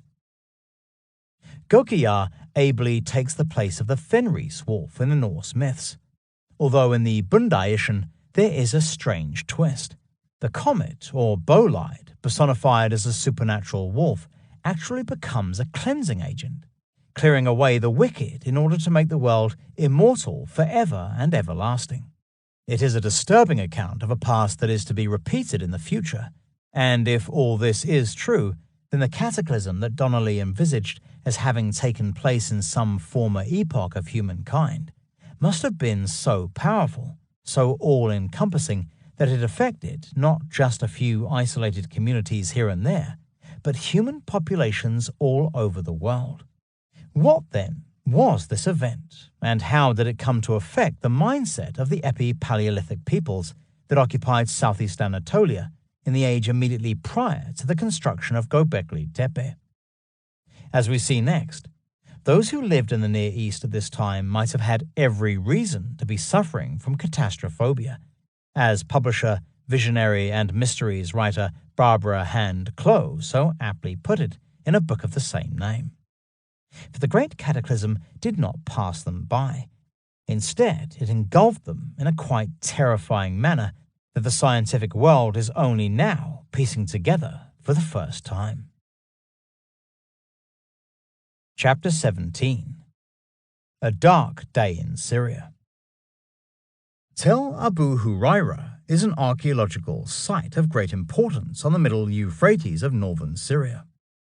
It was occupied from the late Epi-Paleolithic age, around 11,340 BC, to the Neolithic age, around 5,500 BC, although today it lies beneath the waters of Lake Assad, created in 1973 following the completion of the Tapgad Dam. Investigation of Abu Huraira began in 1972 under the leadership of Andrew Moore from the University of Oxford.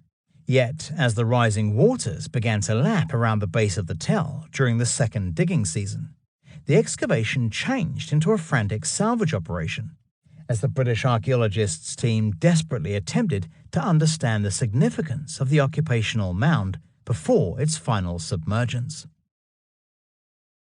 The Big Chill. Even after the first season's expedition, it was clear that Abu Huraira was a quite extraordinary site that would reveal much about the transition from the age of the hunter-gatherer to the establishment of settled farming communities across the Near East. The second year of excavation, along with the subsequent work continued both in Syria and at various foreign universities, enabled Moore to get a pretty good picture of what had been going on at the site at the end of the Paleolithic Age. He concluded that the first people to occupy the region arrived as the climate warmed during the Alaro Interstadial, which heralded the end of the last ice age, around 13,000 BC. In the 2,000 years that followed, there was a population boom throughout the Fertile Crescent, and it was during this new Golden Age that Abu Huraira was established. Its inhabitants, who belonged to the Natufian culture, who inhabited the Levant region around 12,900 to 9,500 BC, lived mainly by hunting, fishing, and cultivating lentils and wild cereals, such as einkorn, emmer, and rye.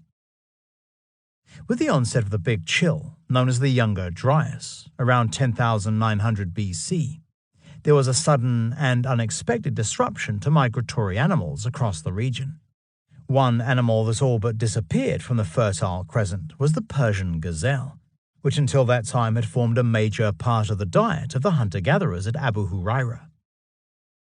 Adding to the problems of the Epi-Paleolithic hunter-gatherers was the disappearance of forageable foods, such as wild grain and pistachio nuts, almost certainly caused by the rapid climate change, which had brought with it a severe drought, revealed by an analysis of plant remains recovered from Abu Huraira. In the end, its inhabitants were left with no alternative but to seek warmer climes. It was the same throughout the Fertile Crescent, Natufian settlements being abandoned to the elements, their distinctive style of living vanishing completely. The Mini-Ice Age lasted for approximately 1,300 years. After its cessation around 9600 BC, just before the creation of the first large enclosures at Gobekli Tepe, the temperatures began to rise again. A new community was established at Abu Huraira, which built mud brick houses on the site of earlier dwellings. The inhabitants, now classed as members of the pre-pottery Neolithic A culture, used much fatter grain seeds for cultivation, making this perhaps one of the oldest sites where the domestication of cereal crops is thought to have occurred. Microspherules and SLOs. Theories about Tel Abu Huraira and its role in the birth of agriculture at the point of transition from the Epi-Paleolithic Age to the earliest Neolithic farming communities remain controversial. Yet none of the scholars attempting to understand the evolution of the site and its place in the emergence of the pre-pottery Neolithic world can have been prepared for what an 18-member international team of researchers, including James Kennett, professor of earth science at the University of California, found after examining sediment materials removed from the site during Moore's excavation in 1972 and 1973. Soil taken from a depth of 11.8 feet, 3.6 meters below the surface, revealed quite astonishingly that it contained large quantities of almost nano-sized magnetic and glass balls, known as microspherules, along with something called SLOs, short for silicious scoria-like objects. These are microscopic glassy particles, up to 1/4 of an inch, roughly 6.5 millimeters in size, that are highly porous and vesiculated, which means they are full of small sacs created by gas bubbles. In appearance, the SLOs resemble scoria, the name given to jagged rock fragments ejected from volcanoes. What is so remarkable about SLOs is that they form only under incredibly high temperatures, in the range of 3,100 to 3,600 degrees Fahrenheit, 1,700 to 1,980 degrees Celsius, which, believe it or not, is the boiling point of quartz, a form of silica. This, in its molten form, is one of the main constituents of SLOs, which can appear dark brown, green, white, or black. The extraordinary heat needed to create these glassy objects rules out their manufacture by either human activity or volcanic action, or by any other natural process connected with the Earth itself. Also discounted was the possibility that the tiny glass objects were produced in space, then fell to Earth as micrometeors. Results show that 90% of the microspherules and SLOs are composed of elements not only distinct from cosmic material, but also closely match the geochemistry of the rocks and sediment in the area of their recovery, clearly indicating their terrestrial origin. Melt products. The microspherules and SLOs are also geochemically and morphologically comparable with each other. In other words, they derive from the same or very similar source materials. More significantly, they both show evidence of high-energy interparticle collisions, of the sort that occur inside impact plumes. Both are also comparable with melt products, tiny objects of molten glass found at Meteor Crater, Arizona, the site of an impact event around 50,000 years ago, and also at tektite-strewn fields in Australasia. Tektites are glassy objects created from a mixture of terrestrial and extraterrestrial matter ejected during impacts.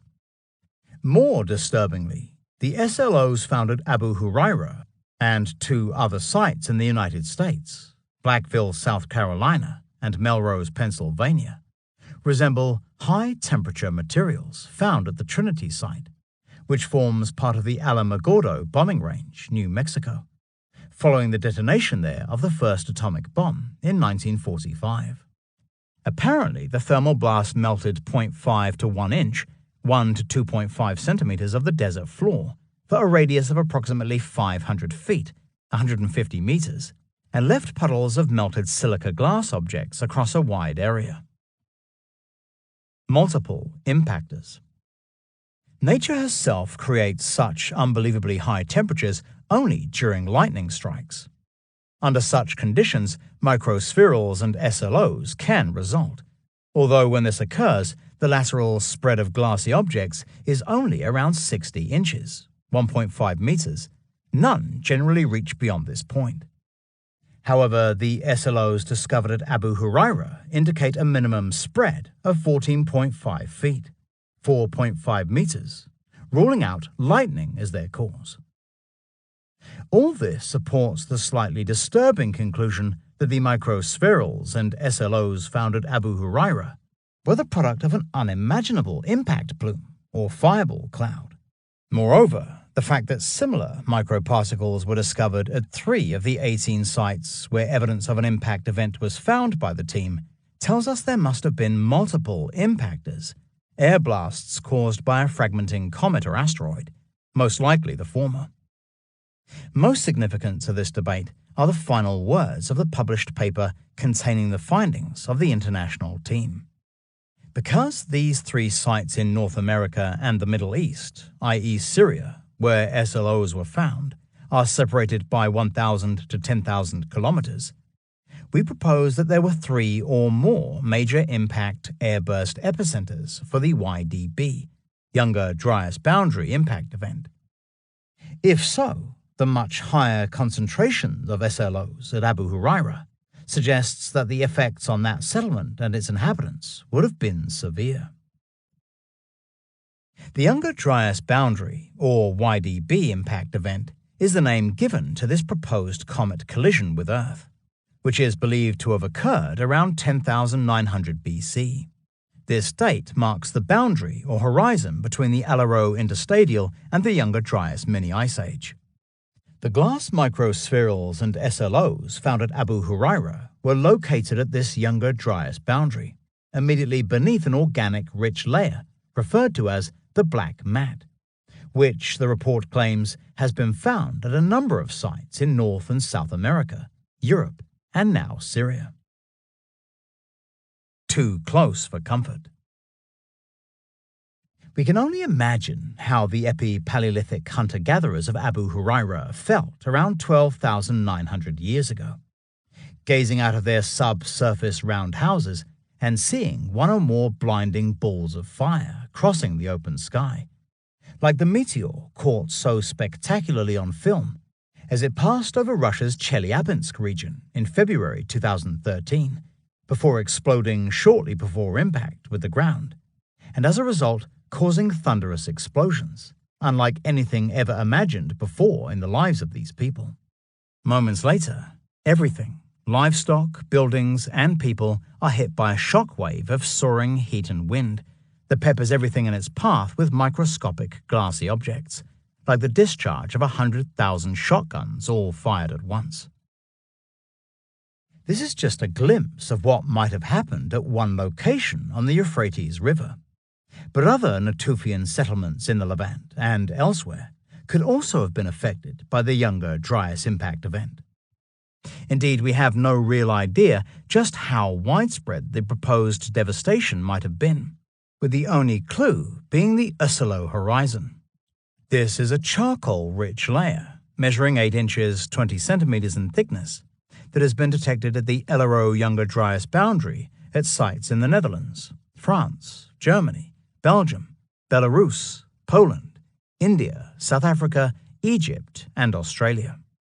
This strange black layer has been found to contain magnetic grains, microspherules, iridium, an element commonly found in cosmic impactors, and nanodiamonds, that is, pure carbon, all of which supports the conclusion that the Oslo horizon is the result of multiple impact events that sent ash, soot, and other debris high into the atmosphere. The mixture would eventually have fallen back to Earth to create the Oslo horizon, which now becomes a telltale marker for the effects of the impact event around 12,900 years ago.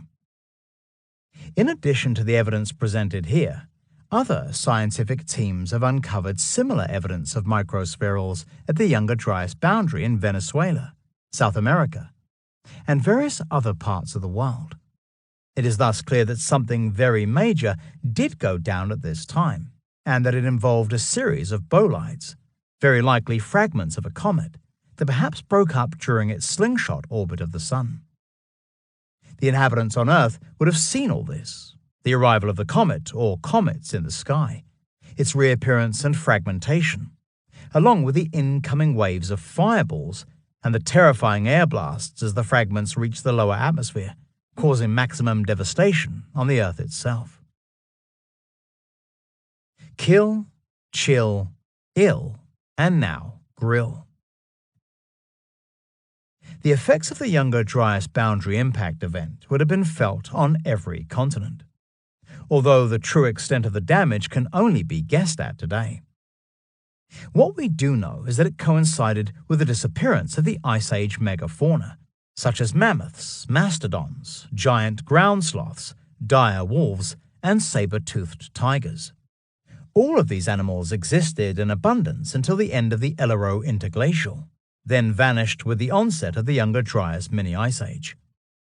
How exactly they disappeared remains a complete mystery, with 3 main theories being proposed. They died through overhunting, the overkill theory. They died because of the sudden change in temperature at the beginning of the mini-ice age, the overchill theory. Or they suffered some kind of mass epidemic, which wiped out whole species, the over-ill theory. Recently, a 4th contender has entered the debate, this being the over-grill theory, which proposes that they were decimated in the wildfires caused by the comet impact.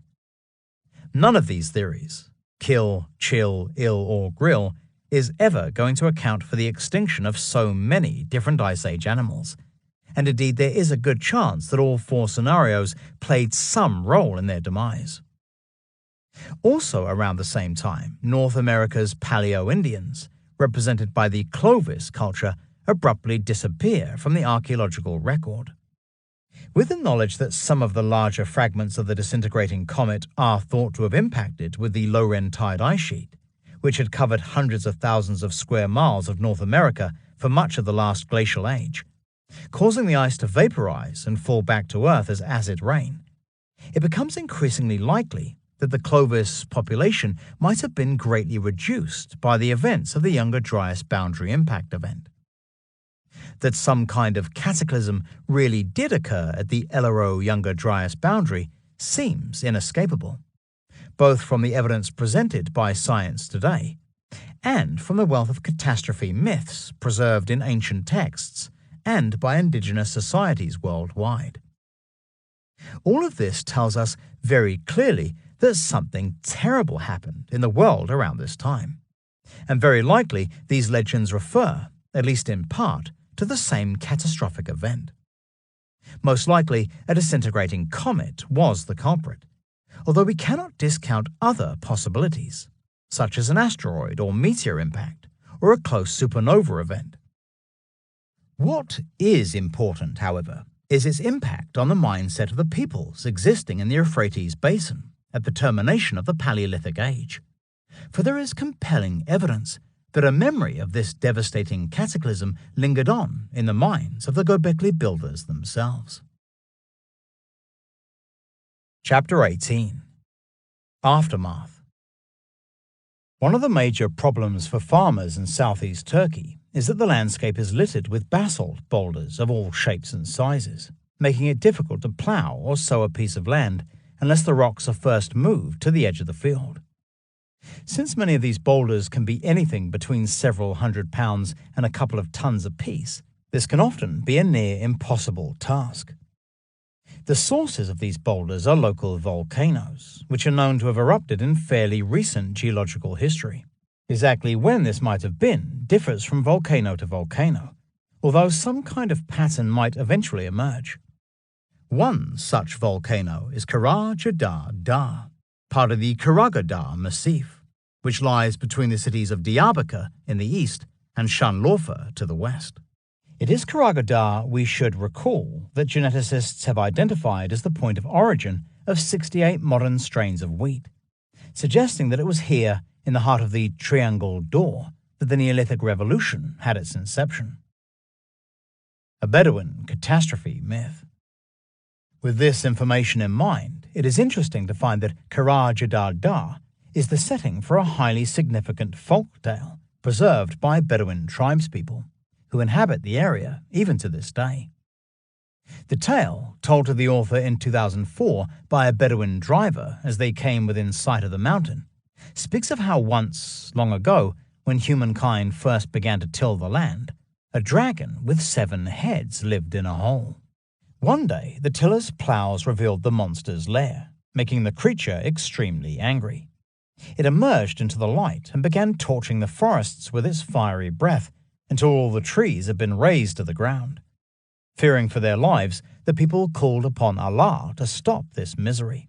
This he did by carrying the monster up through the 7 heavens until it reached the highest one, and here the dragon exploded with a great burst of fire, scattering rocks across the entire region. 7-tailed comet. Even though this story exists to help explain the countless boulders ejected by the now extinct volcano, elements within it hint at a meaning on a much deeper level. The aerial detonation of the great dragon in the 7th heaven smacks of the sudden entry into the atmosphere of a fiery bolide, a comet perhaps. The 7 heads of the dragon suggest that the comet might have fragmented into 7 pieces, or that it had multiple tails. In 1907, Comet Daniel appeared in our skies with 7 tails, leading one astronomer to refer to it as this awesome 7-tailed monster. That the 7-headed dragon of the story torched the forests with its fiery breath until all the trees had been razed to the ground is another clear sign that this was more than simply the action of a volcano. If this Bedouin folktale does recall some memory of the Younger Dryas boundary impact event, as well as an eruption of Kara Jadar triggered at the same time, then this is very important indeed, especially as the mountain, although a full 50 miles, 80 kilometers away from Gobekli Tepe, is just about visible on the northeast horizon. Even more significant, however, is the reference in the story to the first tillers of the land, disturbing the lair of the fiery dragon, resulting in it wreaking havoc on the world. Does this allude to the first people to begin cereal cultivation in the Triangular Door at the beginning of the Neolithic Age? The fact that this tilling of the land was said to have triggered these catastrophic events need not worry us, as after 13,000 years, confusion as to what happened in which order is understandable. Behind this archaic story is one final piece of useful information. The folk tale tells us it was the tillers' actions that caused the release of the dragon. In other words, the inhabitants of the region, whose descendants we know became the first farmers, blamed themselves for the destruction it caused. If correct, then we can better understand why the epi-Paleolithic hunter-gatherers of southeast Anatolia so feared a repeat of these events, for in their minds it was their actions that had caused the original catastrophe, in which case it could all happen again if they were not careful. The definition, perhaps, of Barbara Hand Close catastrophobia. No wonder these people might have accepted the offer of an incoming elite to rid them of this constant fear, a decision that led eventually to the construction of Gobekli Tepe. Professor Schmidt's opinions. Whether there is a connection between Gobekli Tepe and the Younger Dryas boundary impact event is something the author put to Professor Klaus Schmidt during an impromptu interview in September 2012. His immediate response was an emphatic no connection. It was, however, pointed out to him that there was now firm evidence that the Natufian settlement at Tel Abu Huraira on the Middle Euphrates, just 100 miles, 160 kilometers away, might have been an impact zone, and that in the opinion of the scientists who made this discovery, the effects on that settlement and its inhabitants would have been severe. Schmidt's dismissal of the subject is, however, understandable. Even if the proposed impact event of 10,900 BC really did occur in the manner described, then this was a full 1,400 years before the construction of the oldest known enclosures at Gobekli Tepe, around 9500 BC. Surely the hunter-gatherers of the region would have forgotten what had happened so many centuries after this supposed catastrophe took place. This is a valid point, although scientific evidence indicates that something catastrophic continued to happen in the world for many hundreds of years after the commencement of the Younger Dryas cold spell. Drilled cores taken from the Greenland ice sheet reveal that ammonium levels in the atmosphere, arguably caused by the spread of wildfires, rose suddenly around 12,900 years ago, coincident to the proposed impact event, and then remained high for hundreds of years afterward. They then spiked again around 12,340 years ago, that is 10,340 BC, suggesting that something else occurred at this time, prompting Dr. Richard Firestone of Lawrence Berkeley National Laboratory of Nuclear Science and his co-authors in their book, The Cycle of Cosmic Catastrophes, to comment, "We think that 10,340 BC may be the date of one of the impacts. In other words, we could be looking at another major impact on or around 10,340 BC, which brought to a climax a sequence of events that had been happening on and off since the initial impact some 5 centuries earlier." Firestone and his team propose that at least part of the ammonium content in the Greenland ice cores came from a disintegrating comet, the rest from the wildfires it caused. In addition to the massive spike in ammonium, corresponding to a date of 12,340 years ago, detected in the Greenland ice cores, the level of nitrate they contain also peaked at exactly the same date, 12,340 BP. Nitrate is another chemical produced by wildfires, although when the levels shoot up for both ammonium and nitrate together, it could mean that the fires in question were burning fiercely, as opposed to smoldering after the event. Compounding the mystery still further is the fact that another chemical, oxalate, also spikes in the Greenland ice core samples for the date 12,340 BP, and this too is associated with wildfires. Apparently, this peak is the highest on record for the entire 400,000 years covered by the ice cores. The importance of these findings is made clear by Firestone and his co-authors when they write, "The researchers tested a lot of ice, and they did not find any event as severe as that one, which spanned about 4 ice age cycles. We think that it was no ordinary fire, it was a cosmic one." Whether a comet was responsible for the wildfires raging some 12,340 years ago remains a matter of speculation, although the ice core samples make it clear that the world was not at all stable at that time. Remember, too, that this is a full 560 years after the proposed Younger Dryas impact event of 12,900 years ago, and just 850 years, arguably less, before the construction of the first large enclosures at Gobekli Tepe. A remedy for catastrophophobia. Mammoth building projects like Gobekli Tepe were initiated, most probably, after the inhabitants of southeast Anatolia came into contact with other parties, most likely displaced peoples from some other part of the ancient world.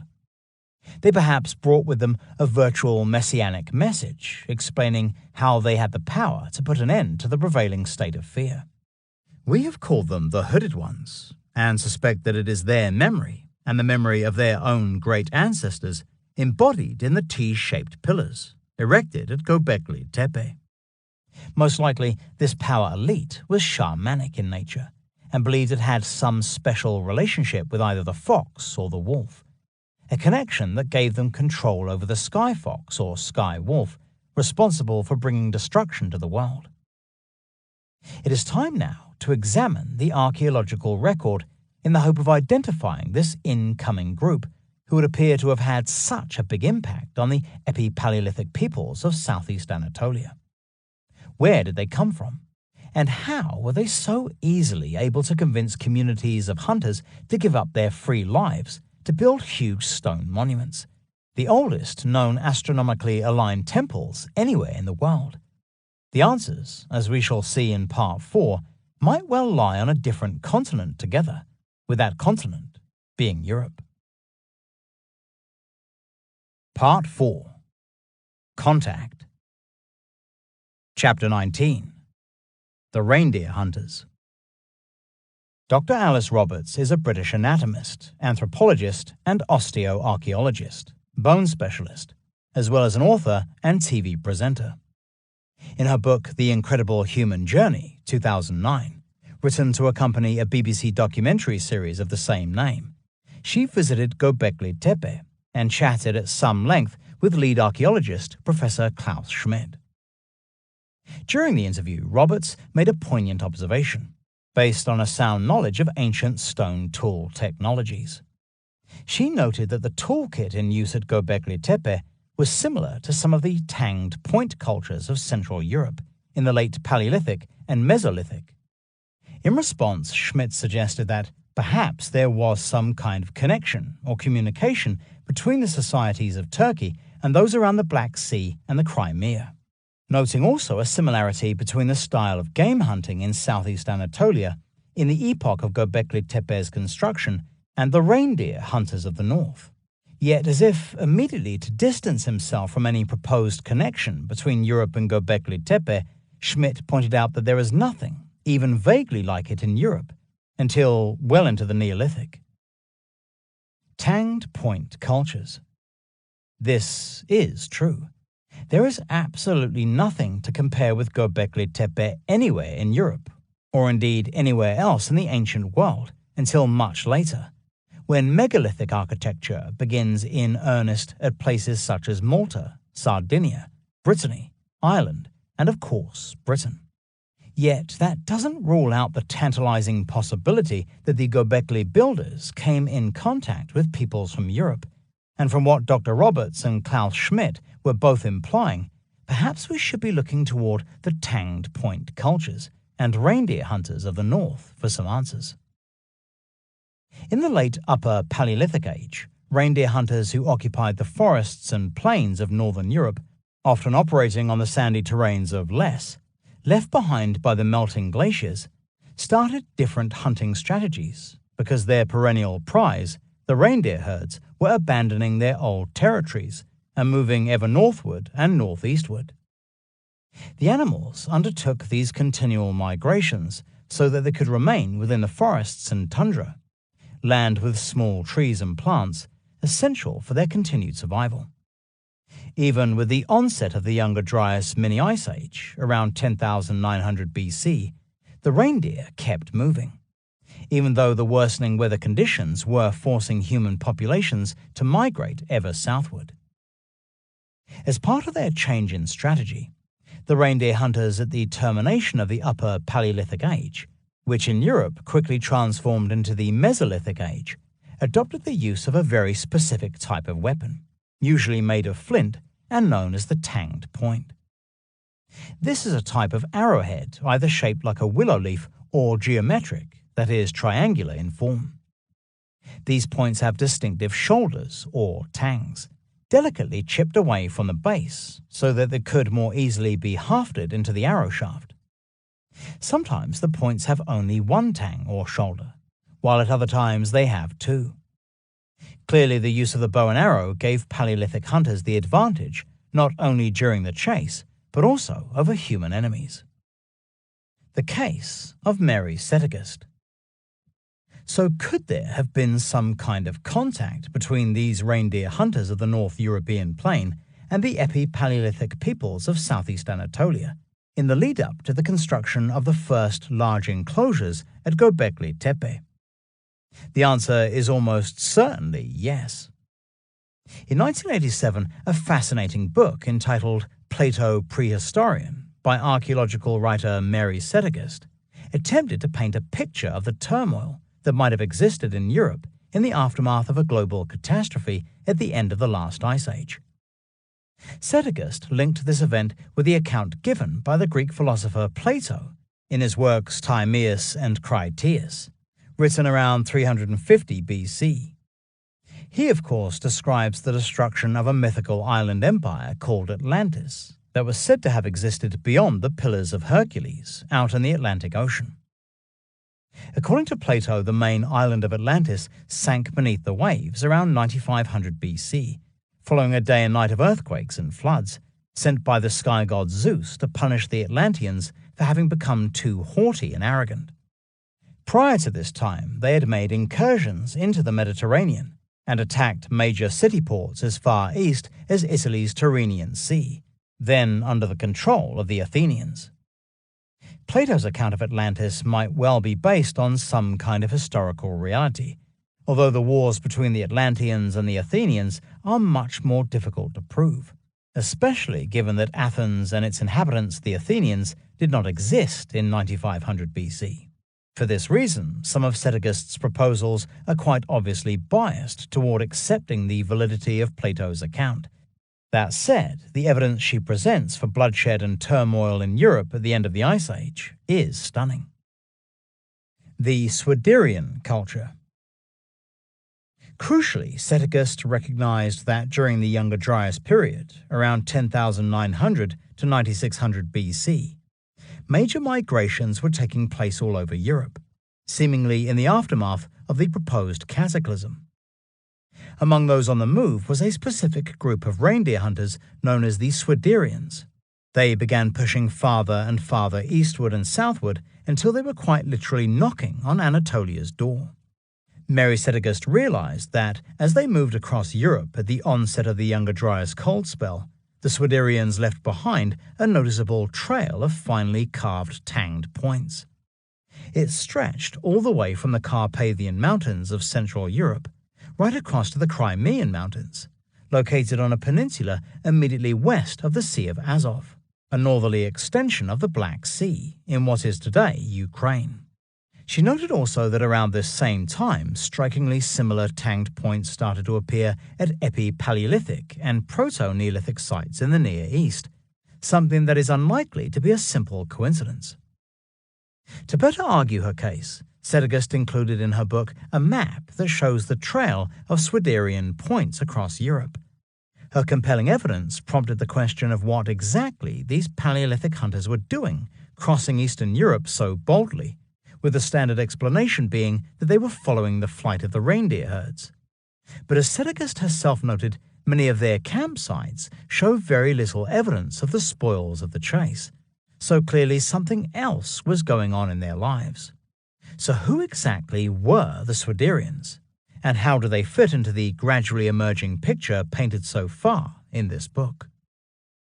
The Swiderian landscape. The Swiderians take their name from an occupational type site, where their unique style of stone tool technology was first recognized. This is Wydre Wilke in Otwock near Warsaw in Poland, which now forms one of the thousands of campsites, workstations and settlement sites that the culture created across a vast territory, stretching from Poland in the west across to Belarus, Lithuania, Latvia, Estonia, Moldova and Ukraine. They make their presence known for the first time at the beginning of the Younger Dryas period, occupying the forests, steppes and glacial loess of the East European plain, and settling on major rivers, including the Vistula, Oder and Varta in the west, and the Dnieper, Volga, Oka and Don in the east. In addition to this, they are known to have occupied the northern and eastern foothills of the Carpathian Mountains, which embrace Slovakia, Poland, Hungary, Ukraine, and Romania, which is made up of the former kingdoms of Transylvania, Wallachia, and Western Moldavia. The culture's principal calling cards, so to speak, were their distinctive tanged points, along with their exquisitely finished leaf-shaped points. Prehistorians propose that the Swiderians were an offshoot of one of the pre-existing reindeer hunting traditions of northern Europe, either the Hamburgian Arenborgian cultures of North Germany, or more likely, the Bromian Ljungby cultures of Denmark and the Scandinavian peninsula. Together, they form what is known as the Tanged Point techno-complex. Yet as we see next, the Swiderians had ancient roots that marked them out as more successful than their contemporaries. They would seem also to have had a great motivation and drive that has allowed them to be credited with the foundation of various subgroups that were instrumental in the establishment of European culture and language on a number of different levels. It is a long road from Central Europe to Anatolia, but it is one we must now take to create a better picture of why exactly the Swiderians are so crucial to the story of Gobekli Tepe and the rise of civilization in the ancient world. Chapter 20. Swiderian Dawn. The effect the Younger Dryas boundary impact event of 10,900 BC might have had on Europe remains unclear. Yet evidence of its aftermath can be found at sites across the continent, as the Oslo Horizon, the 8-inch, 20-centimeter charcoal-rich layer lying between soils, signifying the termination of the Ellero interstadial, and the commencement of the Younger Dryas mini-ice age around 10,900 BC. Listed among the countries in Europe where this black layer has been found are the Netherlands, France, Germany, and Belgium, as well as known Swiderian territories such as Belarus and, as we shall see now, Poland. The Vitov people. At the beginning of the 1960s, archaeologists working on a site at Vitov, near Lowczyce in the Polish province of Łódź, were puzzled to find a charcoal layer in late glacial dune, comparable to the Oslo layer. This layer was found to contain flint artifacts, forming a hitherto unknown assemblage. While in the sand immediately above this black mat, archaeologists came across stone implements belonging to the Middle Swiderian industry, showing that the Swiderian reindeer hunters were here at this time. In addition to the flint implements, archaeologists found at Vitov 4 large ovoid huts, all aligned east-west. Each one contained various finds, including a noticeable amount of hematite, which is a highly magnetic iron-based mineral, usually rust-red in color. It is crushed to make a pigment called ochre, used in rock art and human decoration, such as tattoos and body paint. Radiocarbon analyses for the charcoal layer provided dates in the region of 10,820 plus or minus 160 BP, or 8820 BC. However, when these tests took place, it was not realized that recalibration is necessary to bring raw radiocarbon dates in line with the true trend of carbon-14 release from organic materials. So when this is applied, the charcoal layer offers dates in the range of 11,000 to 10,500 BC, well within the proposed time frame of the Younger Dryas boundary impact event of around 10,900 BC. Swiderians in Crimea. The stone tools found inside the huts at Witów in Poland were initially quite a mystery to archaeologists, leading them to announce the discovery of a previously unknown culture. What they did notice, however, was similarities between the assemblage's curved back knives and blade segments, with examples found over 850 miles, 1,400 kilometers away in the Shan Koba cave in Crimea. These are now recognized as belonging to a Crimean Swiderian culture, responsible also for the manufacture of Swiderian points found at other sites in the Crimean highlands, immediately north of the Black Sea. Here, in a rock shelter known as Surin II, tanged blades have been unearthed with direct analogies to the Polish Swiderians. In other words, they are more or less identical to those found at the culture's mostly open-air sites in their original heartland of Poland and the Carpathian Mountains. More crucially, the examples found in the Surin II rock shelters are so similar to the real thing that two Russian prehistorians were led to conclude that a direct migration of a group of Swiderian population in the Crimea is not excluded. In other words, the Swiderian peoples who inhabited these caves might well have been the immediate descendants of reindeer hunters who had arrived in this region from Poland. If these migrations really did take place, then it is unbelievable evidence of the sheer endurance and willpower of these people, who crossed the entire length of Eastern Europe to end up on the Black Sea. What is more, there is tentative evidence that they did not stop their journey there. In 1959, Russian prehistorian Alexander Formasov saw evidence of stone tools of the Swiderian European style as far east as the Caucasus Mountains of Georgia, which stretch between the Black Sea in the west and the Caspian Sea in the east. If correct, then this brings the reindeer hunters within striking distance of the Armenian highlands, just a couple of 100 miles away from Gobekli Tepe. Tanged points in the Near East. Supporting the idea that the Swiderians reached even beyond the Caucasus Mountains is, as Mary Sedegast realized, the fact that a great many tanged points, strikingly similar to those manufactured in Europe, have been found at Epi-Paleolithic and early Neolithic sites across the Near East. Indeed, if they had been found on European soil, archaeologists would have had no qualms in identifying them as belonging to one or another of the North European reindeer hunting traditions. Clearly, there are certain differences in style. Sometimes the tang is trapezoid in shape, or with a slight barb. Alternatively, notches are made on either side of the blade, making it easier to haft into an arrow shaft. Despite these variations, there are enough similarities to suggest that the Swiderian reindeer hunters were somewhere in the background. Indeed, leaf-shaped tanged points that easily compare with those created as part of the Swiderian tradition have been found at Gobekli Tepe. This opens up the possibility that the European reindeer hunters, or at least their direct descendants, really were present in southeast Anatolia and might well have influenced the development of its earliest Neolithic cultures, something they certainly did in other parts of the ancient world. Post-Swiderian cultures. Having established many hundreds of settlement sites as far east as the Don and Upper Volga rivers of central Russia, Swiderian groups spread into new territories where they created post-Swiderian cultures, such as the Kunda and Butova, which thrived between the middle of the 10th millennium and the end of the 7th millennium BC in Estonia, Belarus, Latvia, and northwest Russia. Here, they adopted an advanced tool-making technique known as surface pressure flaking, a process so unique that when discovered at a Mesolithic site in North or Northeast Europe, it is seen as clear evidence of a Swiderian presence there. Pressure flaking is a process whereby a bone tool or antler is used to trim a biface, an implement shaped on both faces, by very carefully applying pressure to the edges in order to prise off rows of tiny flakes.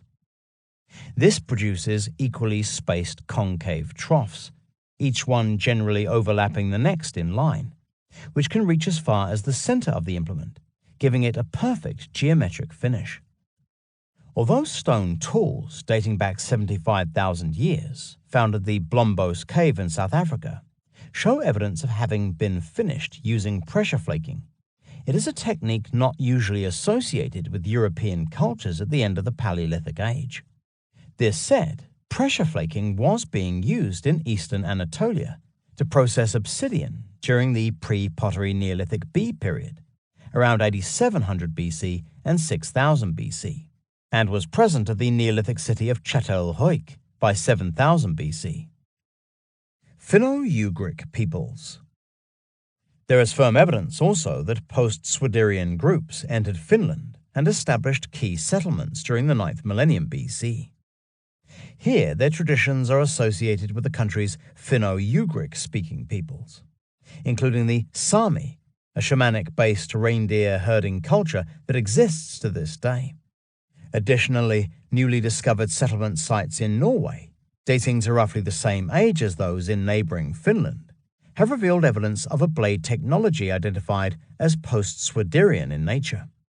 Similar tools have been found at a Mesolithic site in Lapland, northern Sweden, dated to around 6600 BC.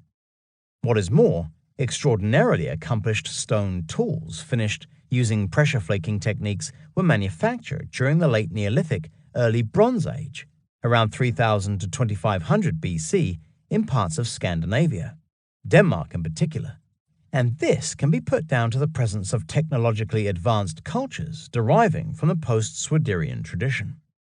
All this implies that some of the earliest influences on Finnish, Scandinavian, and Baltic ethnicity, culture, stone technology, and, very likely, mythology might well have originated with the Swiderian reindeer hunters, whose original homeland was the forests, steppes, and river valleys of Central and Eastern Europe.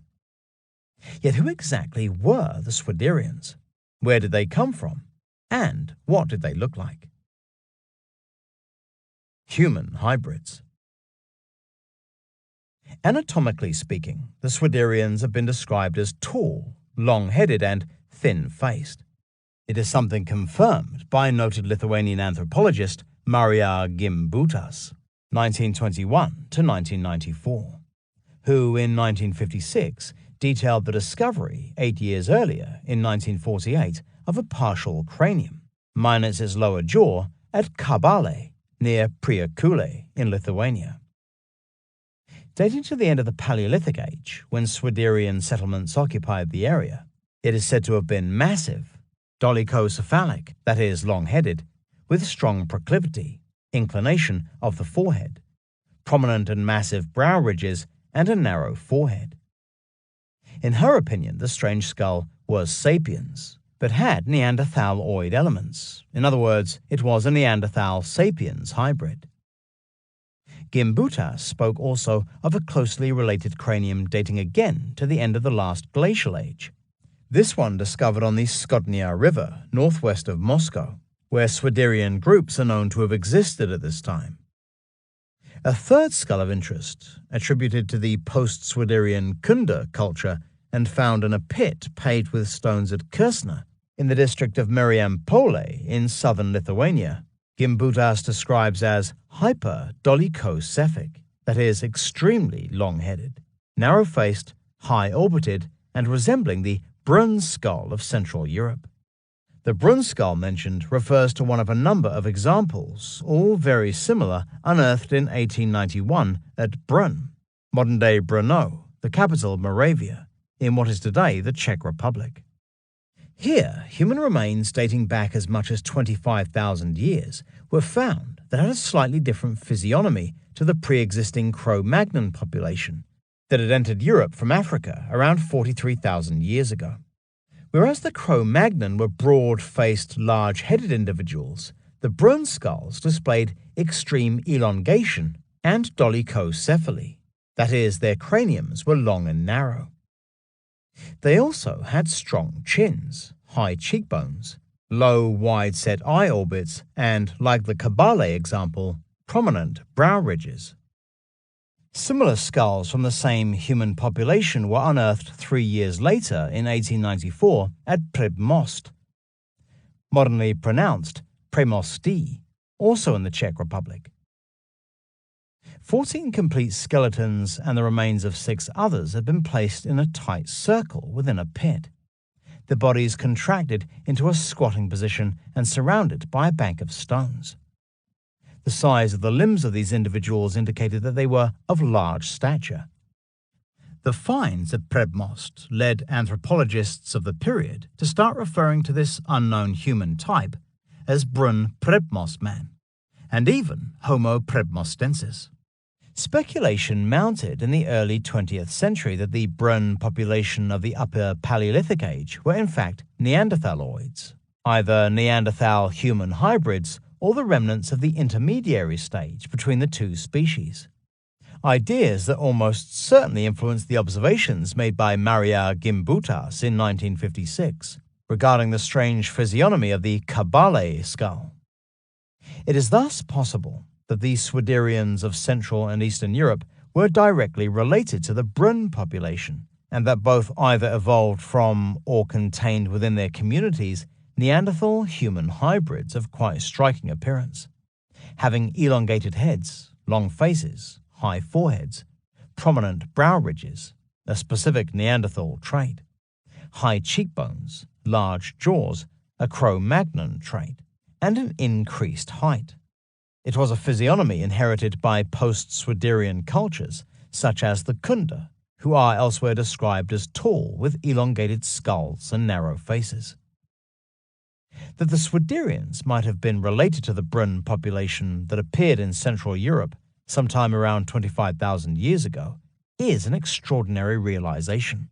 Yet it is a conclusion strengthened in the knowledge that the Swiderians might well have inherited one of the most accomplished and mysterious traditions of the Upper Paleolithic Age, that of the Solutrean, a matter we explore next. Chapter 21. The Solutrean Connection. The Solutreans are the key to the emergence of high culture across Central and Western Europe during the Upper Paleolithic Age.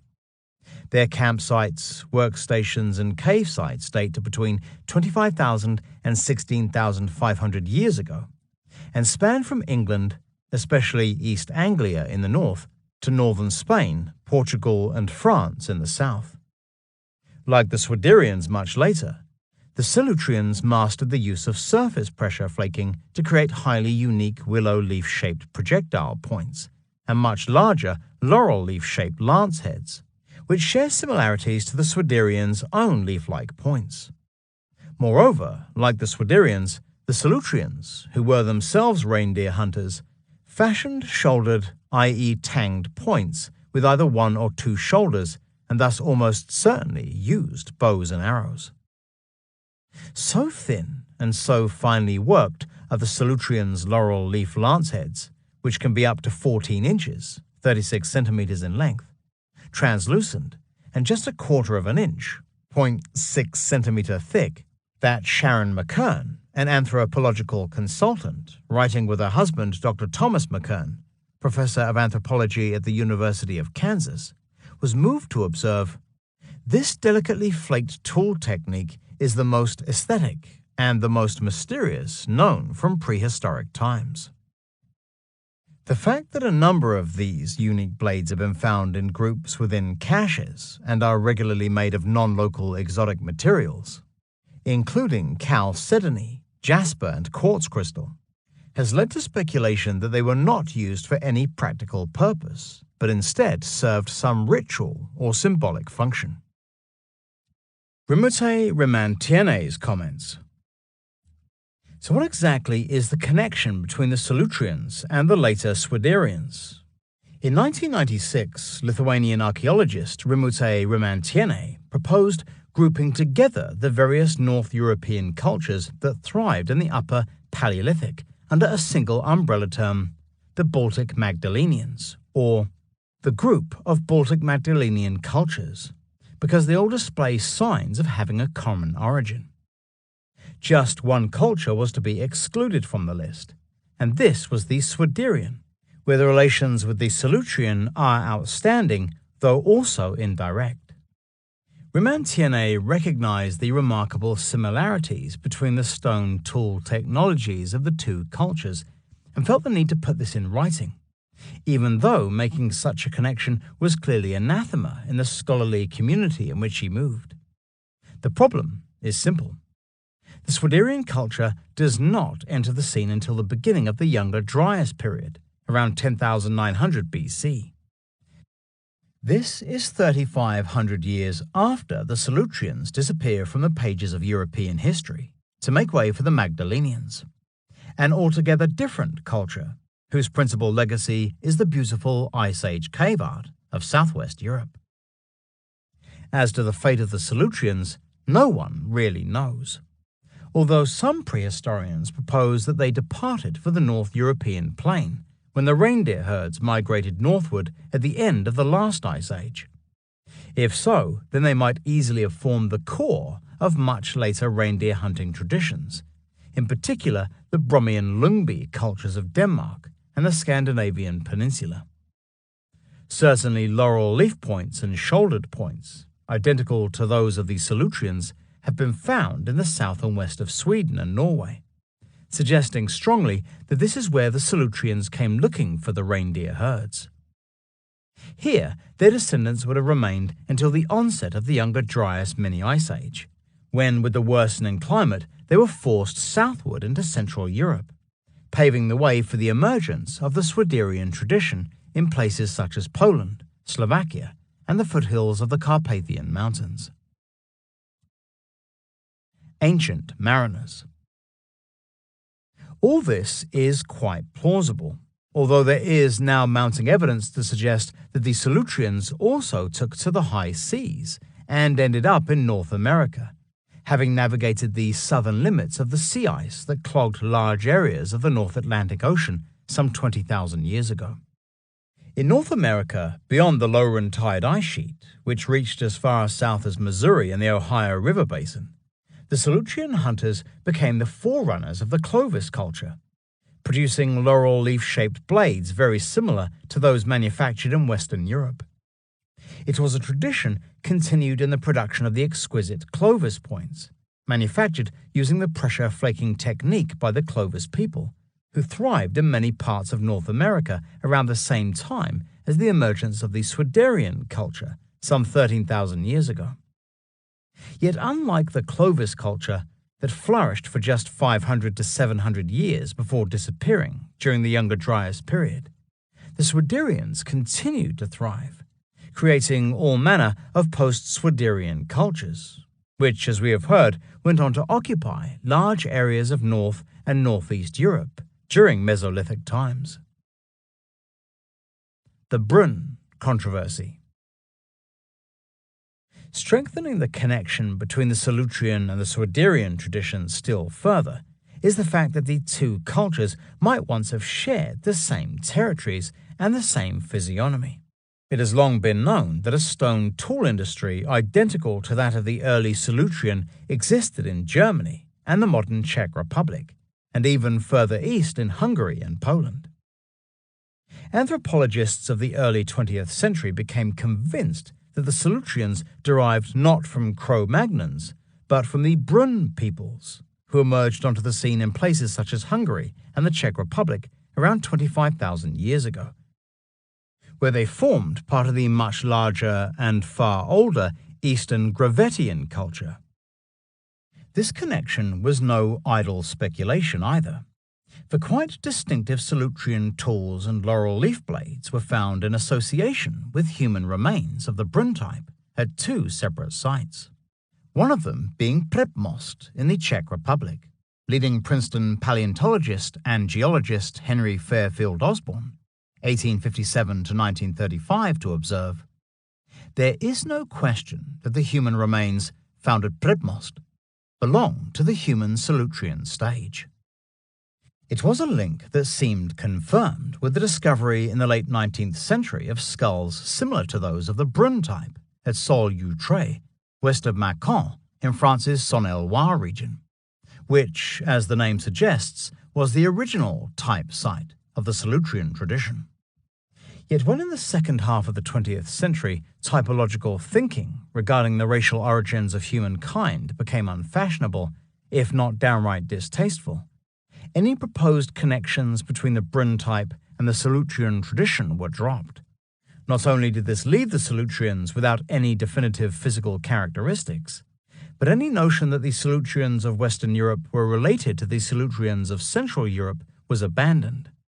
Indeed, those of Central Europe were stripped completely of their Solutrean status and reclassified as a separate culture that evolved quite independently of the Solutreans of Western Europe.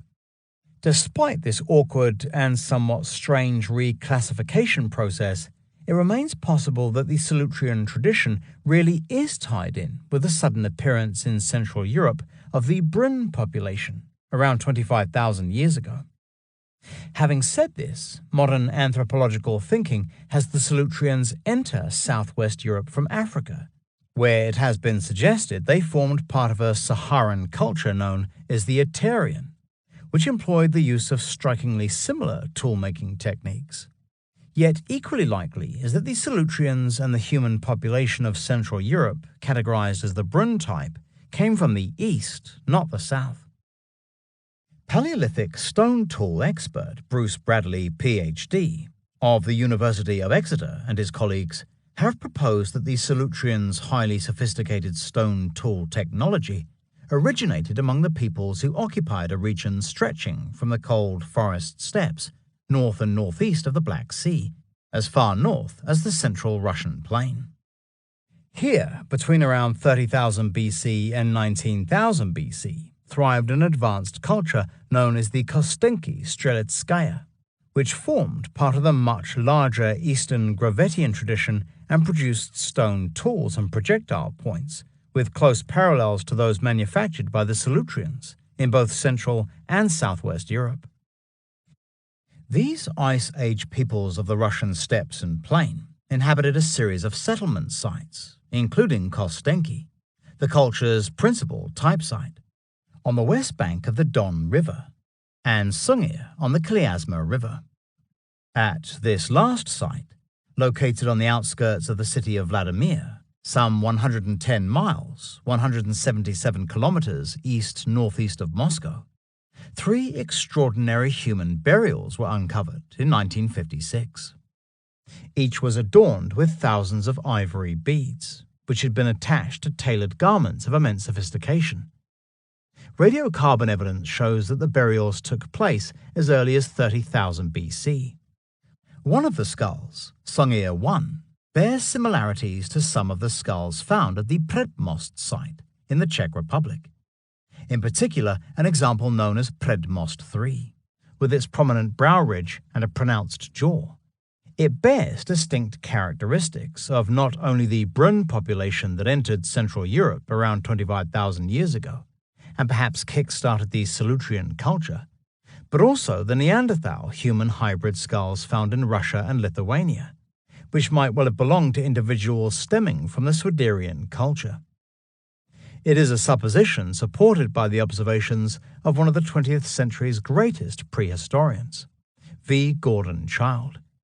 In his book, The Prehistory of European Society, published in 1958, he writes, "In Western and Central Europe, the Solutrean seems a brief episode that exercised no recognizable influence on subsequent developments. In Eastern Europe, on the contrary, Solutrean techniques were applied at times to the later East Gravettian, Kostenki flintwork, and survived locally, even in the Mesolithic Swiderian industry." Childe recognized the close similarity between the flintwork of all 3 traditions, and believed that the Swiderians and Solutreans derived their characteristic tool-making capabilities from the Kostenki-Strelitskaya culture of central Russia. In other words, their true point of origin was not to be looked for in Central Europe, but much further east, on the Russian plain, where highly advanced peoples, certainly related to the Brun population, existed at places like Kostenki and Sungir, as much as 32,000 years ago.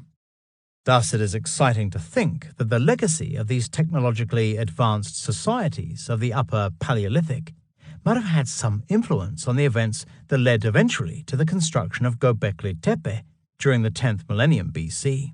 It is a surmise strengthened in the knowledge that one of the only known uses of carved stone blocks prior to the Neolithic age was among the Solutrean cave artists of southwest Europe.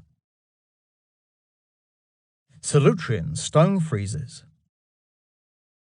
In the collapsed rock shelter of Roc des Serres, located in France's Poitou-Charentes region in the southwest of the country, archaeologists in the 1920s uncovered a series of huge limestone blocks, their front faces covered with deeply carved bas-reliefs of Ice Age animals and human forms.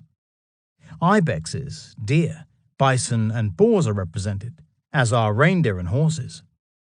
All come together to form part of a multi-piece rock frieze, originally positioned in a semicircle on a natural ledge located at the rear of the shelter.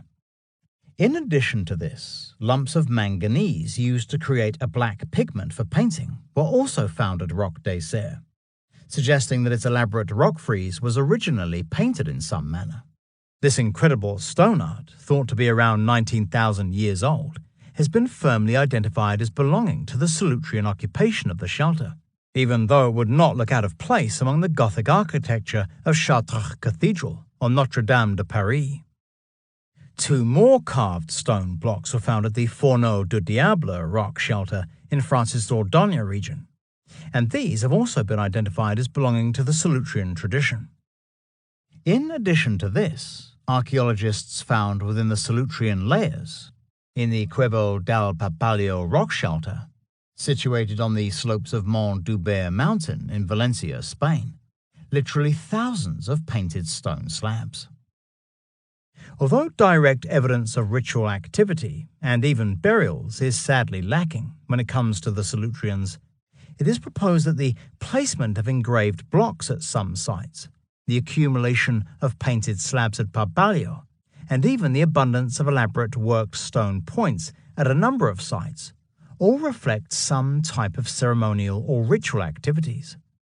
In other words, the unique rock friezes found at Solutrean sites might well have had a magico-religious function, similar to that of the decorated T-shaped pillars at Gobekli Tepe. Pursued by a bull. One block is of particular significance at Roc des Serres. It shows a human figure, a male it seems, with a pudding basin haircut and slightly bent legs. He appears to be either baiting or escaping from a pursuer in the form of a huge musk ox, its three-dimensional head lowered in readiness to charge. The clear relationship between this human form and an aggressive bovine has led to comparisons with the shaft scene in the Lascaux caves.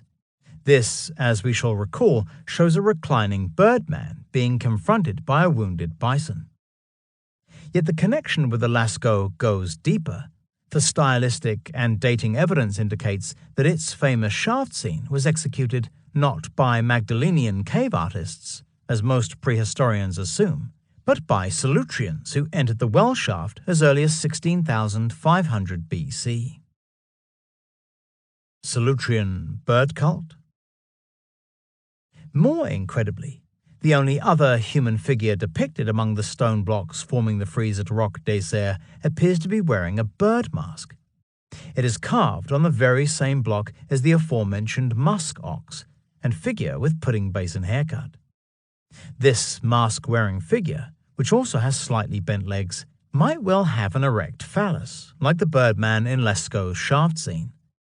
Clearly, bird totemism, perhaps involving ecstatic states and mask-wearing rituals, could have been important to the Solutrean peoples of southwest Europe.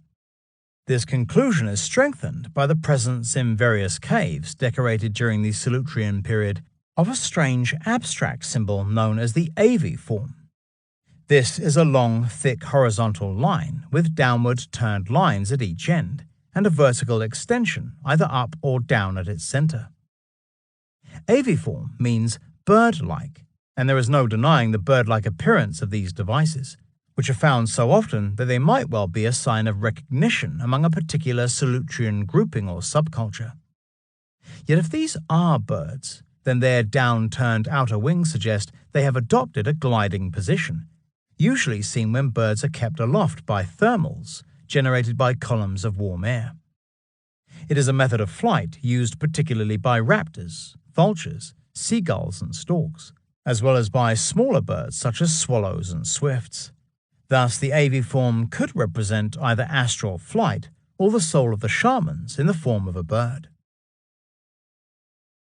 The Sky People. Maybe it was believed that a mask-wearing shaman could project his or her soul into a soaring bird to observe the herd animals below, providing vital information in advance of the chase. In this manner, high-flying birds taking advantage of warm air thermals might themselves have been identified as shamans that had adopted an avian form. If correct, then with the existence of the birdmen at Lascaux and Roc des Serres, we could be looking at evidence among the Solutreans of a semi-organized cult of the bird, which might easily have become associated not just with the sky, but also with an imagined sky pole linked to the cosmic axis, something that seems depicted in the Lascaux shaft scene.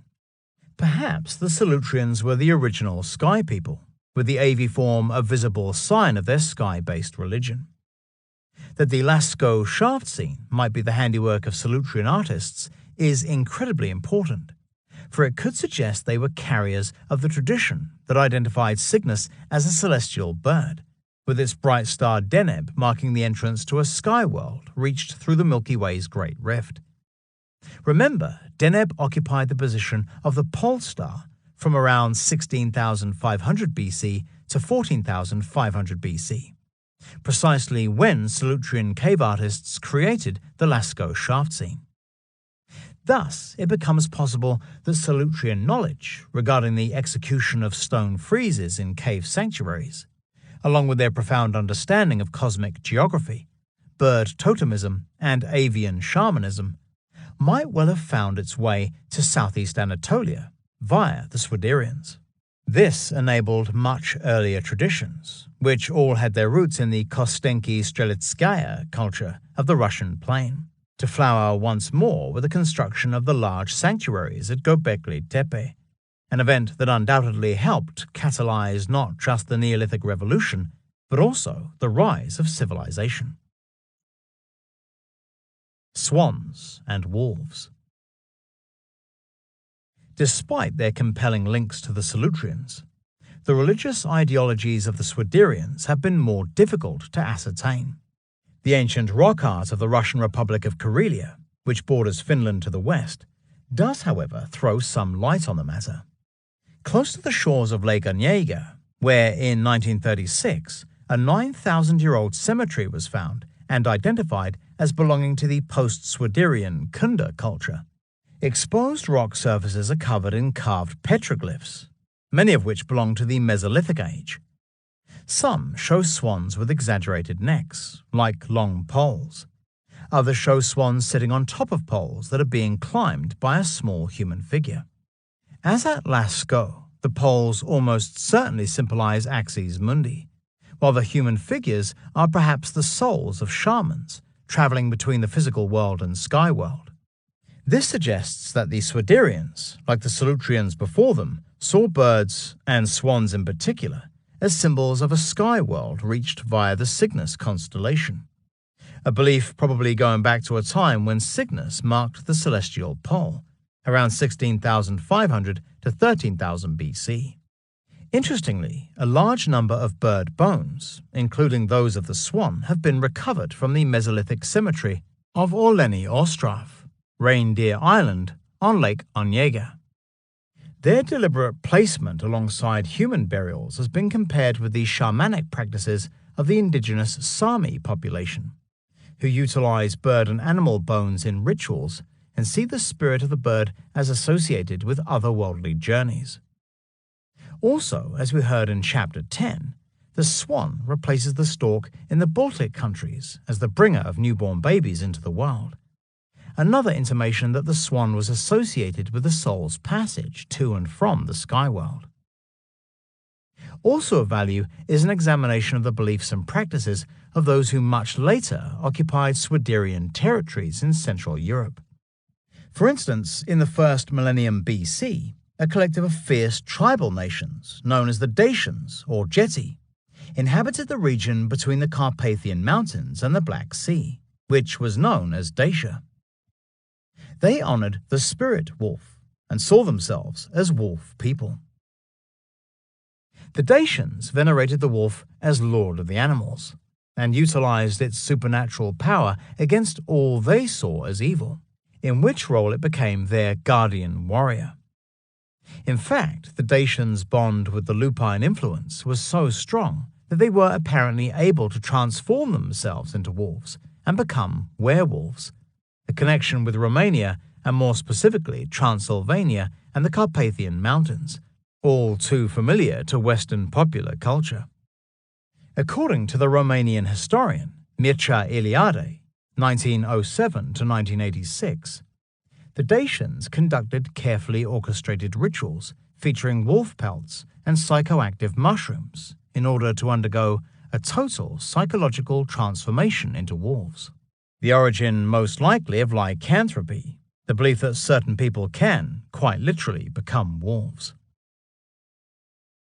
Although the Dacians thrived a full 9,000 years after the Swiderians hunted the same territories, there is a distant echo of what could be a memory of a distant cataclysm in the Dacians' use of the Draco or Drago battle standard.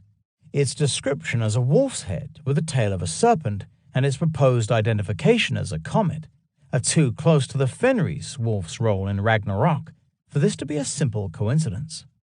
Were the Ghetto-Dacians unconsciously recalling the manner in which the world was brought to its knees by a comet likened to a heavenly wolf with a serpent's tail? If so, did they inherit these ideas from indigenous peoples whose own ancestors inhabited the Carpathian Mountains as far back as Paleolithic times? Hunting with wolves. What we do know is that the Paleolithic hunters of Central and Eastern Europe actually began to work alongside wolves, training the animals to accompany them on hunting expeditions. Modern scholarship says that this act of cooperation between human and beast cannot be seen as simply a matter of taming friendly wolves to turn them into man's best friend. Instead, it should be viewed as the adoption of a new technology, a new weapon, which, like the bow and arrow, would have increased the efficiency of the hunter during the chase. Yet from this taming of the wolf, the relationship between human and beast emerged, and there is evidence for this even among campsites belonging to the Swiderian hunters. Perhaps the Swiderians thus felt it necessary to quite literally take on the mantle of the wolf to ensure both the success of the chase and the safety of the herd against predators. Then, when the comet terrorized the planet in the guise of a sky wolf or sky fox, they played an active part in attempting to counter the supernatural creature's baleful influence, to prevent the sky pole from toppling and the world from coming to an end. Might some memory of this supernatural sky creature have passed from the post-Swiderian cultures of northeast Europe into the myths and legends of their descendants in Scandinavia? Was a representation of this cosmic trickster, identified in Norse myth as the Fenris wolf, carried aloft by the Ghetto-Dacians in the form of the Draco battle standard? And was it this knowledge that the Swiderians took with them all the way to Gobekli Tepe? If so, what motivated members of this post-Solutrean culture to journey to such distant lands? And how exactly did they come to so strongly influence the peoples of southeast Anatolia? The answer, as we see next, seems to be the exploitation of minerals, in particular, obsidian. Chapter 22. Obsidian Obsession.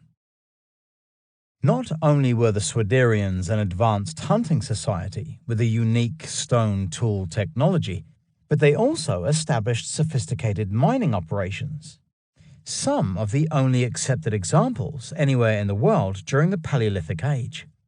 At various locations within the Świętokrzyskie, Holy Cross Mountains of central Poland, they extracted exotic forms of flint, as well as hematite used as ochre.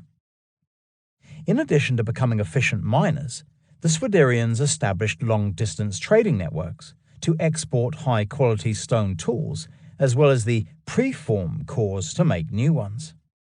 Yet, in addition to flint and ochre, one other mineral coveted by the Swiderians was the black volcanic glass known as obsidian.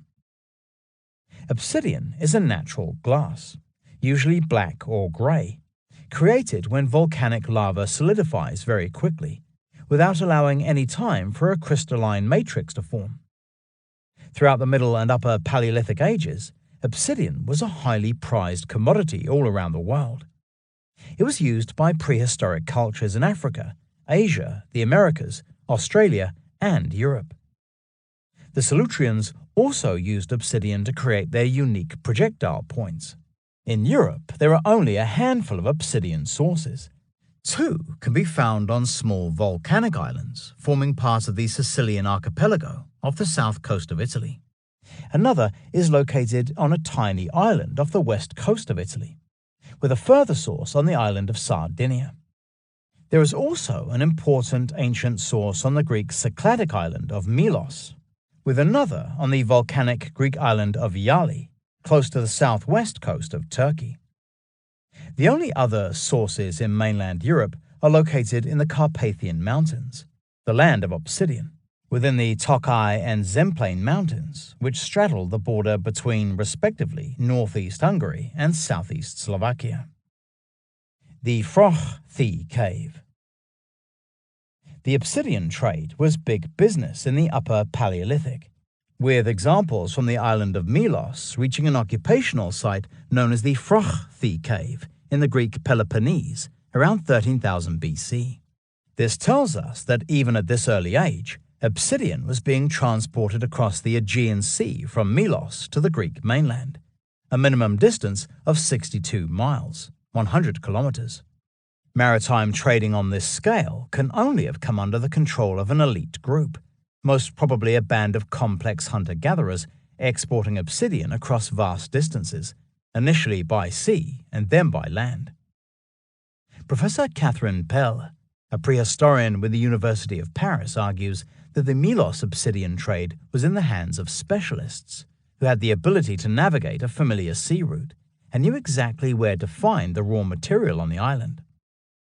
Milos obsidian might well have been transported as far as the Balkans in Neolithic times, confirming its incredible importance throughout Europe. For the Swiderians, too, it would seem to have held a special place in their stone kit. One survey of exotic materials found at late Paleolithic sites in the Carpathians showed that out of 20 Swiderian centers examined, all contained items made of obsidian. The only other contemporary Carpathian people that would seem to have taken a noticeable fancy to obsidian were the Swiderians' neighbors in Hungary, the Epi-Gravetians, i.e. late Gravetians, with a large number of items made from the volcanic glass being found in their settlement sites as well. Lethal weapon. The Swiderians used obsidian to create super-sharp tanged points, such as the one found at a site in Wolot, Subcarpathia, Poland. Being fashioned out of obsidian would have made these arrowheads among the most lethal weapons in the world. So sharp as obsidian that surgeons today use scalpel blades tipped with a black volcanic glass to make near-perfect incisions during operations. Experts in Stone Age tool production often cite the story of Don Crabtree, one of the people responsible for the rebirth of stone knapping in the 1960s and 1970s. He apparently insisted that during an operation, surgeons use obsidian blades that he himself had made. Incredibly, obsidian slices through tissue with such efficiency that it enables healing to take place easily. Metal blades, in contrast, make micro rips in body tissue that can take much longer to heal. Crow flint fire. It might not have been just the sharpness of obsidian that appealed to the Swiderians, or indeed their neighbours, the Epigravetians. We cannot say exactly how the peoples of the Upper Paleolithic viewed obsidian on a subtle level, but the fact that it was found on the slopes of volcanoes, some of which might still have been active, tells us that it could have been associated with the element of fire. Indeed, Hungarians living in the Carpathian Basin would use obsidian, picked up at prehistoric settlement sites to kindle fire. They referred to it as Vajukova, crow flint, as well as Istanila, thunderbolts, or godly arrowheads, associating it with the god of thunder and lightning. They even described obsidian as Lipkorvek, meteorite-like stones, in the belief that these shiny grey or black pieces of rock came from the sky. Obsidian religion. In the Mesoamerican tradition, obsidian was said to be blood that had congealed and gone black. Both the Aztecs and Maya used obsidian to create sacrificial knives, as well as blades and implements for auto-sacrifice, that is, bloodletting through self-inflicted incisions. Scottish folklorist Lewis Spence, 1874 to 1955, wrote in The Magic and Mysteries of Mexico, 1922, that the Mesoamerican fixation with obsidian, what he called the obsidian religion, emerged from an epoch of human history when prehistoric hunters used obsidian weapons to hunt deer.